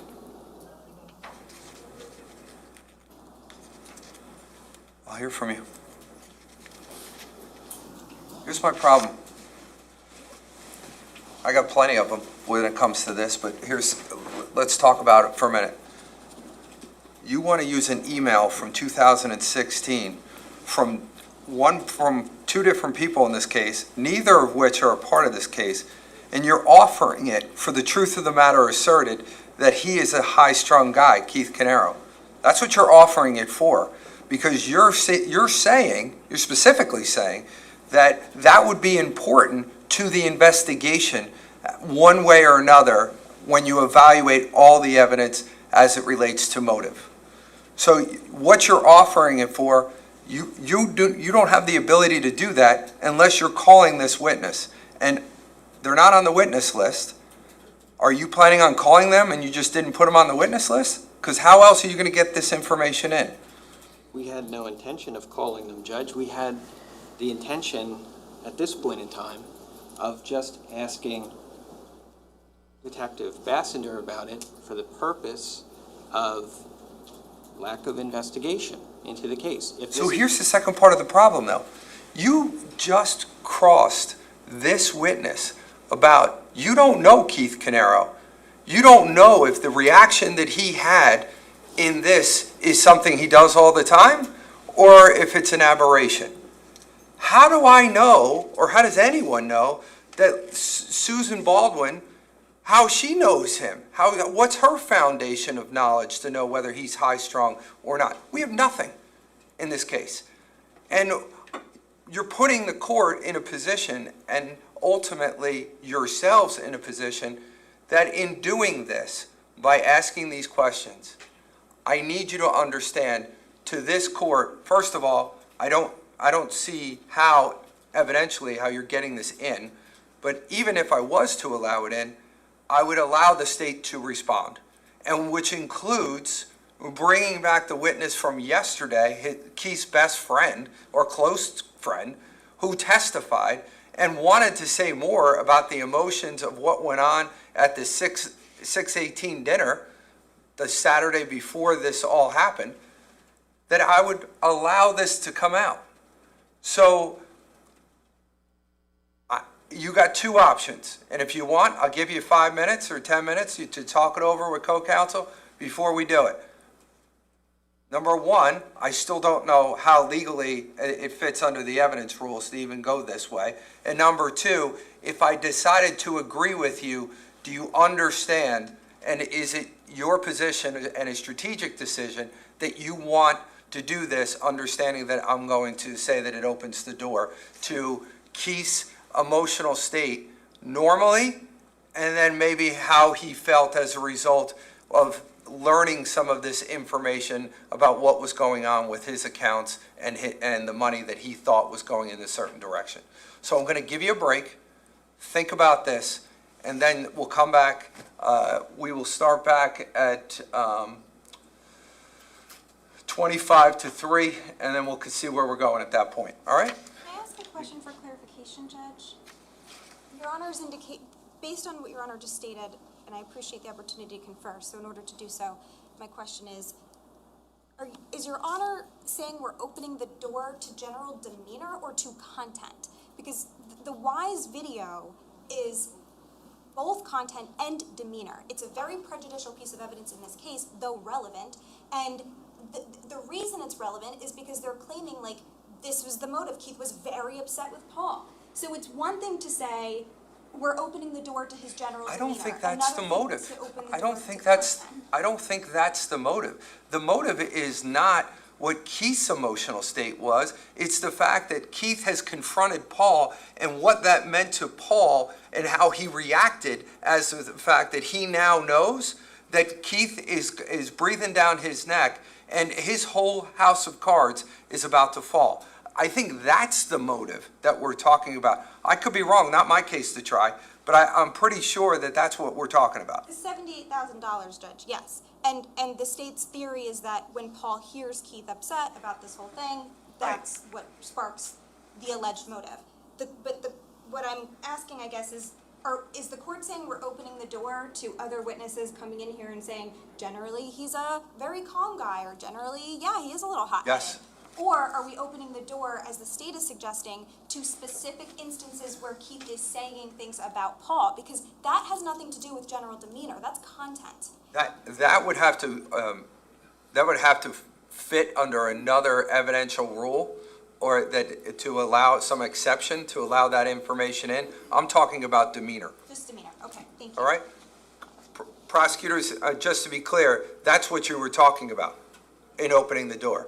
No, Judge, to be honest, to be clear, I would say it's both. Then show me how it would get in under an evidence rule. Well, under state of mind, which we litigated previously, Keith's state of mind, not to mention 106 completeness. Well, the completeness as it relates to the demeanor, I understand where you're coming from.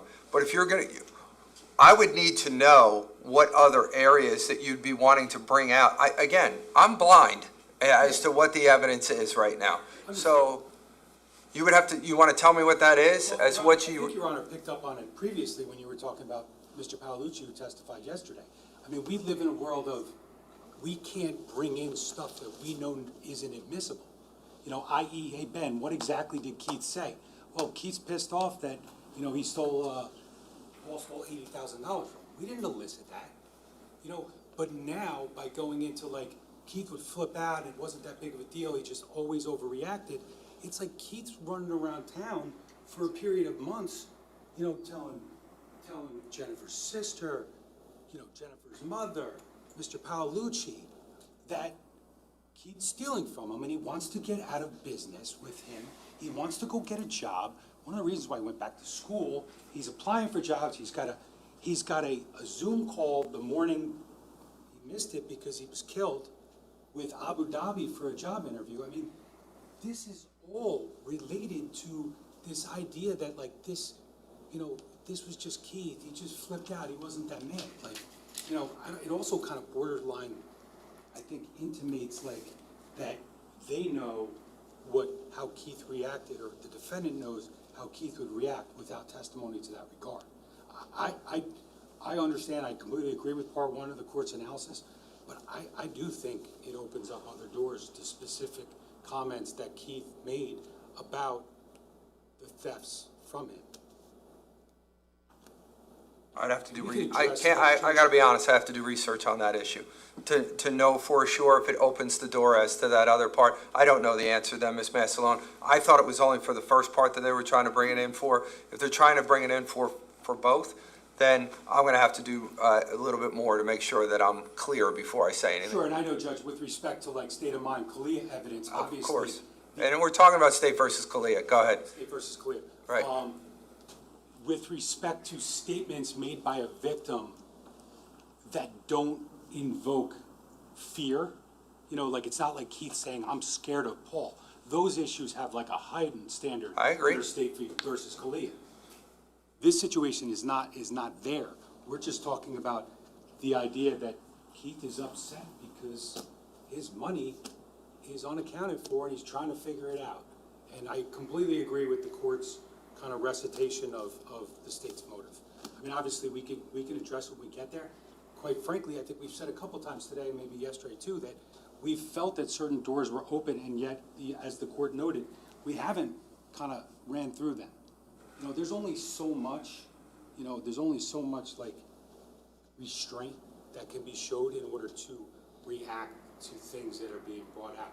So obviously, as the court said, we'll deal with specific instances as we get there.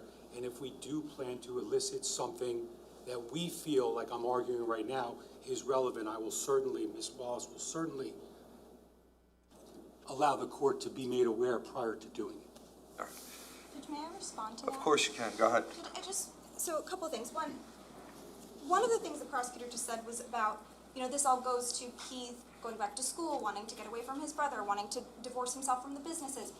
Their first witness testified that 3 days before this happened, Keith is negotiating with Doris Duke, Gooley from Doris Duke, extending 3 business proposals, one of which says we will promise you to remain in business for 4 years and potentially an additional 2. So that's not the full story, and it's a very one-sided narrative that the state is trying to, I think, portray. And it's not consistent with their own evidence. But beyond that, Judge, anything that Keith said, let's say to Ben, right, the few nights, Saturday night before this happened, that's to Keith. There's no link that Paul would have any knowledge of that. And in order to, I think, get into the realm of Kalia, and without having the case in front of me at this moment, there's no, nexus. And that's where the content, I think, would not come into play, because and frankly, Judge, it kind of proves our point. Because if they're saying that Keith is running around pissed about this, pissed about this, pissed about this, and then this email says, yeah, and he's pissed about this too, then that's just, again, that's demeanor. It's that he's upset. It's also years before. It's not even like this is, for example, it's not like this email is from November 15th, dealing with what's going on at that particular time. So yeah, he's fired up over the issue that we're talking about. We're talking about a completely different issue, as Mr. Murray brought out. It's a refi issue. It's not based upon anything else. And who knows, maybe he was upset about the refi issue, but maybe that's not how he normally is. He's just upset about this particular issue. That's what I'm saying. We're trying to make things to mean other things in other parts of the case, and I do not see it. So here's what I'm going to say. I'm only going to address the issue as of right now as to how it relates to demeanor, conduct, not into specific acts. That would be what I would decide. So you decide what you want to do, understanding I want to hear your legal justification to even getting this in the first place. So far, I haven't heard it. But if you got something for me, I'm more than willing to listen to it. But I wanted to be clear, the second part of the analysis, because you can win the battle and lose the war. You may win, and then you're opening the door to other things. That I'm telling you for sure. I'm going to allow them to respond to the demeanor issues. I can't say anything else because I don't know, because I don't have the research in front of me. All right, take a 10-minute break. We just went into that, so we'll come back at 2:45. Does anybody have an issue with me just telling the jurors what's going on? I'm going to walk in there just so that they know. I'm going to give them their 15-minute break right now. No, Judge. All right, anybody? No, Judge. All right, thank you.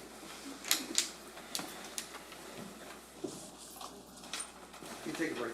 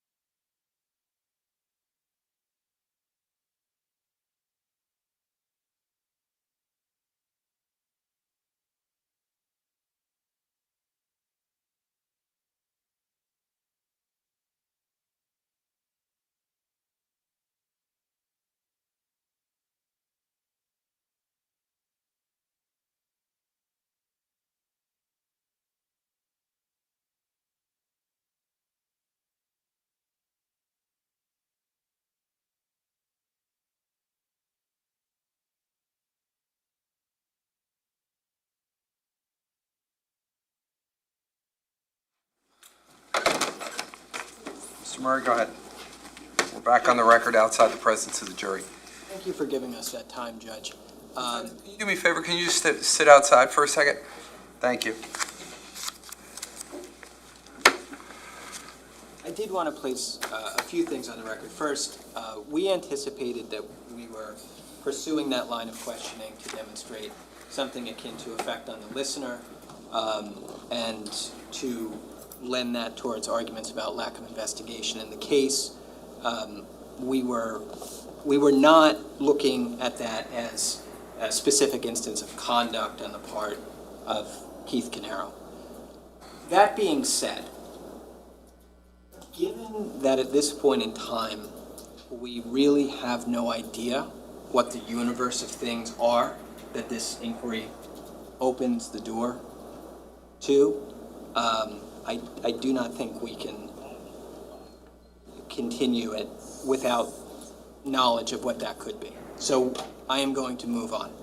I will tell the court that, because Ms. Wallace brought this up yesterday, about years outside of 2017 and 2018, we do intend to get into information about prior years in terms of at least the trust account. Now, the state, I'm sure, is going to have to respond in whatever way they think is appropriate with stuff outside of what they introduced today, but we do intend to do that. So I just wanted to make the court aware of that. Do we think that it would have been important or helpful that in all of our pretrial motions that we filed in this case that we should have put the court on notice so the court could have decided some of these, whatever you want to bring in prior to 2017? I mean, isn't that what we were doing for almost 9 months, all the time? The detective's report and reports in this case are not just about the trust account from 2017 and 2018. They're about the trust account from 2014 through 2018. But the issue in this case and what we're focused on, isn't it surrounding, and isn't the indictment surrounding 2017 and 2018? It's not about 2014, 2015, or 2016, right? Yes, but we have information from that account in the discovery, and that we have reports about that account in the discovery. This witness wrote those reports. Would you agree with me that detectives write things in their reports that doesn't mean that they may be relevant at the time of trial, but they just may be a part of their overall investigation? I don't know if I would, Judge. I think that anything a detective writes in their report is potentially relevant at a trial. Okay, but who decides whether it's relevant? Well, I mean, obviously the court would decide that fact. Well, shouldn't I know this in advance so that we could have addressed this issue one way or another? Judge, the state, I don't think, has made any protest to the court about this information being irrelevant. The only thing they said about it is it may create a situation where they want to reference things outside of this year 17 and 18 period. Okay. They haven't said it's irrelevant. All right, we'll see how it goes. Can we have our witness brought back in, please?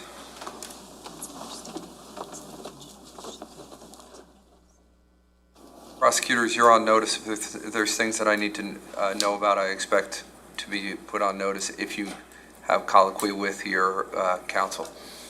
Sure. Have the jurors brought back out, please.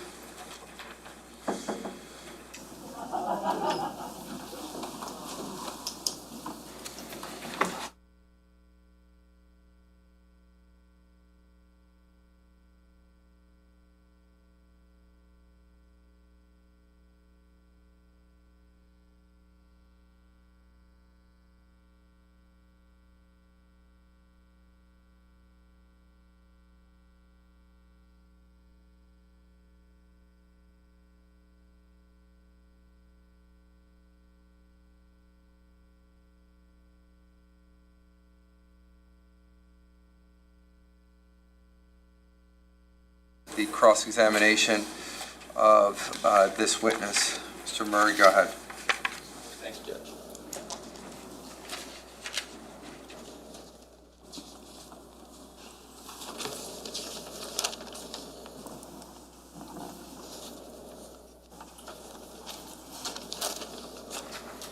Detective, I guess let's take a step back here.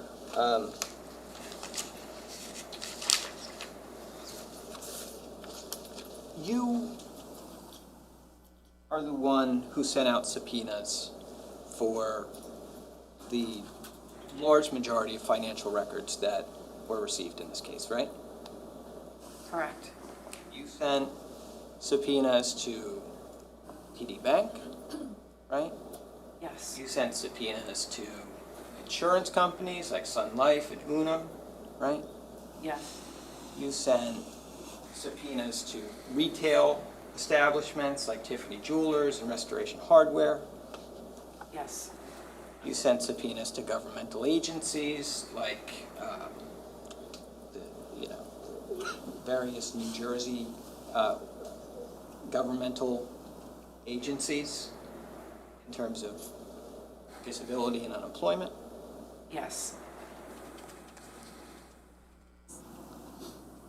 You not only sent these records, but you were the one who decided to whom you were going to send record requests, right? Do you mean when I prepare the subpoena, am I the one deciding who goes on the attention line? More that when you're putting together a subpoena and you're saying to yourself, am I going to send a subpoena to Bank of America, you're the one who makes the decision about whether you send a subpoena to Bank of America. Primarily. Nobody directed you to do that. You thought it was in the interest of the investigation to do that. You can be directed to do that, but I can also make that determination. And you made a large number of the determinations in this case about who to subpoena, correct? I didn't issue every subpoena on the financial side, but a lot of them, yes. Right.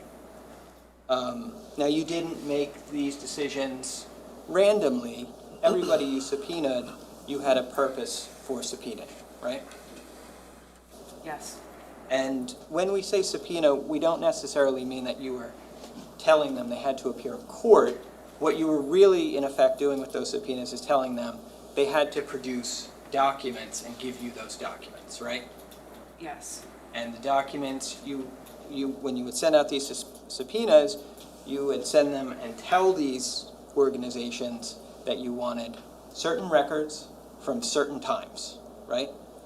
That's written in the body of the subpoena. You have to put a time period, or else they won't comply. And sometimes you were looking for any and all records in the name of a certain person, like Paul Caneiro, right? Sometimes. And sometimes you were looking for specific records from a specific company. But in either event, you would put that in a subpoena, right? Yes. You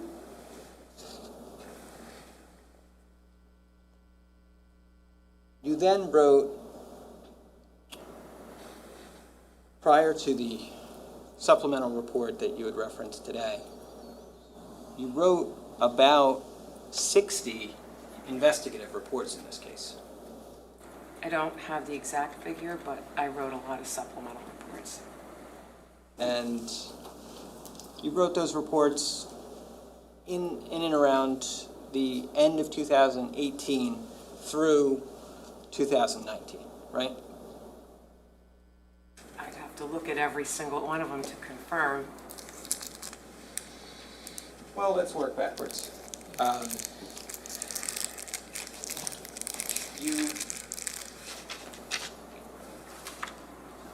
think you wrote your most recent report in December of this year, right? Right. And then before that, you wrote a report in July of this year, right? Those two were regarding why we're here today, with my testimony for the motive. But you didn't write, and then before those two reports that I just mentioned, it had been some time since you'd written a report in this case. It had been years. Probably I'd have to go back to confirm the exact date. When you were sending out these subpoenas to these organizations, you were also selecting the people about whom you were looking for information. Yes. Or entities. You had an attachment to many of your subpoenas, and you referred to it in your reports as attachment A. You know what I'm talking about? And attachment A is a list of names, right? Yes. And the names on it are Paul Caneiro, Yes. Susan Caneiro, Yes. Keith Caneiro, Yes. Jennifer Caneiro. Yes. There's an attachment A with including Caitlin Caneiro's name as well, right? Yes. Marissa Caneiro. Yes. You got records for all of those Caneiros, right? Yes. But it was you who chose who and who not to list on that Exhibit A, right? In following the money, that is what would give me the financial lead to subpoena records for an individual or an entity. So if I didn't subpoena an individual or an entity, it's probably because there was no investigative lead to follow the money for. The individuals I subpoenaed had received money in one way or another. I took that from your testimony before, because you said you had started with the trust account, right? Yes. But obviously, this investigation that you conducted in terms of records requests broadened beyond merely obtaining bank statements, right? In terms of, You obtained records from credit card companies, right? yes, You obtained numerous records from American Express. yes, following the money, You obtained records from Discover. yes, You obtained numerous records from various insurance companies, right? yes, And you obtained records not just for Paul Caneiro in terms of his finances, but you got the bank records for Keith Caneiro as well. You got his personal banking records, right?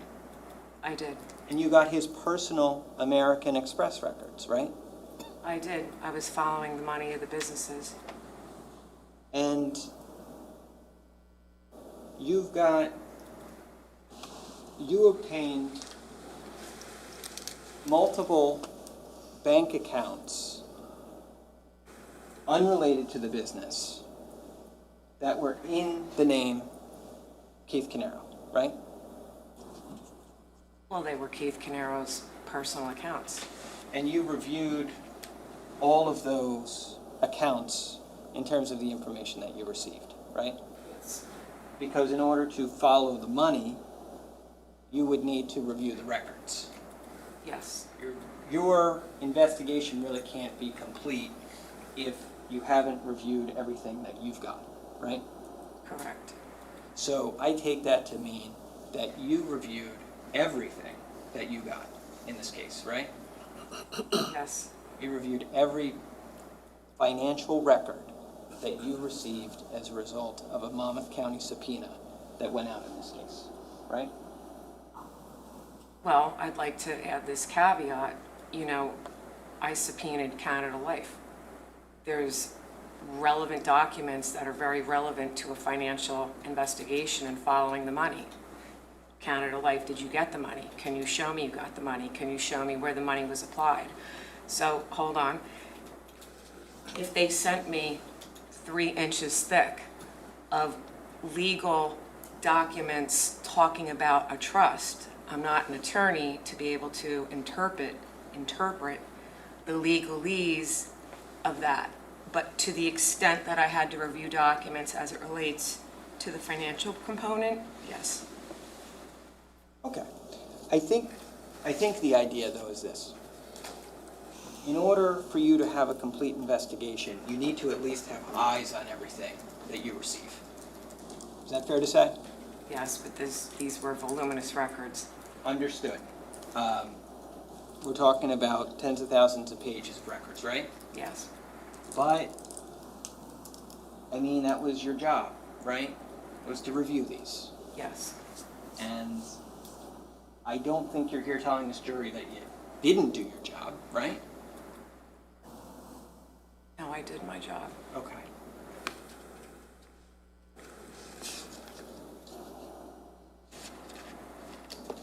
One thing I wanted to talk to you about was your report that you had written on the history of money coming into and out of the trust account.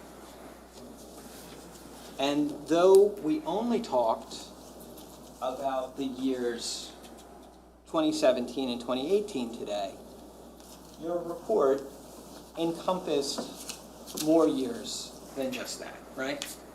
Yes. Your report actually,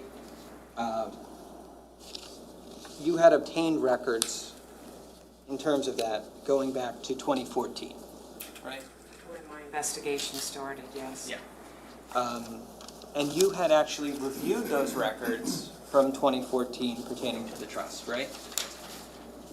In terms of money going into the trust bank account? Can you clarify when you say the trust? Yeah, I'm sorry. When I say the trust, I mean the trust account. The bank account? Yes, TD the bank. Okay. Yes. Okay. Yeah. I understand. Okay, so you had written a report about money going into and out of the trust bank account in the years including 2014, right? Yes. Okay. One thing that we're going to see in 2014 and 15 and 16 is that money did leave the trust account and didn't go to the insurance policy, right? Yes. But in 2014, all the money that was taken out of the trust account was paid back into that account. Can I refer to my supplemental report, please? Yeah, I'll show it to you if you like. This is S56. I have it here, yeah.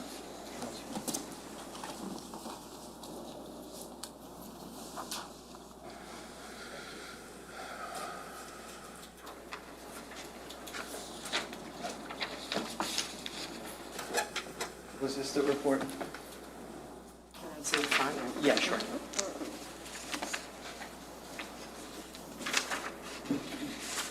Yes. Okay.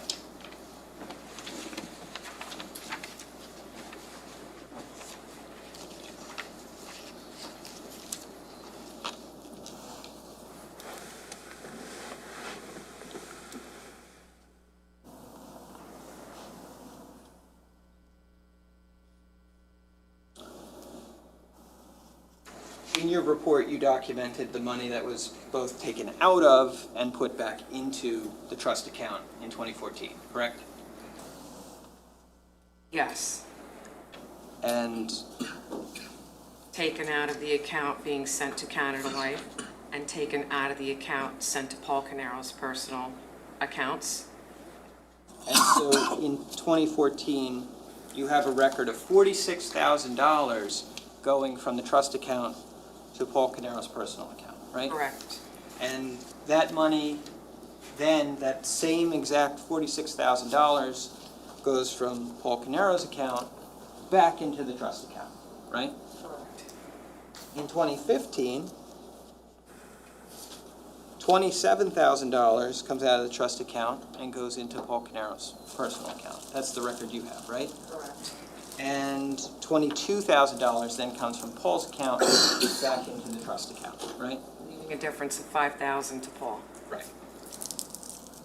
In 2016, your records indicate that $17,700 was taken from the trust account and put into Paul's account.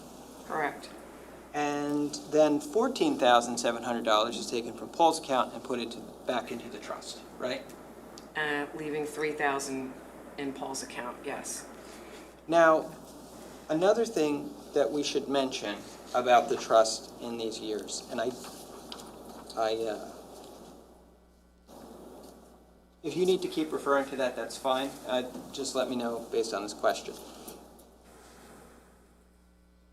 One of the things that we could look at when we looked at this trust account is whether it had been adequately funded over the years in order to make the quarterly payments to the insurance company, right? Yes. That's something that we could do by looking to the payroll deposits into the trust account, right? I did that, yes. So then you know that the trust account was being funded from the J. Martin business account in 2014, Yes. right? And then in 2015 as well, Yes. and then in 2016, right? No.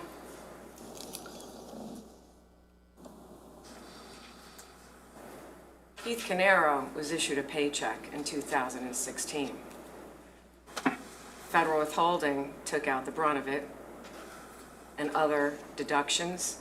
So the actual amount left in the check was zero. So there couldn't be a direct deposit. So the funding of the account in 14 from Keith Caneiro's paycheck was adequate enough to fund the payment of quarterly payments totaling $33,685.78.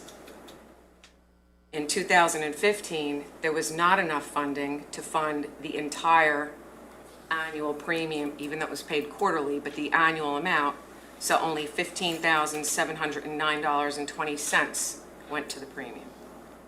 In 2016, nothing was paid to Canada Life. Correct. But $17,007 was taken out by Paul Caneiro to his personal account, $14,700 was paid back, leaving at the end of 2016, $8,000 to Paul. Right. And then in 2017. But also in that year, 2016, deposits, not considering the in and out in terms of Paul's account, right? But deposits from the business account only equaled $13,526. What year are you talking about, 2016? Yes. Right.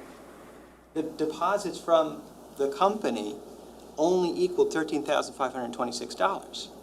So just my point is this, that's not sufficient to fund the quarterly payments to the life insurance. No, it isn't, but in 2017, approximately $55,000 was funded to the account, and in 2018, approximately $53,000 was funded to the account. Do you agree with me that the account was underfunded in 2014, 2015, and 2016? No, I disagree in 14, I agree in 15 and 16. Okay, well, you would have to look at 14 because I believe, Detective, that it was underfunded by $4,865 that year. We can look at the report, we can look at the records. Beyond 2014, you also... I'm sorry, I'll add this. If it was underfunded by $4,000, it was so overfunded in 17 and 18 that it would have made up for the difference and more. Well, I wasn't asking you that question, though. I'm just asking you about previous years, right? You've already testified today about 17 and 18. We've heard your testimony. I'm just asking you about 14, 15, 16 at this point in time, okay?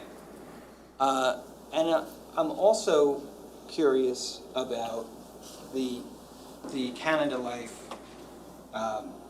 payment history that was sent to Keith Caneiro. At some point in this case, it was also included in the Canada Life documents. I think you've seen it before. Yes. You have it in your report? Yes.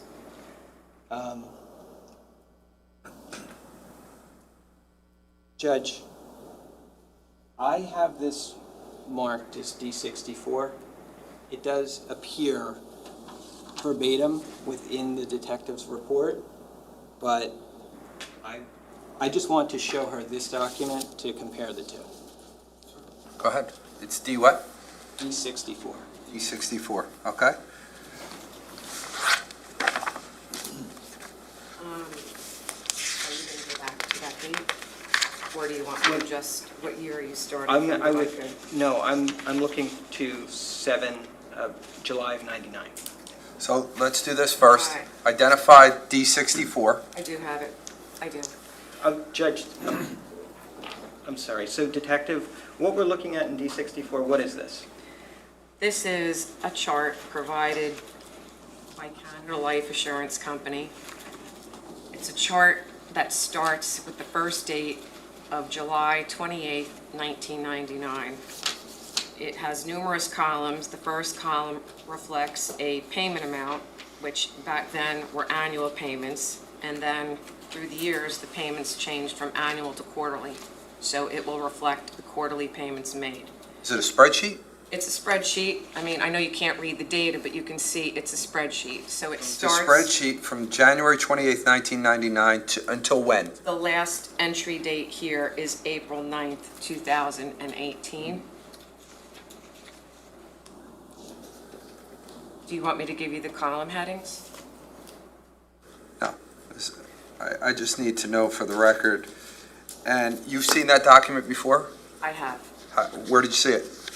In Before here. the response documents from Canada Life Assurance Company. Okay. So that's a part of the documents that you received? Yes. And it accurately depicts the documents that you received back from Canada Life whenever you received them? It appears to be so. Well, let's confirm that it is so. I have a copy of it in my supplemental report, and I go back to July 28th, 99, and my last date is April, you see how that's kind of cut off? It's the same date, but April 9th, 2018. So it's same? Same. Okay. Mr. Murray, please, go ahead.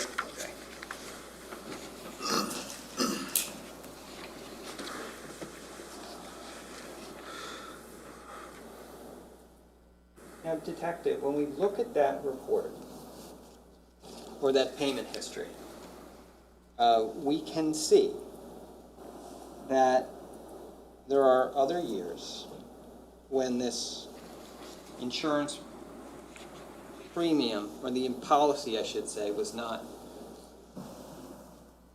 paid fully for the year. What years are you referring to? Well, I'm looking at 2007.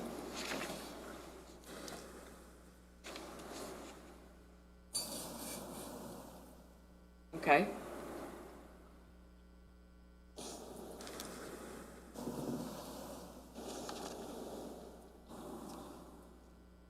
I'm looking at 2011.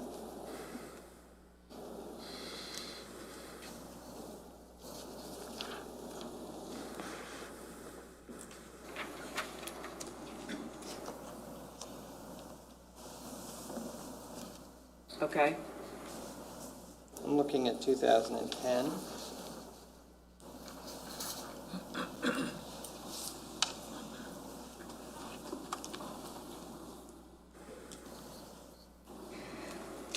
Well, I just want to point out, sir, that the very first premium payment in 1999 was $29,640. And I testified earlier that the quarterly premiums totaled $31,418.60. So the premiums increased once they went quarterly. It was a lesser of a premium when it was annually. So when you're going back through those years, you would need to know when it was annual and when it switched to quarterly. And then there was a difference in monies due to Canada Life. Perhaps, but we can see in 2004 in April that the payment was $7,854.60, which is the same as the quarterly payment in later years, right? Right, but it does look then that it was quarterly. And regardless of that fact, in 2003, we only see a payment for $16,200. Correct. So it would appear that in those years that we talked about, as well as the years that you've testified about previously, the policy in terms of the premium weren't fully paid.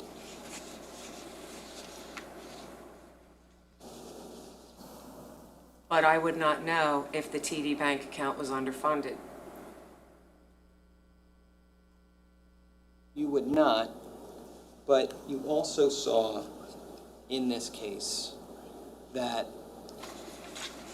payments were made from the TD trust account in previous years, not just to Canada Life, and they didn't just go into Paul Caneiro's personal accounts, but over the past years, withdrawals from that trust account were made into J. Martin business accounts. My bank records in this case did not go back to 2004. No, I don't imagine that they did.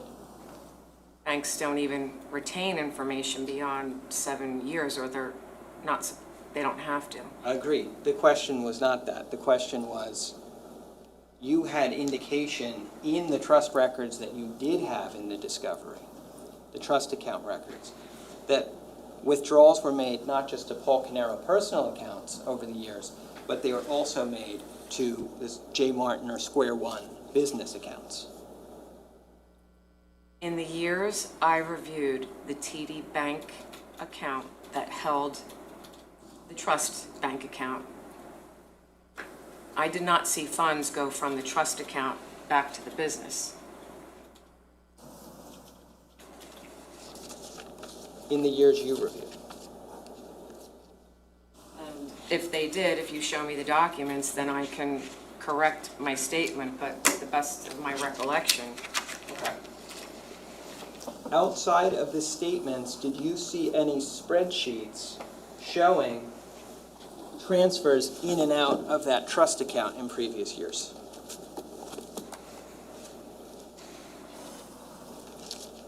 Did I see transfers out of the TD bank trust account? Did you see spreadsheets demonstrating transfers in and out of that account? There were transfers into the account for purposes of funding the premium payments to Canada Life. Right. But I'm talking about transfers, not payroll. I'm talking about transfers in and out from the. I'm just going to show you. if you have a document, Sure. please show me and I can review. This is D41.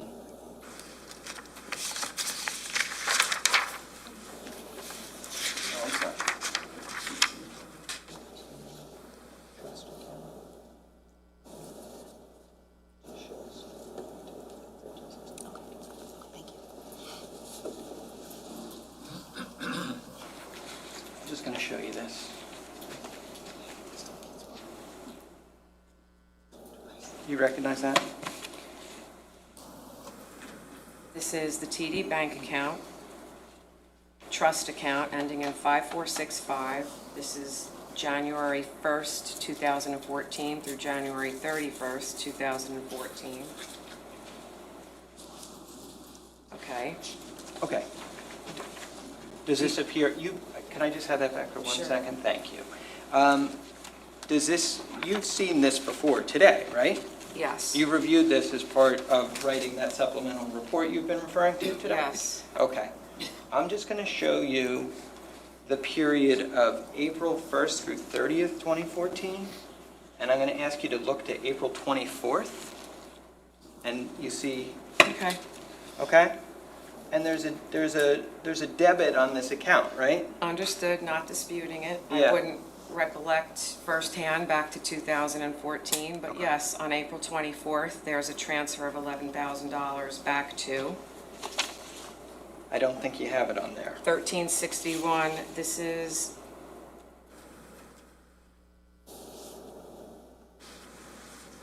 I do have this account. I did subpoena this account, and I would need to see the subpoena to have the name, but it would belong to one of the businesses. Yeah, could I have that back? Of the whole Okay, file? yeah, thank you. Okay, so that was a transfer out of the trust account to an account ending in 1361, right? Yes. And do you, if I told you that 1361 was a J. Martin business account that had been closed in years prior to 2018, would that refresh your recollection? Is that the business that closed December 31st of 2012? No. Okay.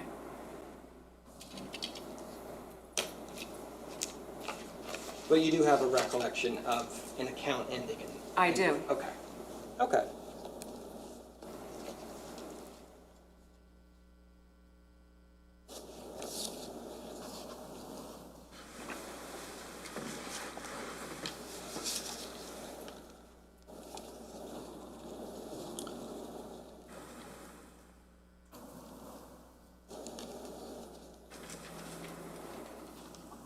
Now, when you testified on direct today, you mentioned that payments have been made directly from Paul's 3837 account to the trust account, right?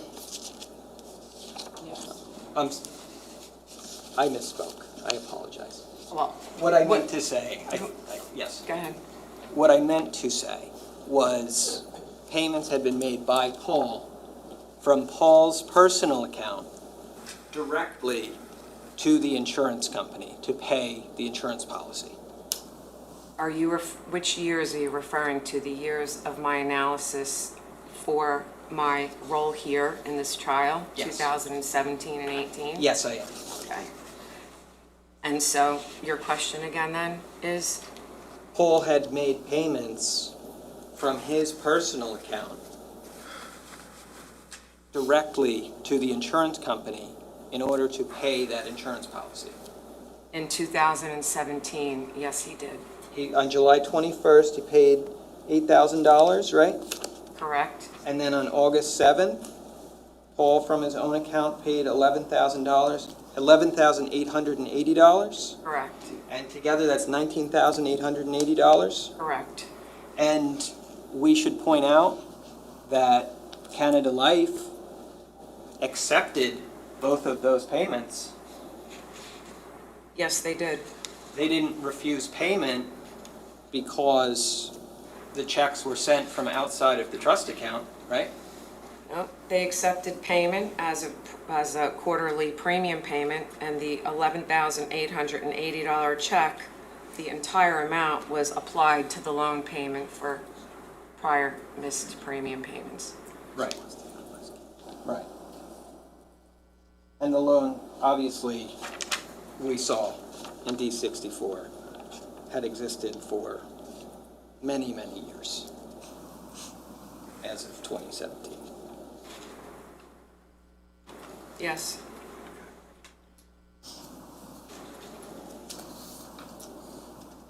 Judge, I'm going to ask permission to publish D64. Ms. Wallace? No objection.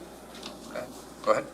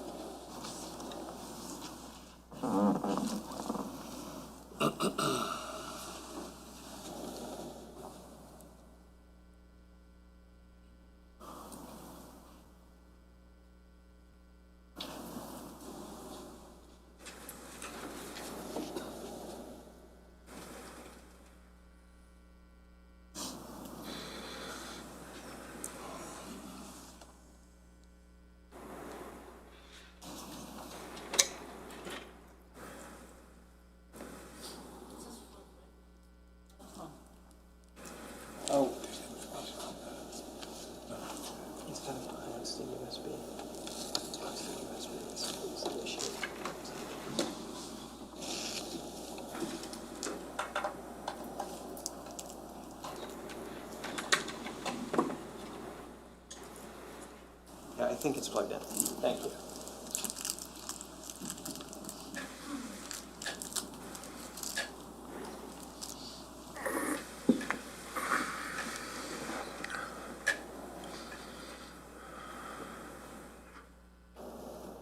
Okay. Just showing you the first page of D64. Obviously, when we look to the left side of that spreadsheet, we see a date. Yes. And then when we look all the way to the right of the spreadsheet, we see a column for loan balance. Yes. And that shows all the years that there was a loan balance on the policy, right? Yes. Okay.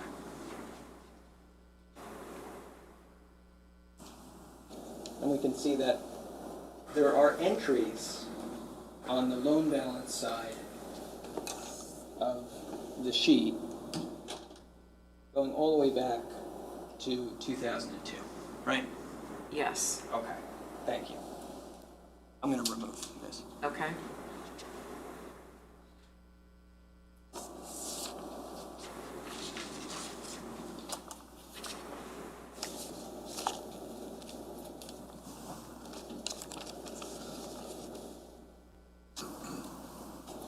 Your supplemental report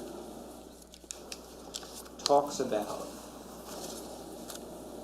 you had actually listed it as a negative in the column, and it was transfers that Paul made in 2018 to the J. Martin operating account.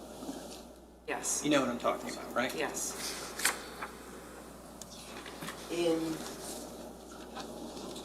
On April 26th of 2018, Paul transferred $5,000 to the J. Martin business account, right? Yes. And on May 15th of 2018, I'm sorry, I should also say on April 30th of 2018, Paul transferred $10,000 to the J. Martin account, right? Yes. On May 15th of that same year, he transferred $11,400 to that account. Yes. And then again on May 15th, he transferred an additional $807 to the J. Martin account, right? Yes. Now, all of these dates take place late April through mid-May, right? Yes. Of 2018. Yes. You know that the issue with Keith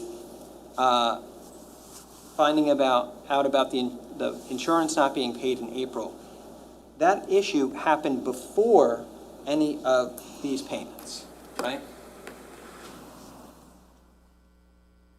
I conducted my financial investigation without going deep into everything else on the exterior, like pouring in to know more about if he's upset or not upset, because I wanted to look at the financial analysis independently with no bias, no anything else in my mind, just let the numbers and the analysis speak for themselves.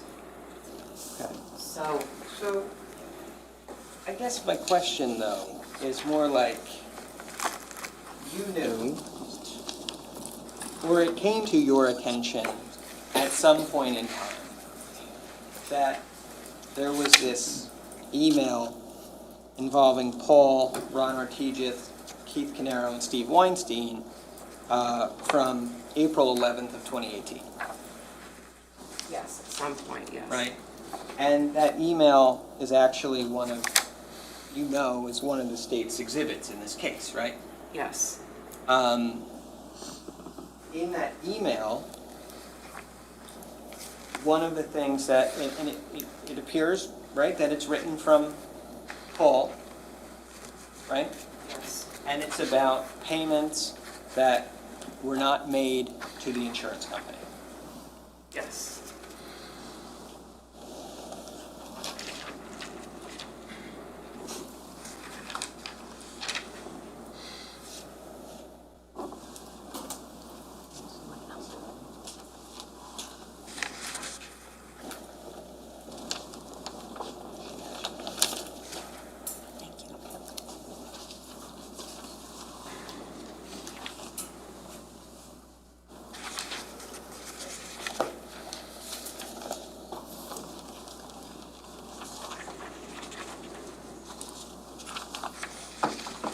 showing you S11. You recognize that? This would be the email you're referring to? Yes. Yes. Could you flip to the second page for me? Sure. Is there a section where what is referenced is the amount that is owed to Keith plus interest for the payments that didn't make it to the insurance company? Are you referring to this dialogue here? Yes. Would you like me to read it? I just wanted you to read the section on payments with interest.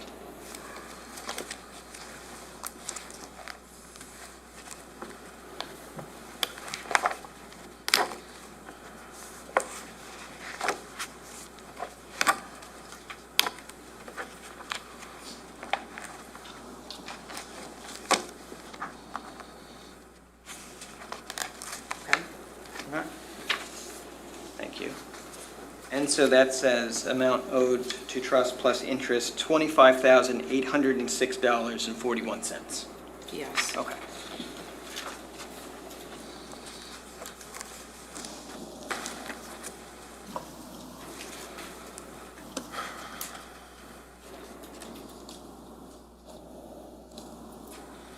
That email, right, was dated April 11th, 2018. Yes. And then we see Paul make payments between April 26th and May 15th of 2018 in the amount of $27,207. Yes. Right? And he makes those payments to the J. Martin business account, right? Yes. And then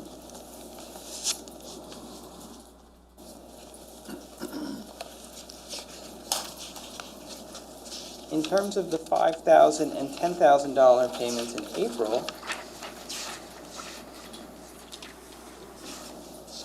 do you know what happened to them afterwards?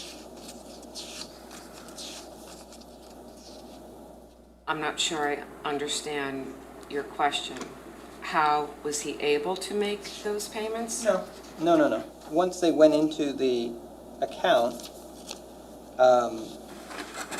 did they stay in the account or did they go someplace else? Once Paul made those electronic transfers back to J. Martin, I would need to look at the bank statements and then I could tell you what happened with those funds. Okay.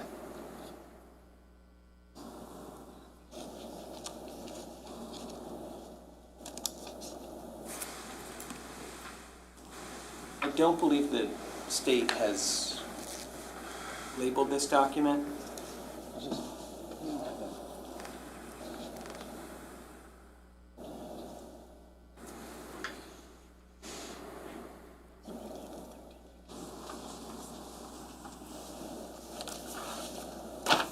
Now,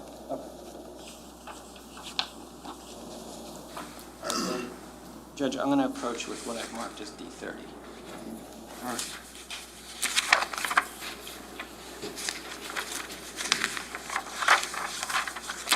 Do you recognize, I'm just going to hold the page open, okay? Oh, okay, sure.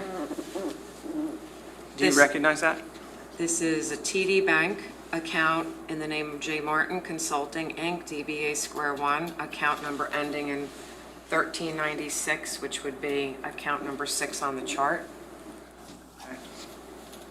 So something that we talked about maybe briefly today. But it's the Yes. J. Martin operating account, right? Yes. Okay. Yes. Now, we said that the first payment that Paul made from his account to the business account took place in April 26th of 18, right? Yes.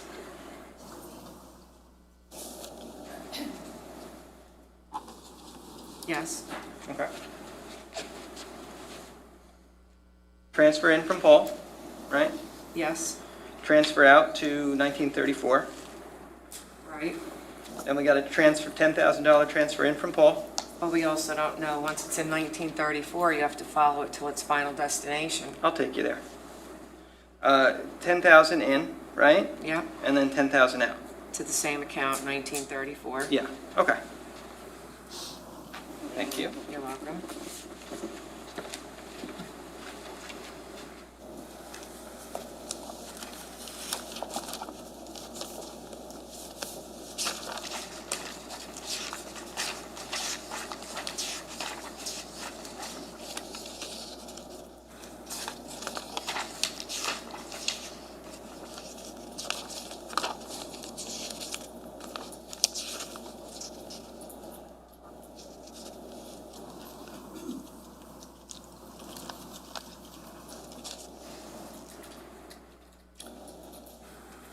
Judge, this is D52.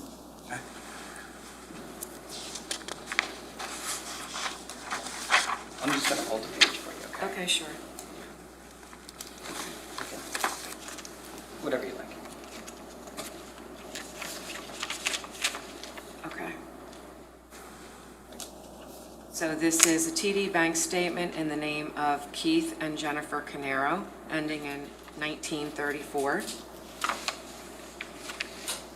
Okay, So that's the account we just saw, that now we know that Paul's account goes to the business account, and from the business account, it goes to this account, right?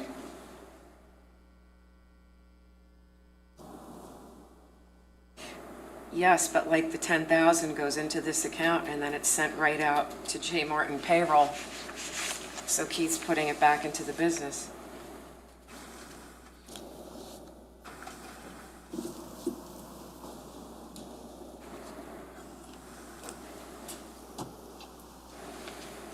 And account 2949. Yeah, take another look at that. Okay. Right now, you'd have to show me what account that is. Okay. I don't recollect that account number. Yeah, but just for our purposes for right now, we can see that both transfers into 1934 went to an account ending in 2949, right? 2949. Both of them did, Both of them right? did. Neither one of them went to payroll. No, Okay, I can see that now. okay, But I'd like to see the statements for 2949. okay. I'll show them to you.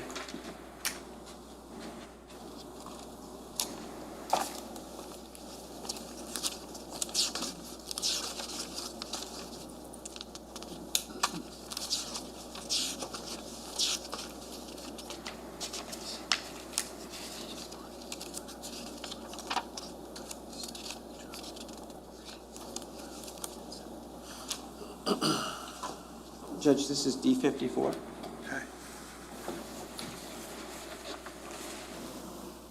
Okay, and this is TD Bank statement, account ending in 2949, in the name of Keith Caneiro. Okay, so the 5,000 comes in, and the 10,000 comes in. Okay, Okay.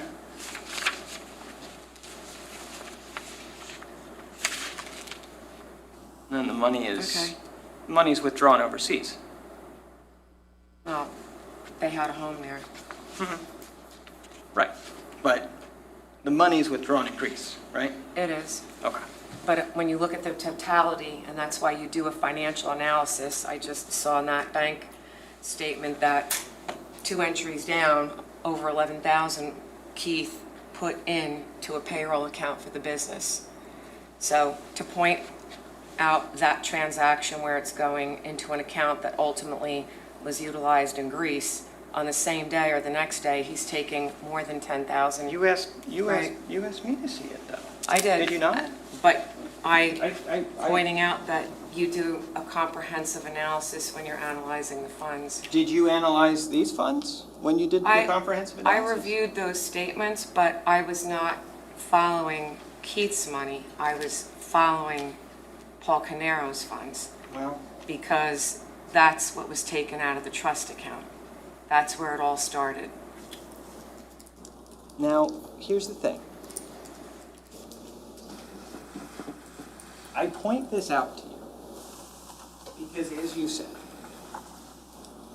Keith had a house in Greece, right? Yes, That he was working on. He was renovating it and he needed to put money into it, right? yes. That's it. It's another thing that during this period of time, Keith was working on that he needed to devote money and resources towards, right? Yes. After this thing happens in April, on April 11th, with Paul saying he paid the wrong person and that the money didn't go to the insurance company.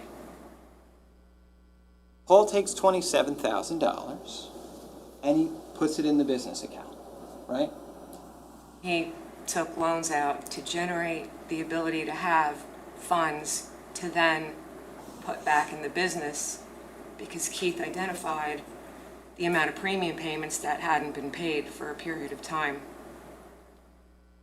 I think that, yeah, right, I think that was my question, Okay. right? But then Paul puts the money into the account, right? And then Keith takes it out of the account, right? That one isolated transaction he took out of the account, but he also used his funds to fund payroll. Okay. Those two transactions that we were looking at, right? My point to you is this. They don't go to Canada Life, they go to Greece for whatever purposes they were needed for in Greece, right? Right. So,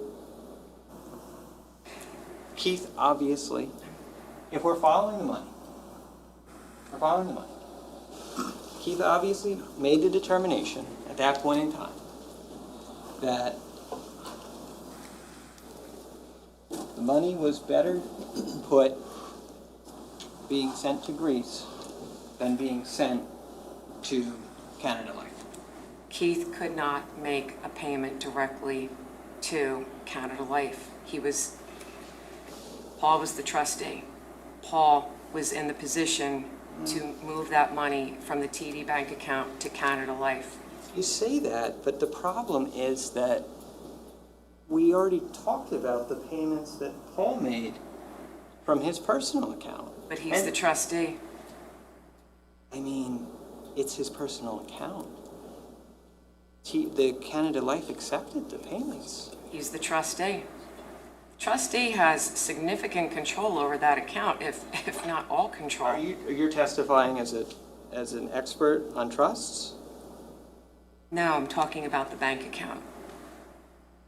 You're testifying as an expert in insurance on the laws and regulations regarding checks from whom insurance companies can accept as far as irrevocable trust accounts? No, You're I'm not. speaking about the bank account. Okay, well, we're not talking about the bank account. We're talking about the fact that the insurance company accepted checks from outside of the trust account. You'd have to talk to them as to why they accepted that. I'm talking to you only because you said that he couldn't have made a payment himself. There's a number of things he could have done. He could have put the money back into the trust account directly, correct? Just it's a yes or no question. He could have, right?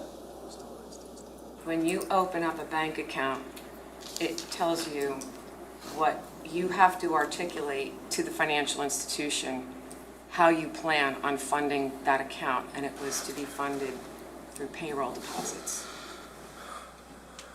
The trustee is on the signature card and on the account. So a trustee at a financial institution on a bank account can move money in and out. In my experience in banking and my experience in financial crimes, I do know that. Sure. My point to you, though, is this. Checks were sent to the insurance company from bank accounts other than the TD trust account. Is that true or not true? It's sent from the trustee's name and his account.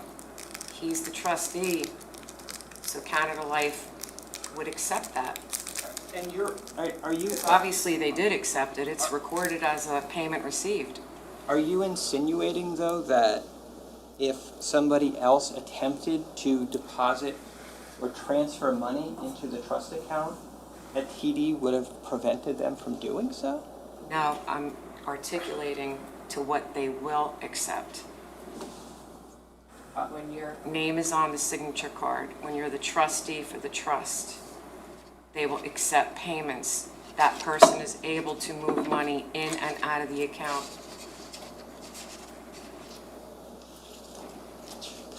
Now, TD Bank had a copy of the actual trust. we could talk about that too, sure. TD Bank did have a copy of the trust, right? Yes, And that was faxed to them? yes. And that was faxed.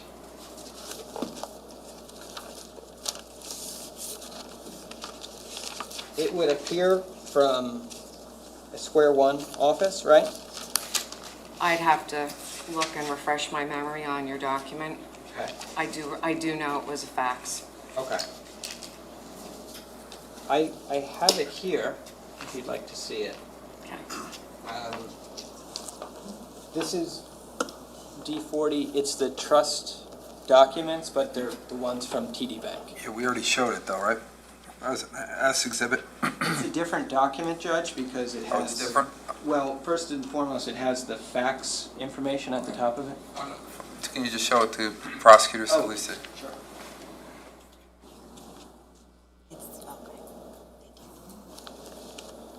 I'm sorry, tell me the number again, please. D40? D40. Okay.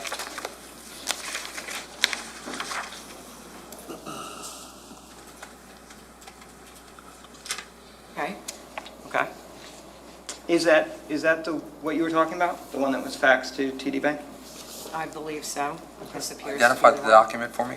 Sure, Your Honor. This is the Keith Caneiro irrevocable trust agreement. It is dated July 27th, 1999. Are there any more identifiers you would like? I think there was something on the front page that counsel said was important. I just need to know, is that a fax copy? Is that what we're talking about? It does appear to be faxed. Okay. All right. Very sorry about that. Didn't mean to slow you down. Go ahead. Thank you, Judge. So, you know what, while we're here, we see that it starts at page 4, right? Yes. Of the fax starts at page 4, Right. right? And then there's a bait stamp at the bottom, Yes. and the bait stamp is basically placed there by the prosecutor's office, right? Correct. Okay. If I were to thumb through this, you'd be able to see that there's no pages missing from the Bates numbers.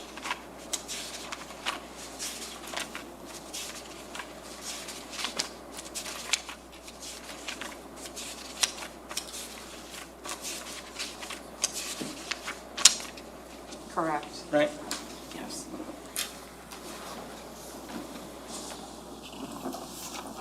But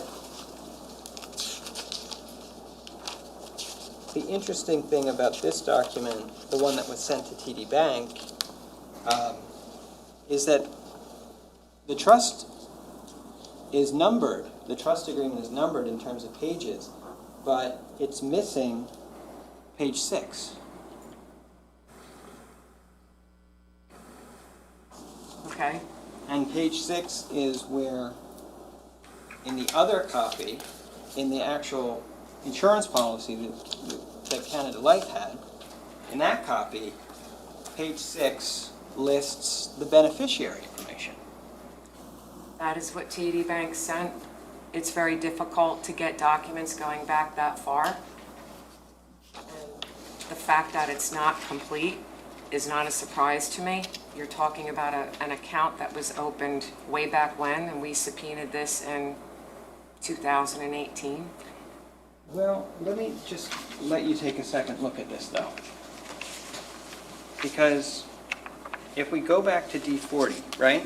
Yep. And I go to page 5 of the trust document itself. Right. That's page 10 of the fax that was sent to them, Right. right?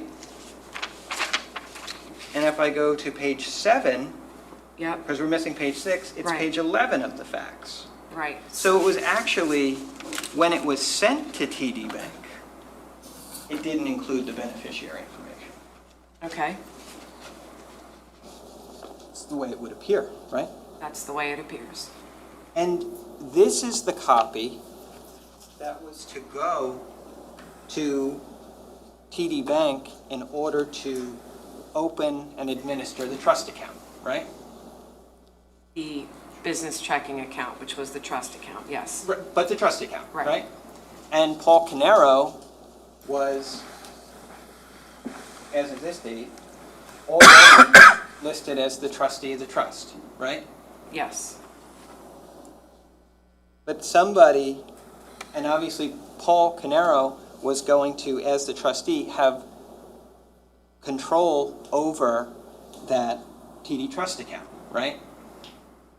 correct. And he was going to have control over the documents that were part of that account, right? Specifically, what documents are you referring to? Well, it could be foundational documents, it could be bank records. He would have access.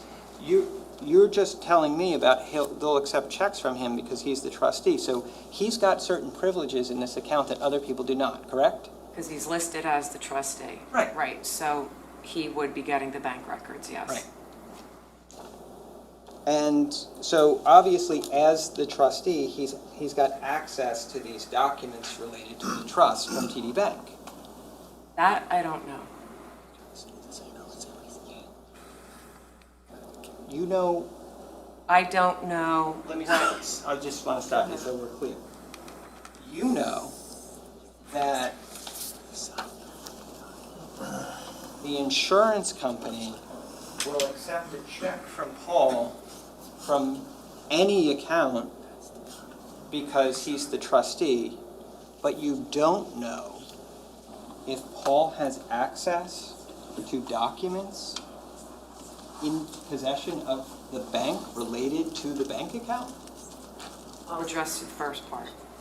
Canada Life accepted checks from Paul Caneiro because I have evidence to prove that they accepted it.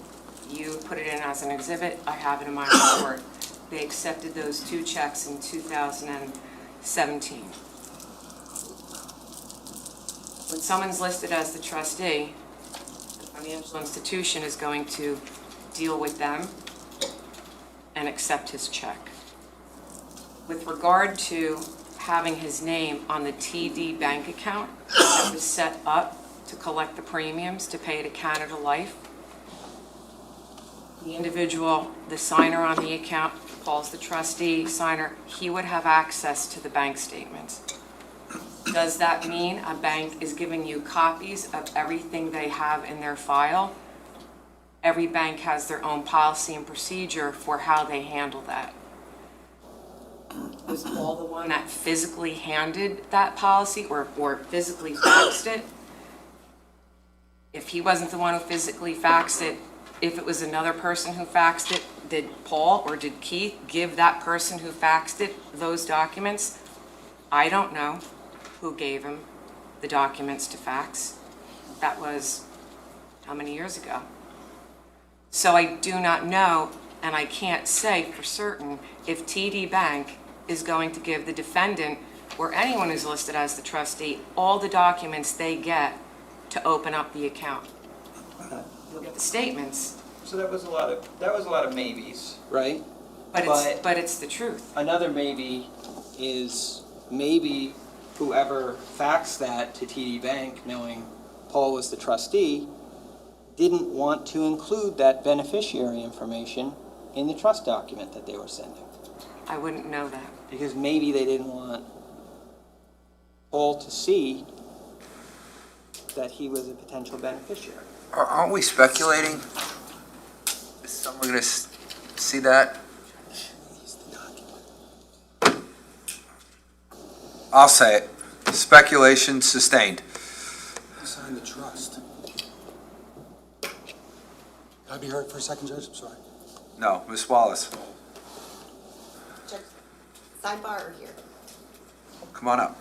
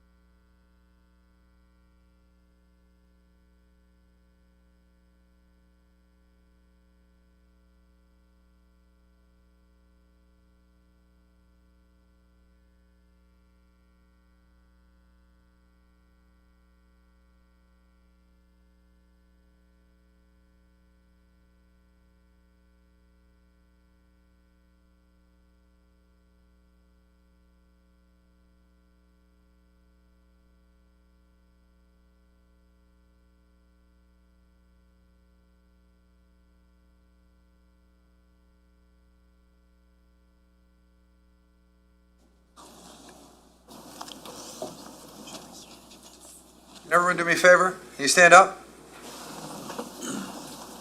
Who can touch the ceiling? Anyone? Just take a little stretch. I just want you to take a quick stretch. Move it around. Everybody crack their own back? You guys can do it? All right. Maybe you help me out. I got some issues. Lower part. I'm pretty sure that would be classified as assault. Nah, you're okay. You're okay. Just take a second. I understand that we're going for a little while here, so.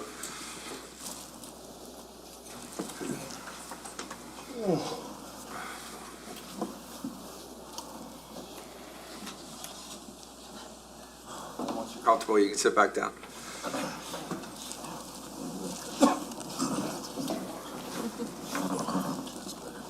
Is this changing angles? It's stuck on this angle. Just so if the...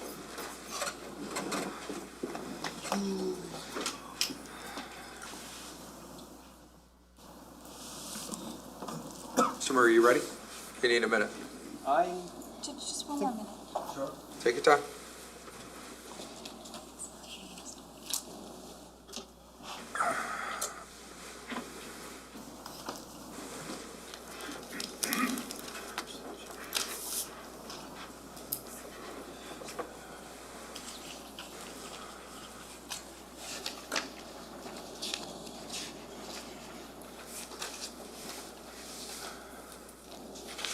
Okay. Sorry about that, Detective. I wanted to just go back to some things that we were talking about earlier today. We've heard a lot of information about various business accounts today, right? And you actually at one point in time differentiated between an operating account and a payroll account, right? Yes, And there were two businesses in this case. There was the J. Martin Square One business, and then there was EcoStar, right? correct. And obviously, they were both owned by the same people, right? But they were technically two different businesses. And they had different ownerships in each business. Right. But they had the same physical location, for example. Yes, And the same owners in the years that you were evaluating the case, right? yes. So the question I have for you was, it's not like it's illegal for a business owner to take money from their own account and put it into their business account, right? It's not illegal if someone takes money from their own personal account to put into a business account? Is that what you're asking me? Yeah. No? It's not illegal if somebody does the opposite, takes money from the business account and puts it into their personal account, right? The mere fact of a transfer is not illegal, but I would have clarifications on that, depending what your other questions are. Yeah, okay, that's fine. I'm just saying in the abstract that in and of itself is not illegal. Correct. And just because something's labeled a payroll account doesn't mean that you couldn't take money from that account for purposes other than payroll, right? Right, it's just, and in this case, it's another checking account at TD labeled payroll. And you could also just as easily put money into a payroll account. It's fine for an owner to do something like that, right? Yes.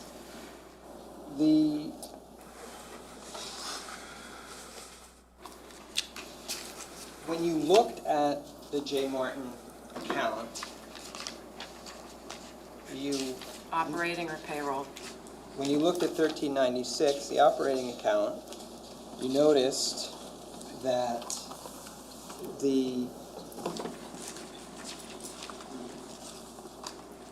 there were operational costs, including American Express bills, right? Yes. And you actually obtained the American Express records for that bank account, that were getting paid by that bank account, correct? Yes.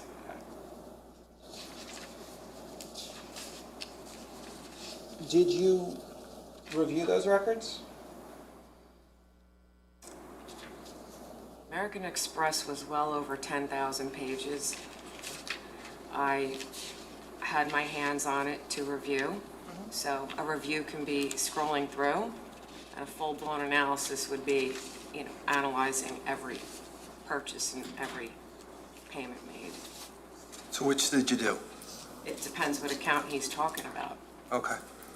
You want to get specific, Mr. Murray?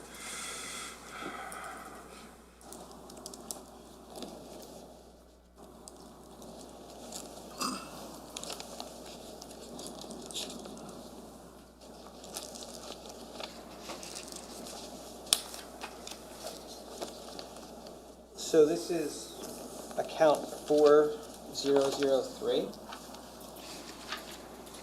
I could show, if it helps, I'll just show it to you. Okay, Please, thank you. sure. This is D61. It's not the full records, it's the part one of those records. Okay. Would you like me to articulate what I'm looking at? Or? Yeah, sure. if you Okay. could. These are American Express statements.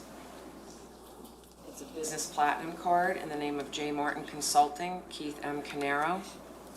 The closing date on the page I'm looking at is December 26, 2016, and it's account ending in 4003. Okay, thanks.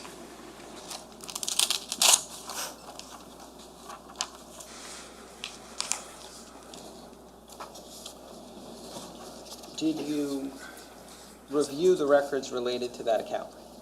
I would have reviewed them, yes. Okay. So you would have seen that Keith, Jennifer, Paul, Tiffany Rivera, and Larissa Glorioso all had cards on that account. I would have seen that, yes. And you would have seen that over the course of 2017, for example, Paul's total charges to that account were $18,487. I don't remember specifically, but I would have reviewed it. Okay. And you would have reviewed the fact that Keith had a total spending of $104,549 on that card that year, right? I don't remember specifically, but I would have reviewed that. And specifically, Jennifer had spending of $27,750 on that card that year. Again, same answer, I don't remember specifically. Keith is a 90% owner of that business. And your understanding was that Jennifer worked there or did not work there? My understanding is that she did not work there. Did not? Did not. Okay.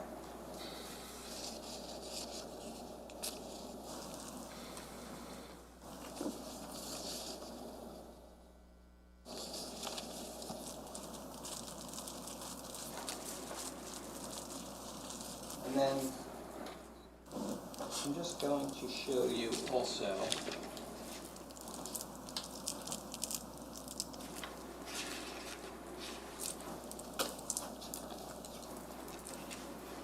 this is D62.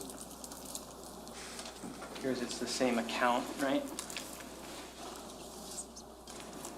Okay, do you want me to articulate what I'm looking at? Sure, thank you. Okay, this is American Express statements for a business platinum card in the name of J. Martin Consulting, Keith M. Caneiro. The date of the statement that I'm looking at, the closing date is January 26, 2018, account number ending in 4003.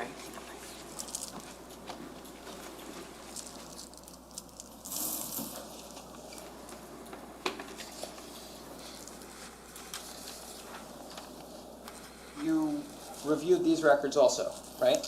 Yes. And so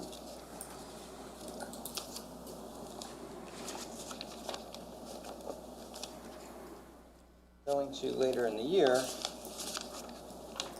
we would have seen that a person, aside from the names that we already mentioned as card holders on this account, a different card holder by the name of Konstantinos Karidis was added to the account. Okay. And to your knowledge, that was not an employee of J. Martin or Square One, right? To my knowledge, no. And to your knowledge, Square One really had one main client, right? One main and several other smaller clients, yes, And their main client was in New Jersey. correct.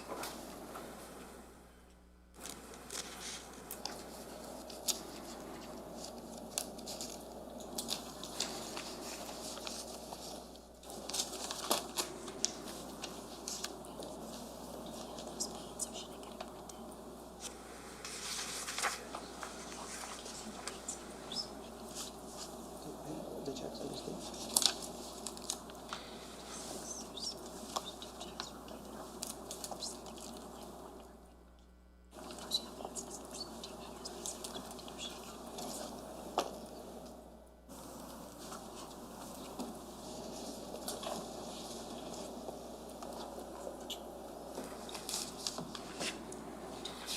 So.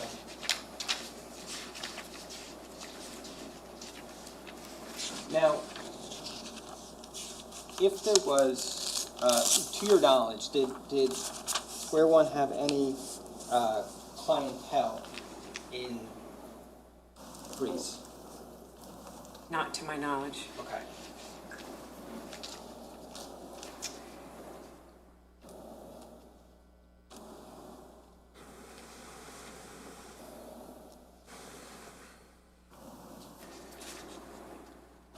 You issued several reports, in this case, in the year, 2 reports, I should say, in the year 2025.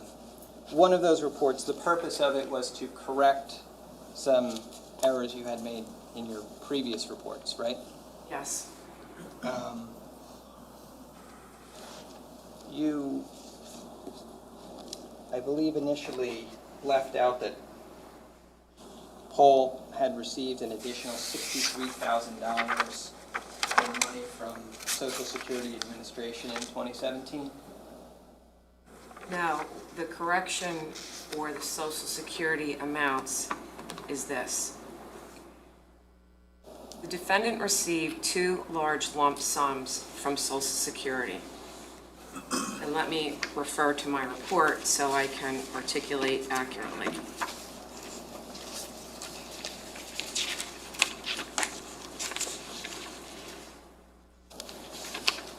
Okay.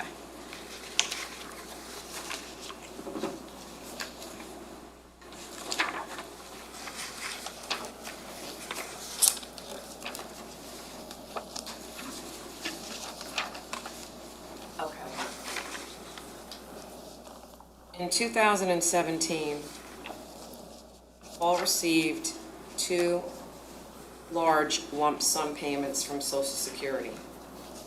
The first was on July 12th, 2017, in the amount of $61,535.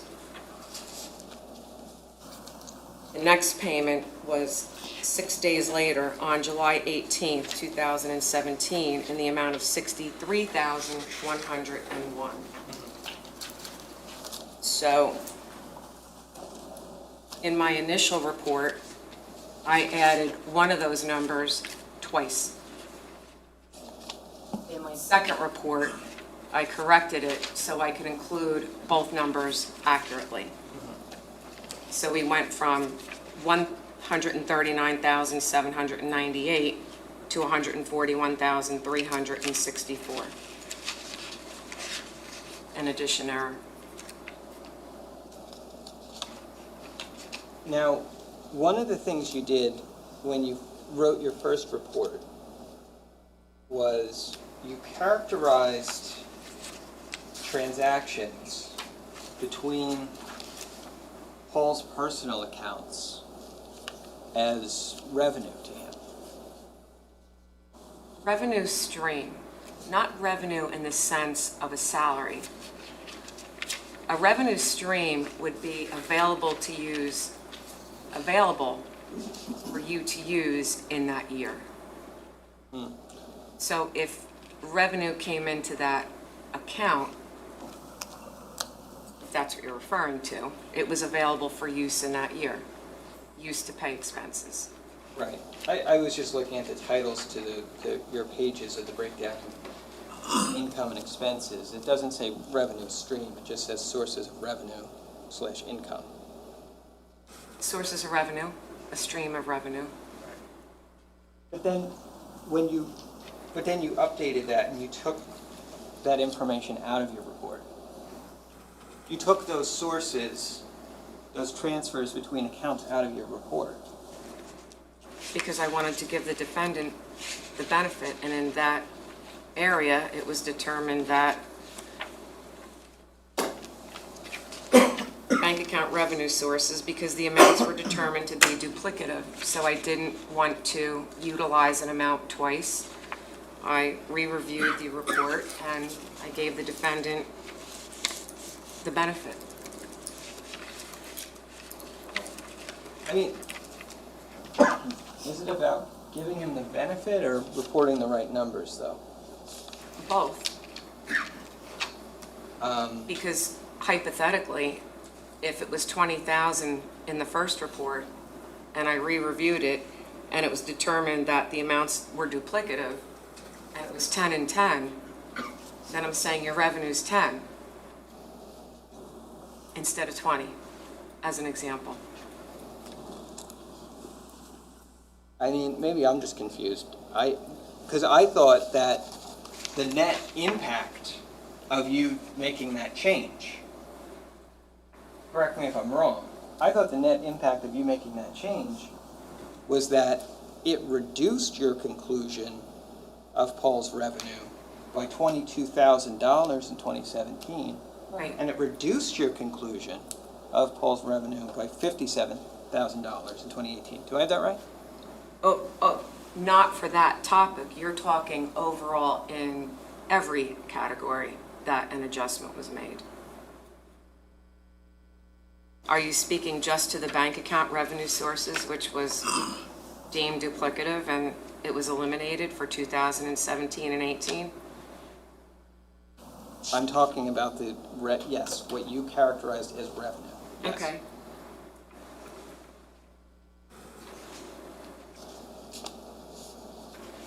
Now,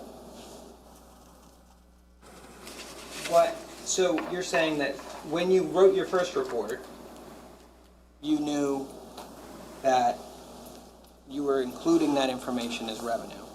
And then when you wrote your second report, you knew that you weren't including it as revenue.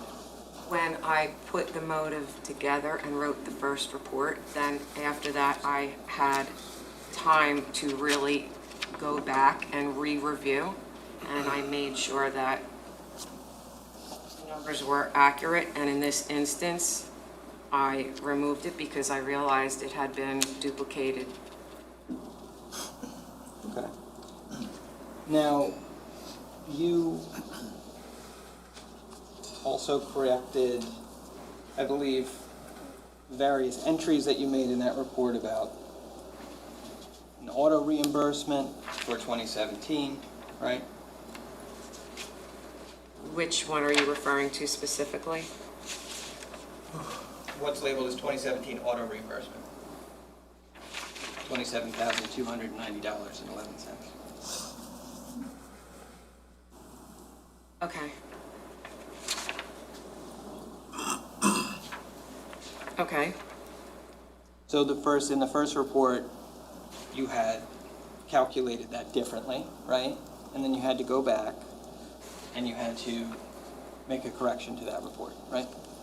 You know, I'll tell you exactly what it was. It was a check in the amount of $375 that inadvertently ended up being in that area when it shouldn't have. So I reduced the amount of the auto reimbursement because I took out that check that should not have been there. So it was reduced by $375.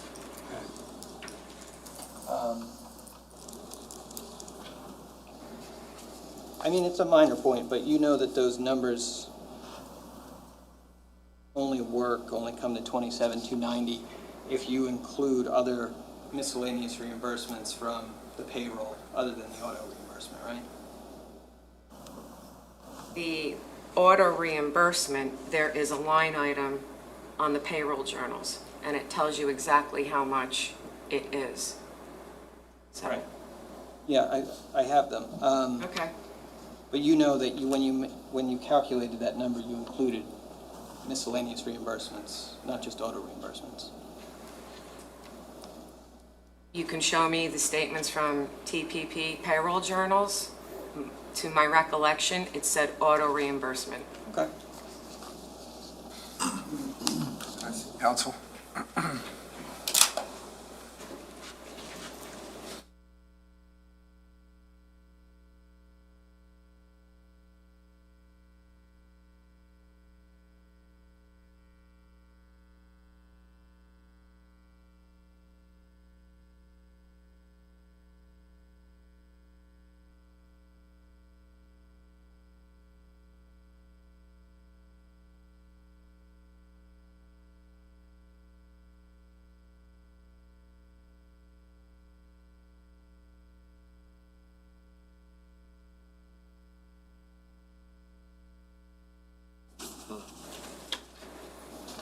All right, ladies and gentlemen, even an earlier day today.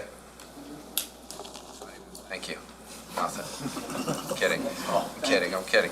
So I'm going to let you go for today. It's been a long day for you all. I'd rather have you back fresh tomorrow morning.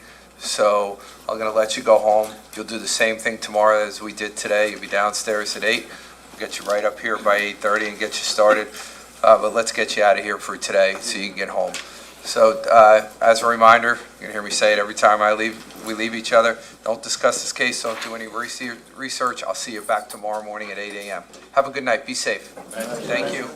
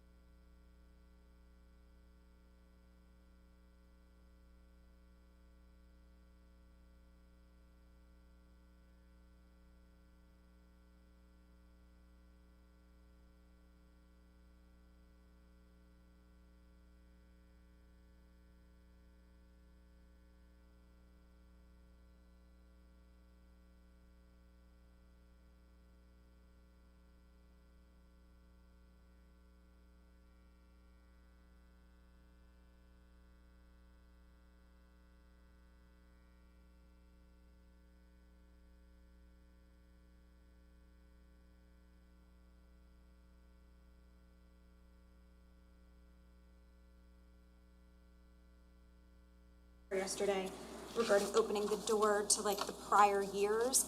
And then there was the exchange today between Your Honor and Mr. Murray and the courts, whether the court was on notice. And I just want to clarify, in the state's original letter of intent that we've discussed before, this is from 2020.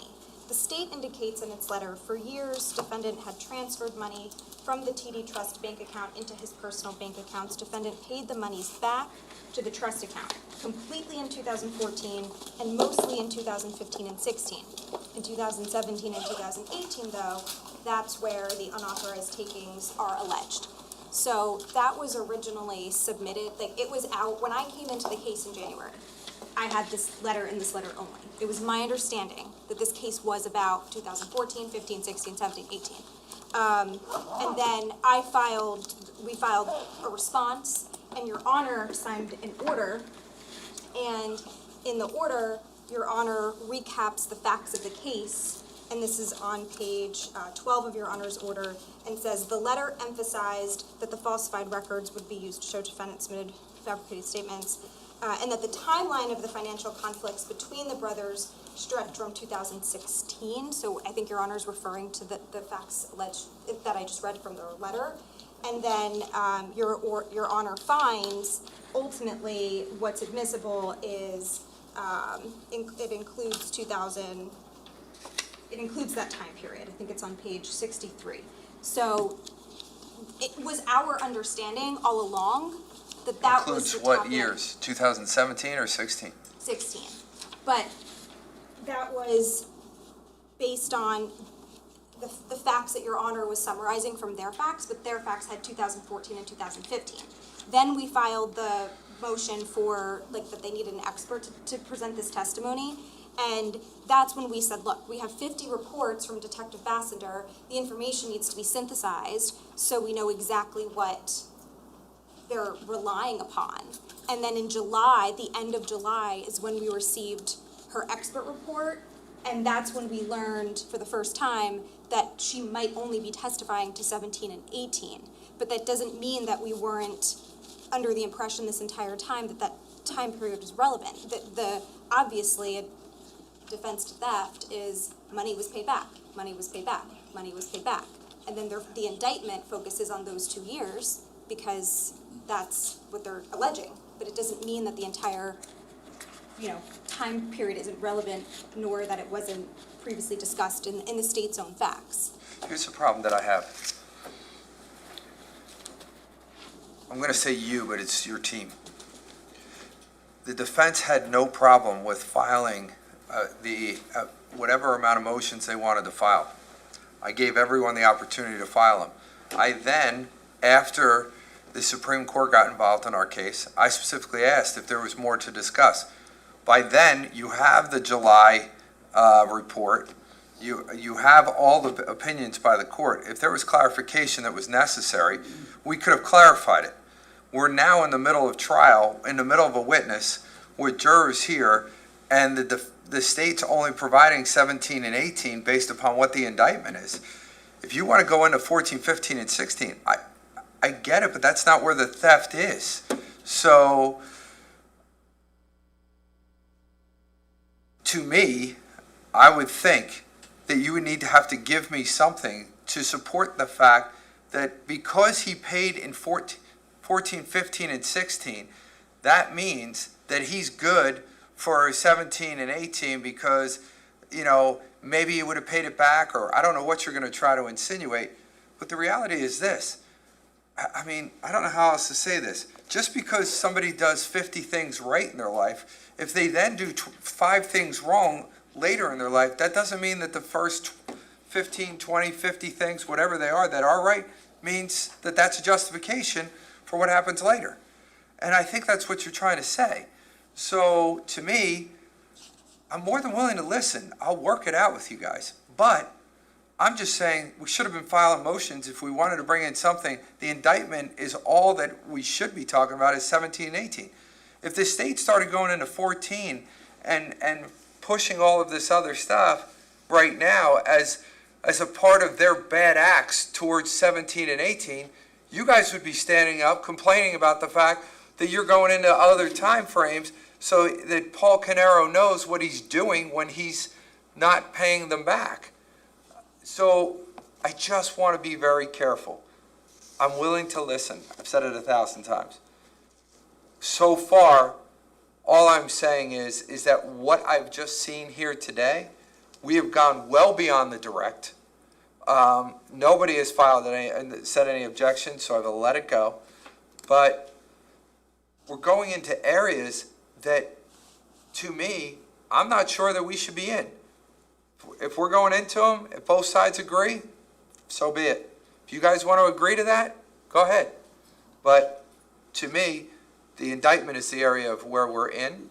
My opinion may have talked about those dates because it was within that motion, but the indictment's still the indictment. So that's the area that we're playing in. Ms. Mastalone, I'm going to let you finish because you started before I let Mr. Decker say anything. Go ahead.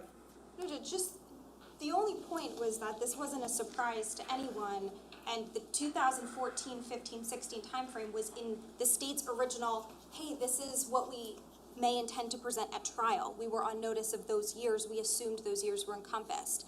Just because they provided an expert report in the late July for a September trial date that didn't include the rest doesn't mean that we were under the impression that it wasn't relevant. Of course it's relevant. In fact, it's interesting that originally they acknowledge monies are paid back, monies are paid back, monies are paid back, and then they're like, oh, but we might not talk about that, we just want to talk about this.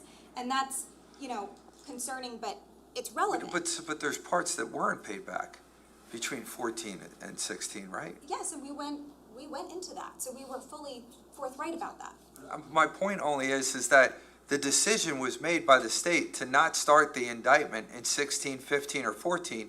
They made a decision, or the grand jurors made a decision, to start in January of 2017.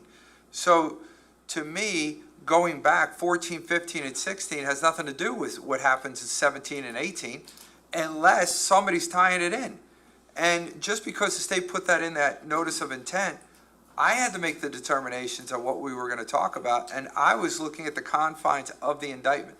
But let me hear from Mr. Decker. Judge, just for the record, as far as the notice of intent that we filed in 2020, and I'm not going to rehash this, but it just has to be said, that document is completely meaningless at this point, because for 5 years, we were under the impression, and the defense was asked numerous times, are you going to file any motions, are you going to file any motions? We all know things changed. I've said it a million times. I don't blame Ms. Mastalone. I don't blame Mr. Murray, but that document's value is a little bit sketchy at this point in time. That being said, I just wanted to clarify one minor point. I'm not trying to go anywhere with it, but one of the things that we said at sidebar with respect to that objection about when the court was talking about speculation and the like, is I think the point I was trying to make was that I thought Mr. Murray had asked the witness about the Keith Caneiro irrevocable trust agreement that was faxed, the copy of it that was faxed to TD Bank, the one that was missing page, I think it's 6. My understanding of the question dealt with where did it come from? How did it get there? Maybe this person, it could have been this, it could have been that. That was part of it, Your Honor. But I think the last question that spawned the objection was intimating, or at least asking, whether, basically saying that Paul Caneiro did not know that he was a beneficiary of that trust, despite the fact, the first time we ever heard that, but also despite the fact that he's the trustee and he signed it. I believe that was the point they were trying to make. So I'm just clarifying that. We're past it, I think, but I just wanted the court to understand, I believe that's what the question actually was. Well, let me just say this. If I got lost on the question, God only knows on what's going on with the jurors as they're listening to this testimony. Go forth as you need to go forth. Again, I'm not slowing anyone down. Just think about what you're doing and how you're doing it. All right? So, look, Mr. Decker, let me be abundantly clear. Are we getting into documents from 2014, 15, and 16? The defense is basically saying they want to bring all this stuff in. are you of the position, you and Ms. Wallace, no disrespect, you could stand up and answer too, I don't care. What are we talking about? Are we talking about all the documents? Are we talking about 17 and 18?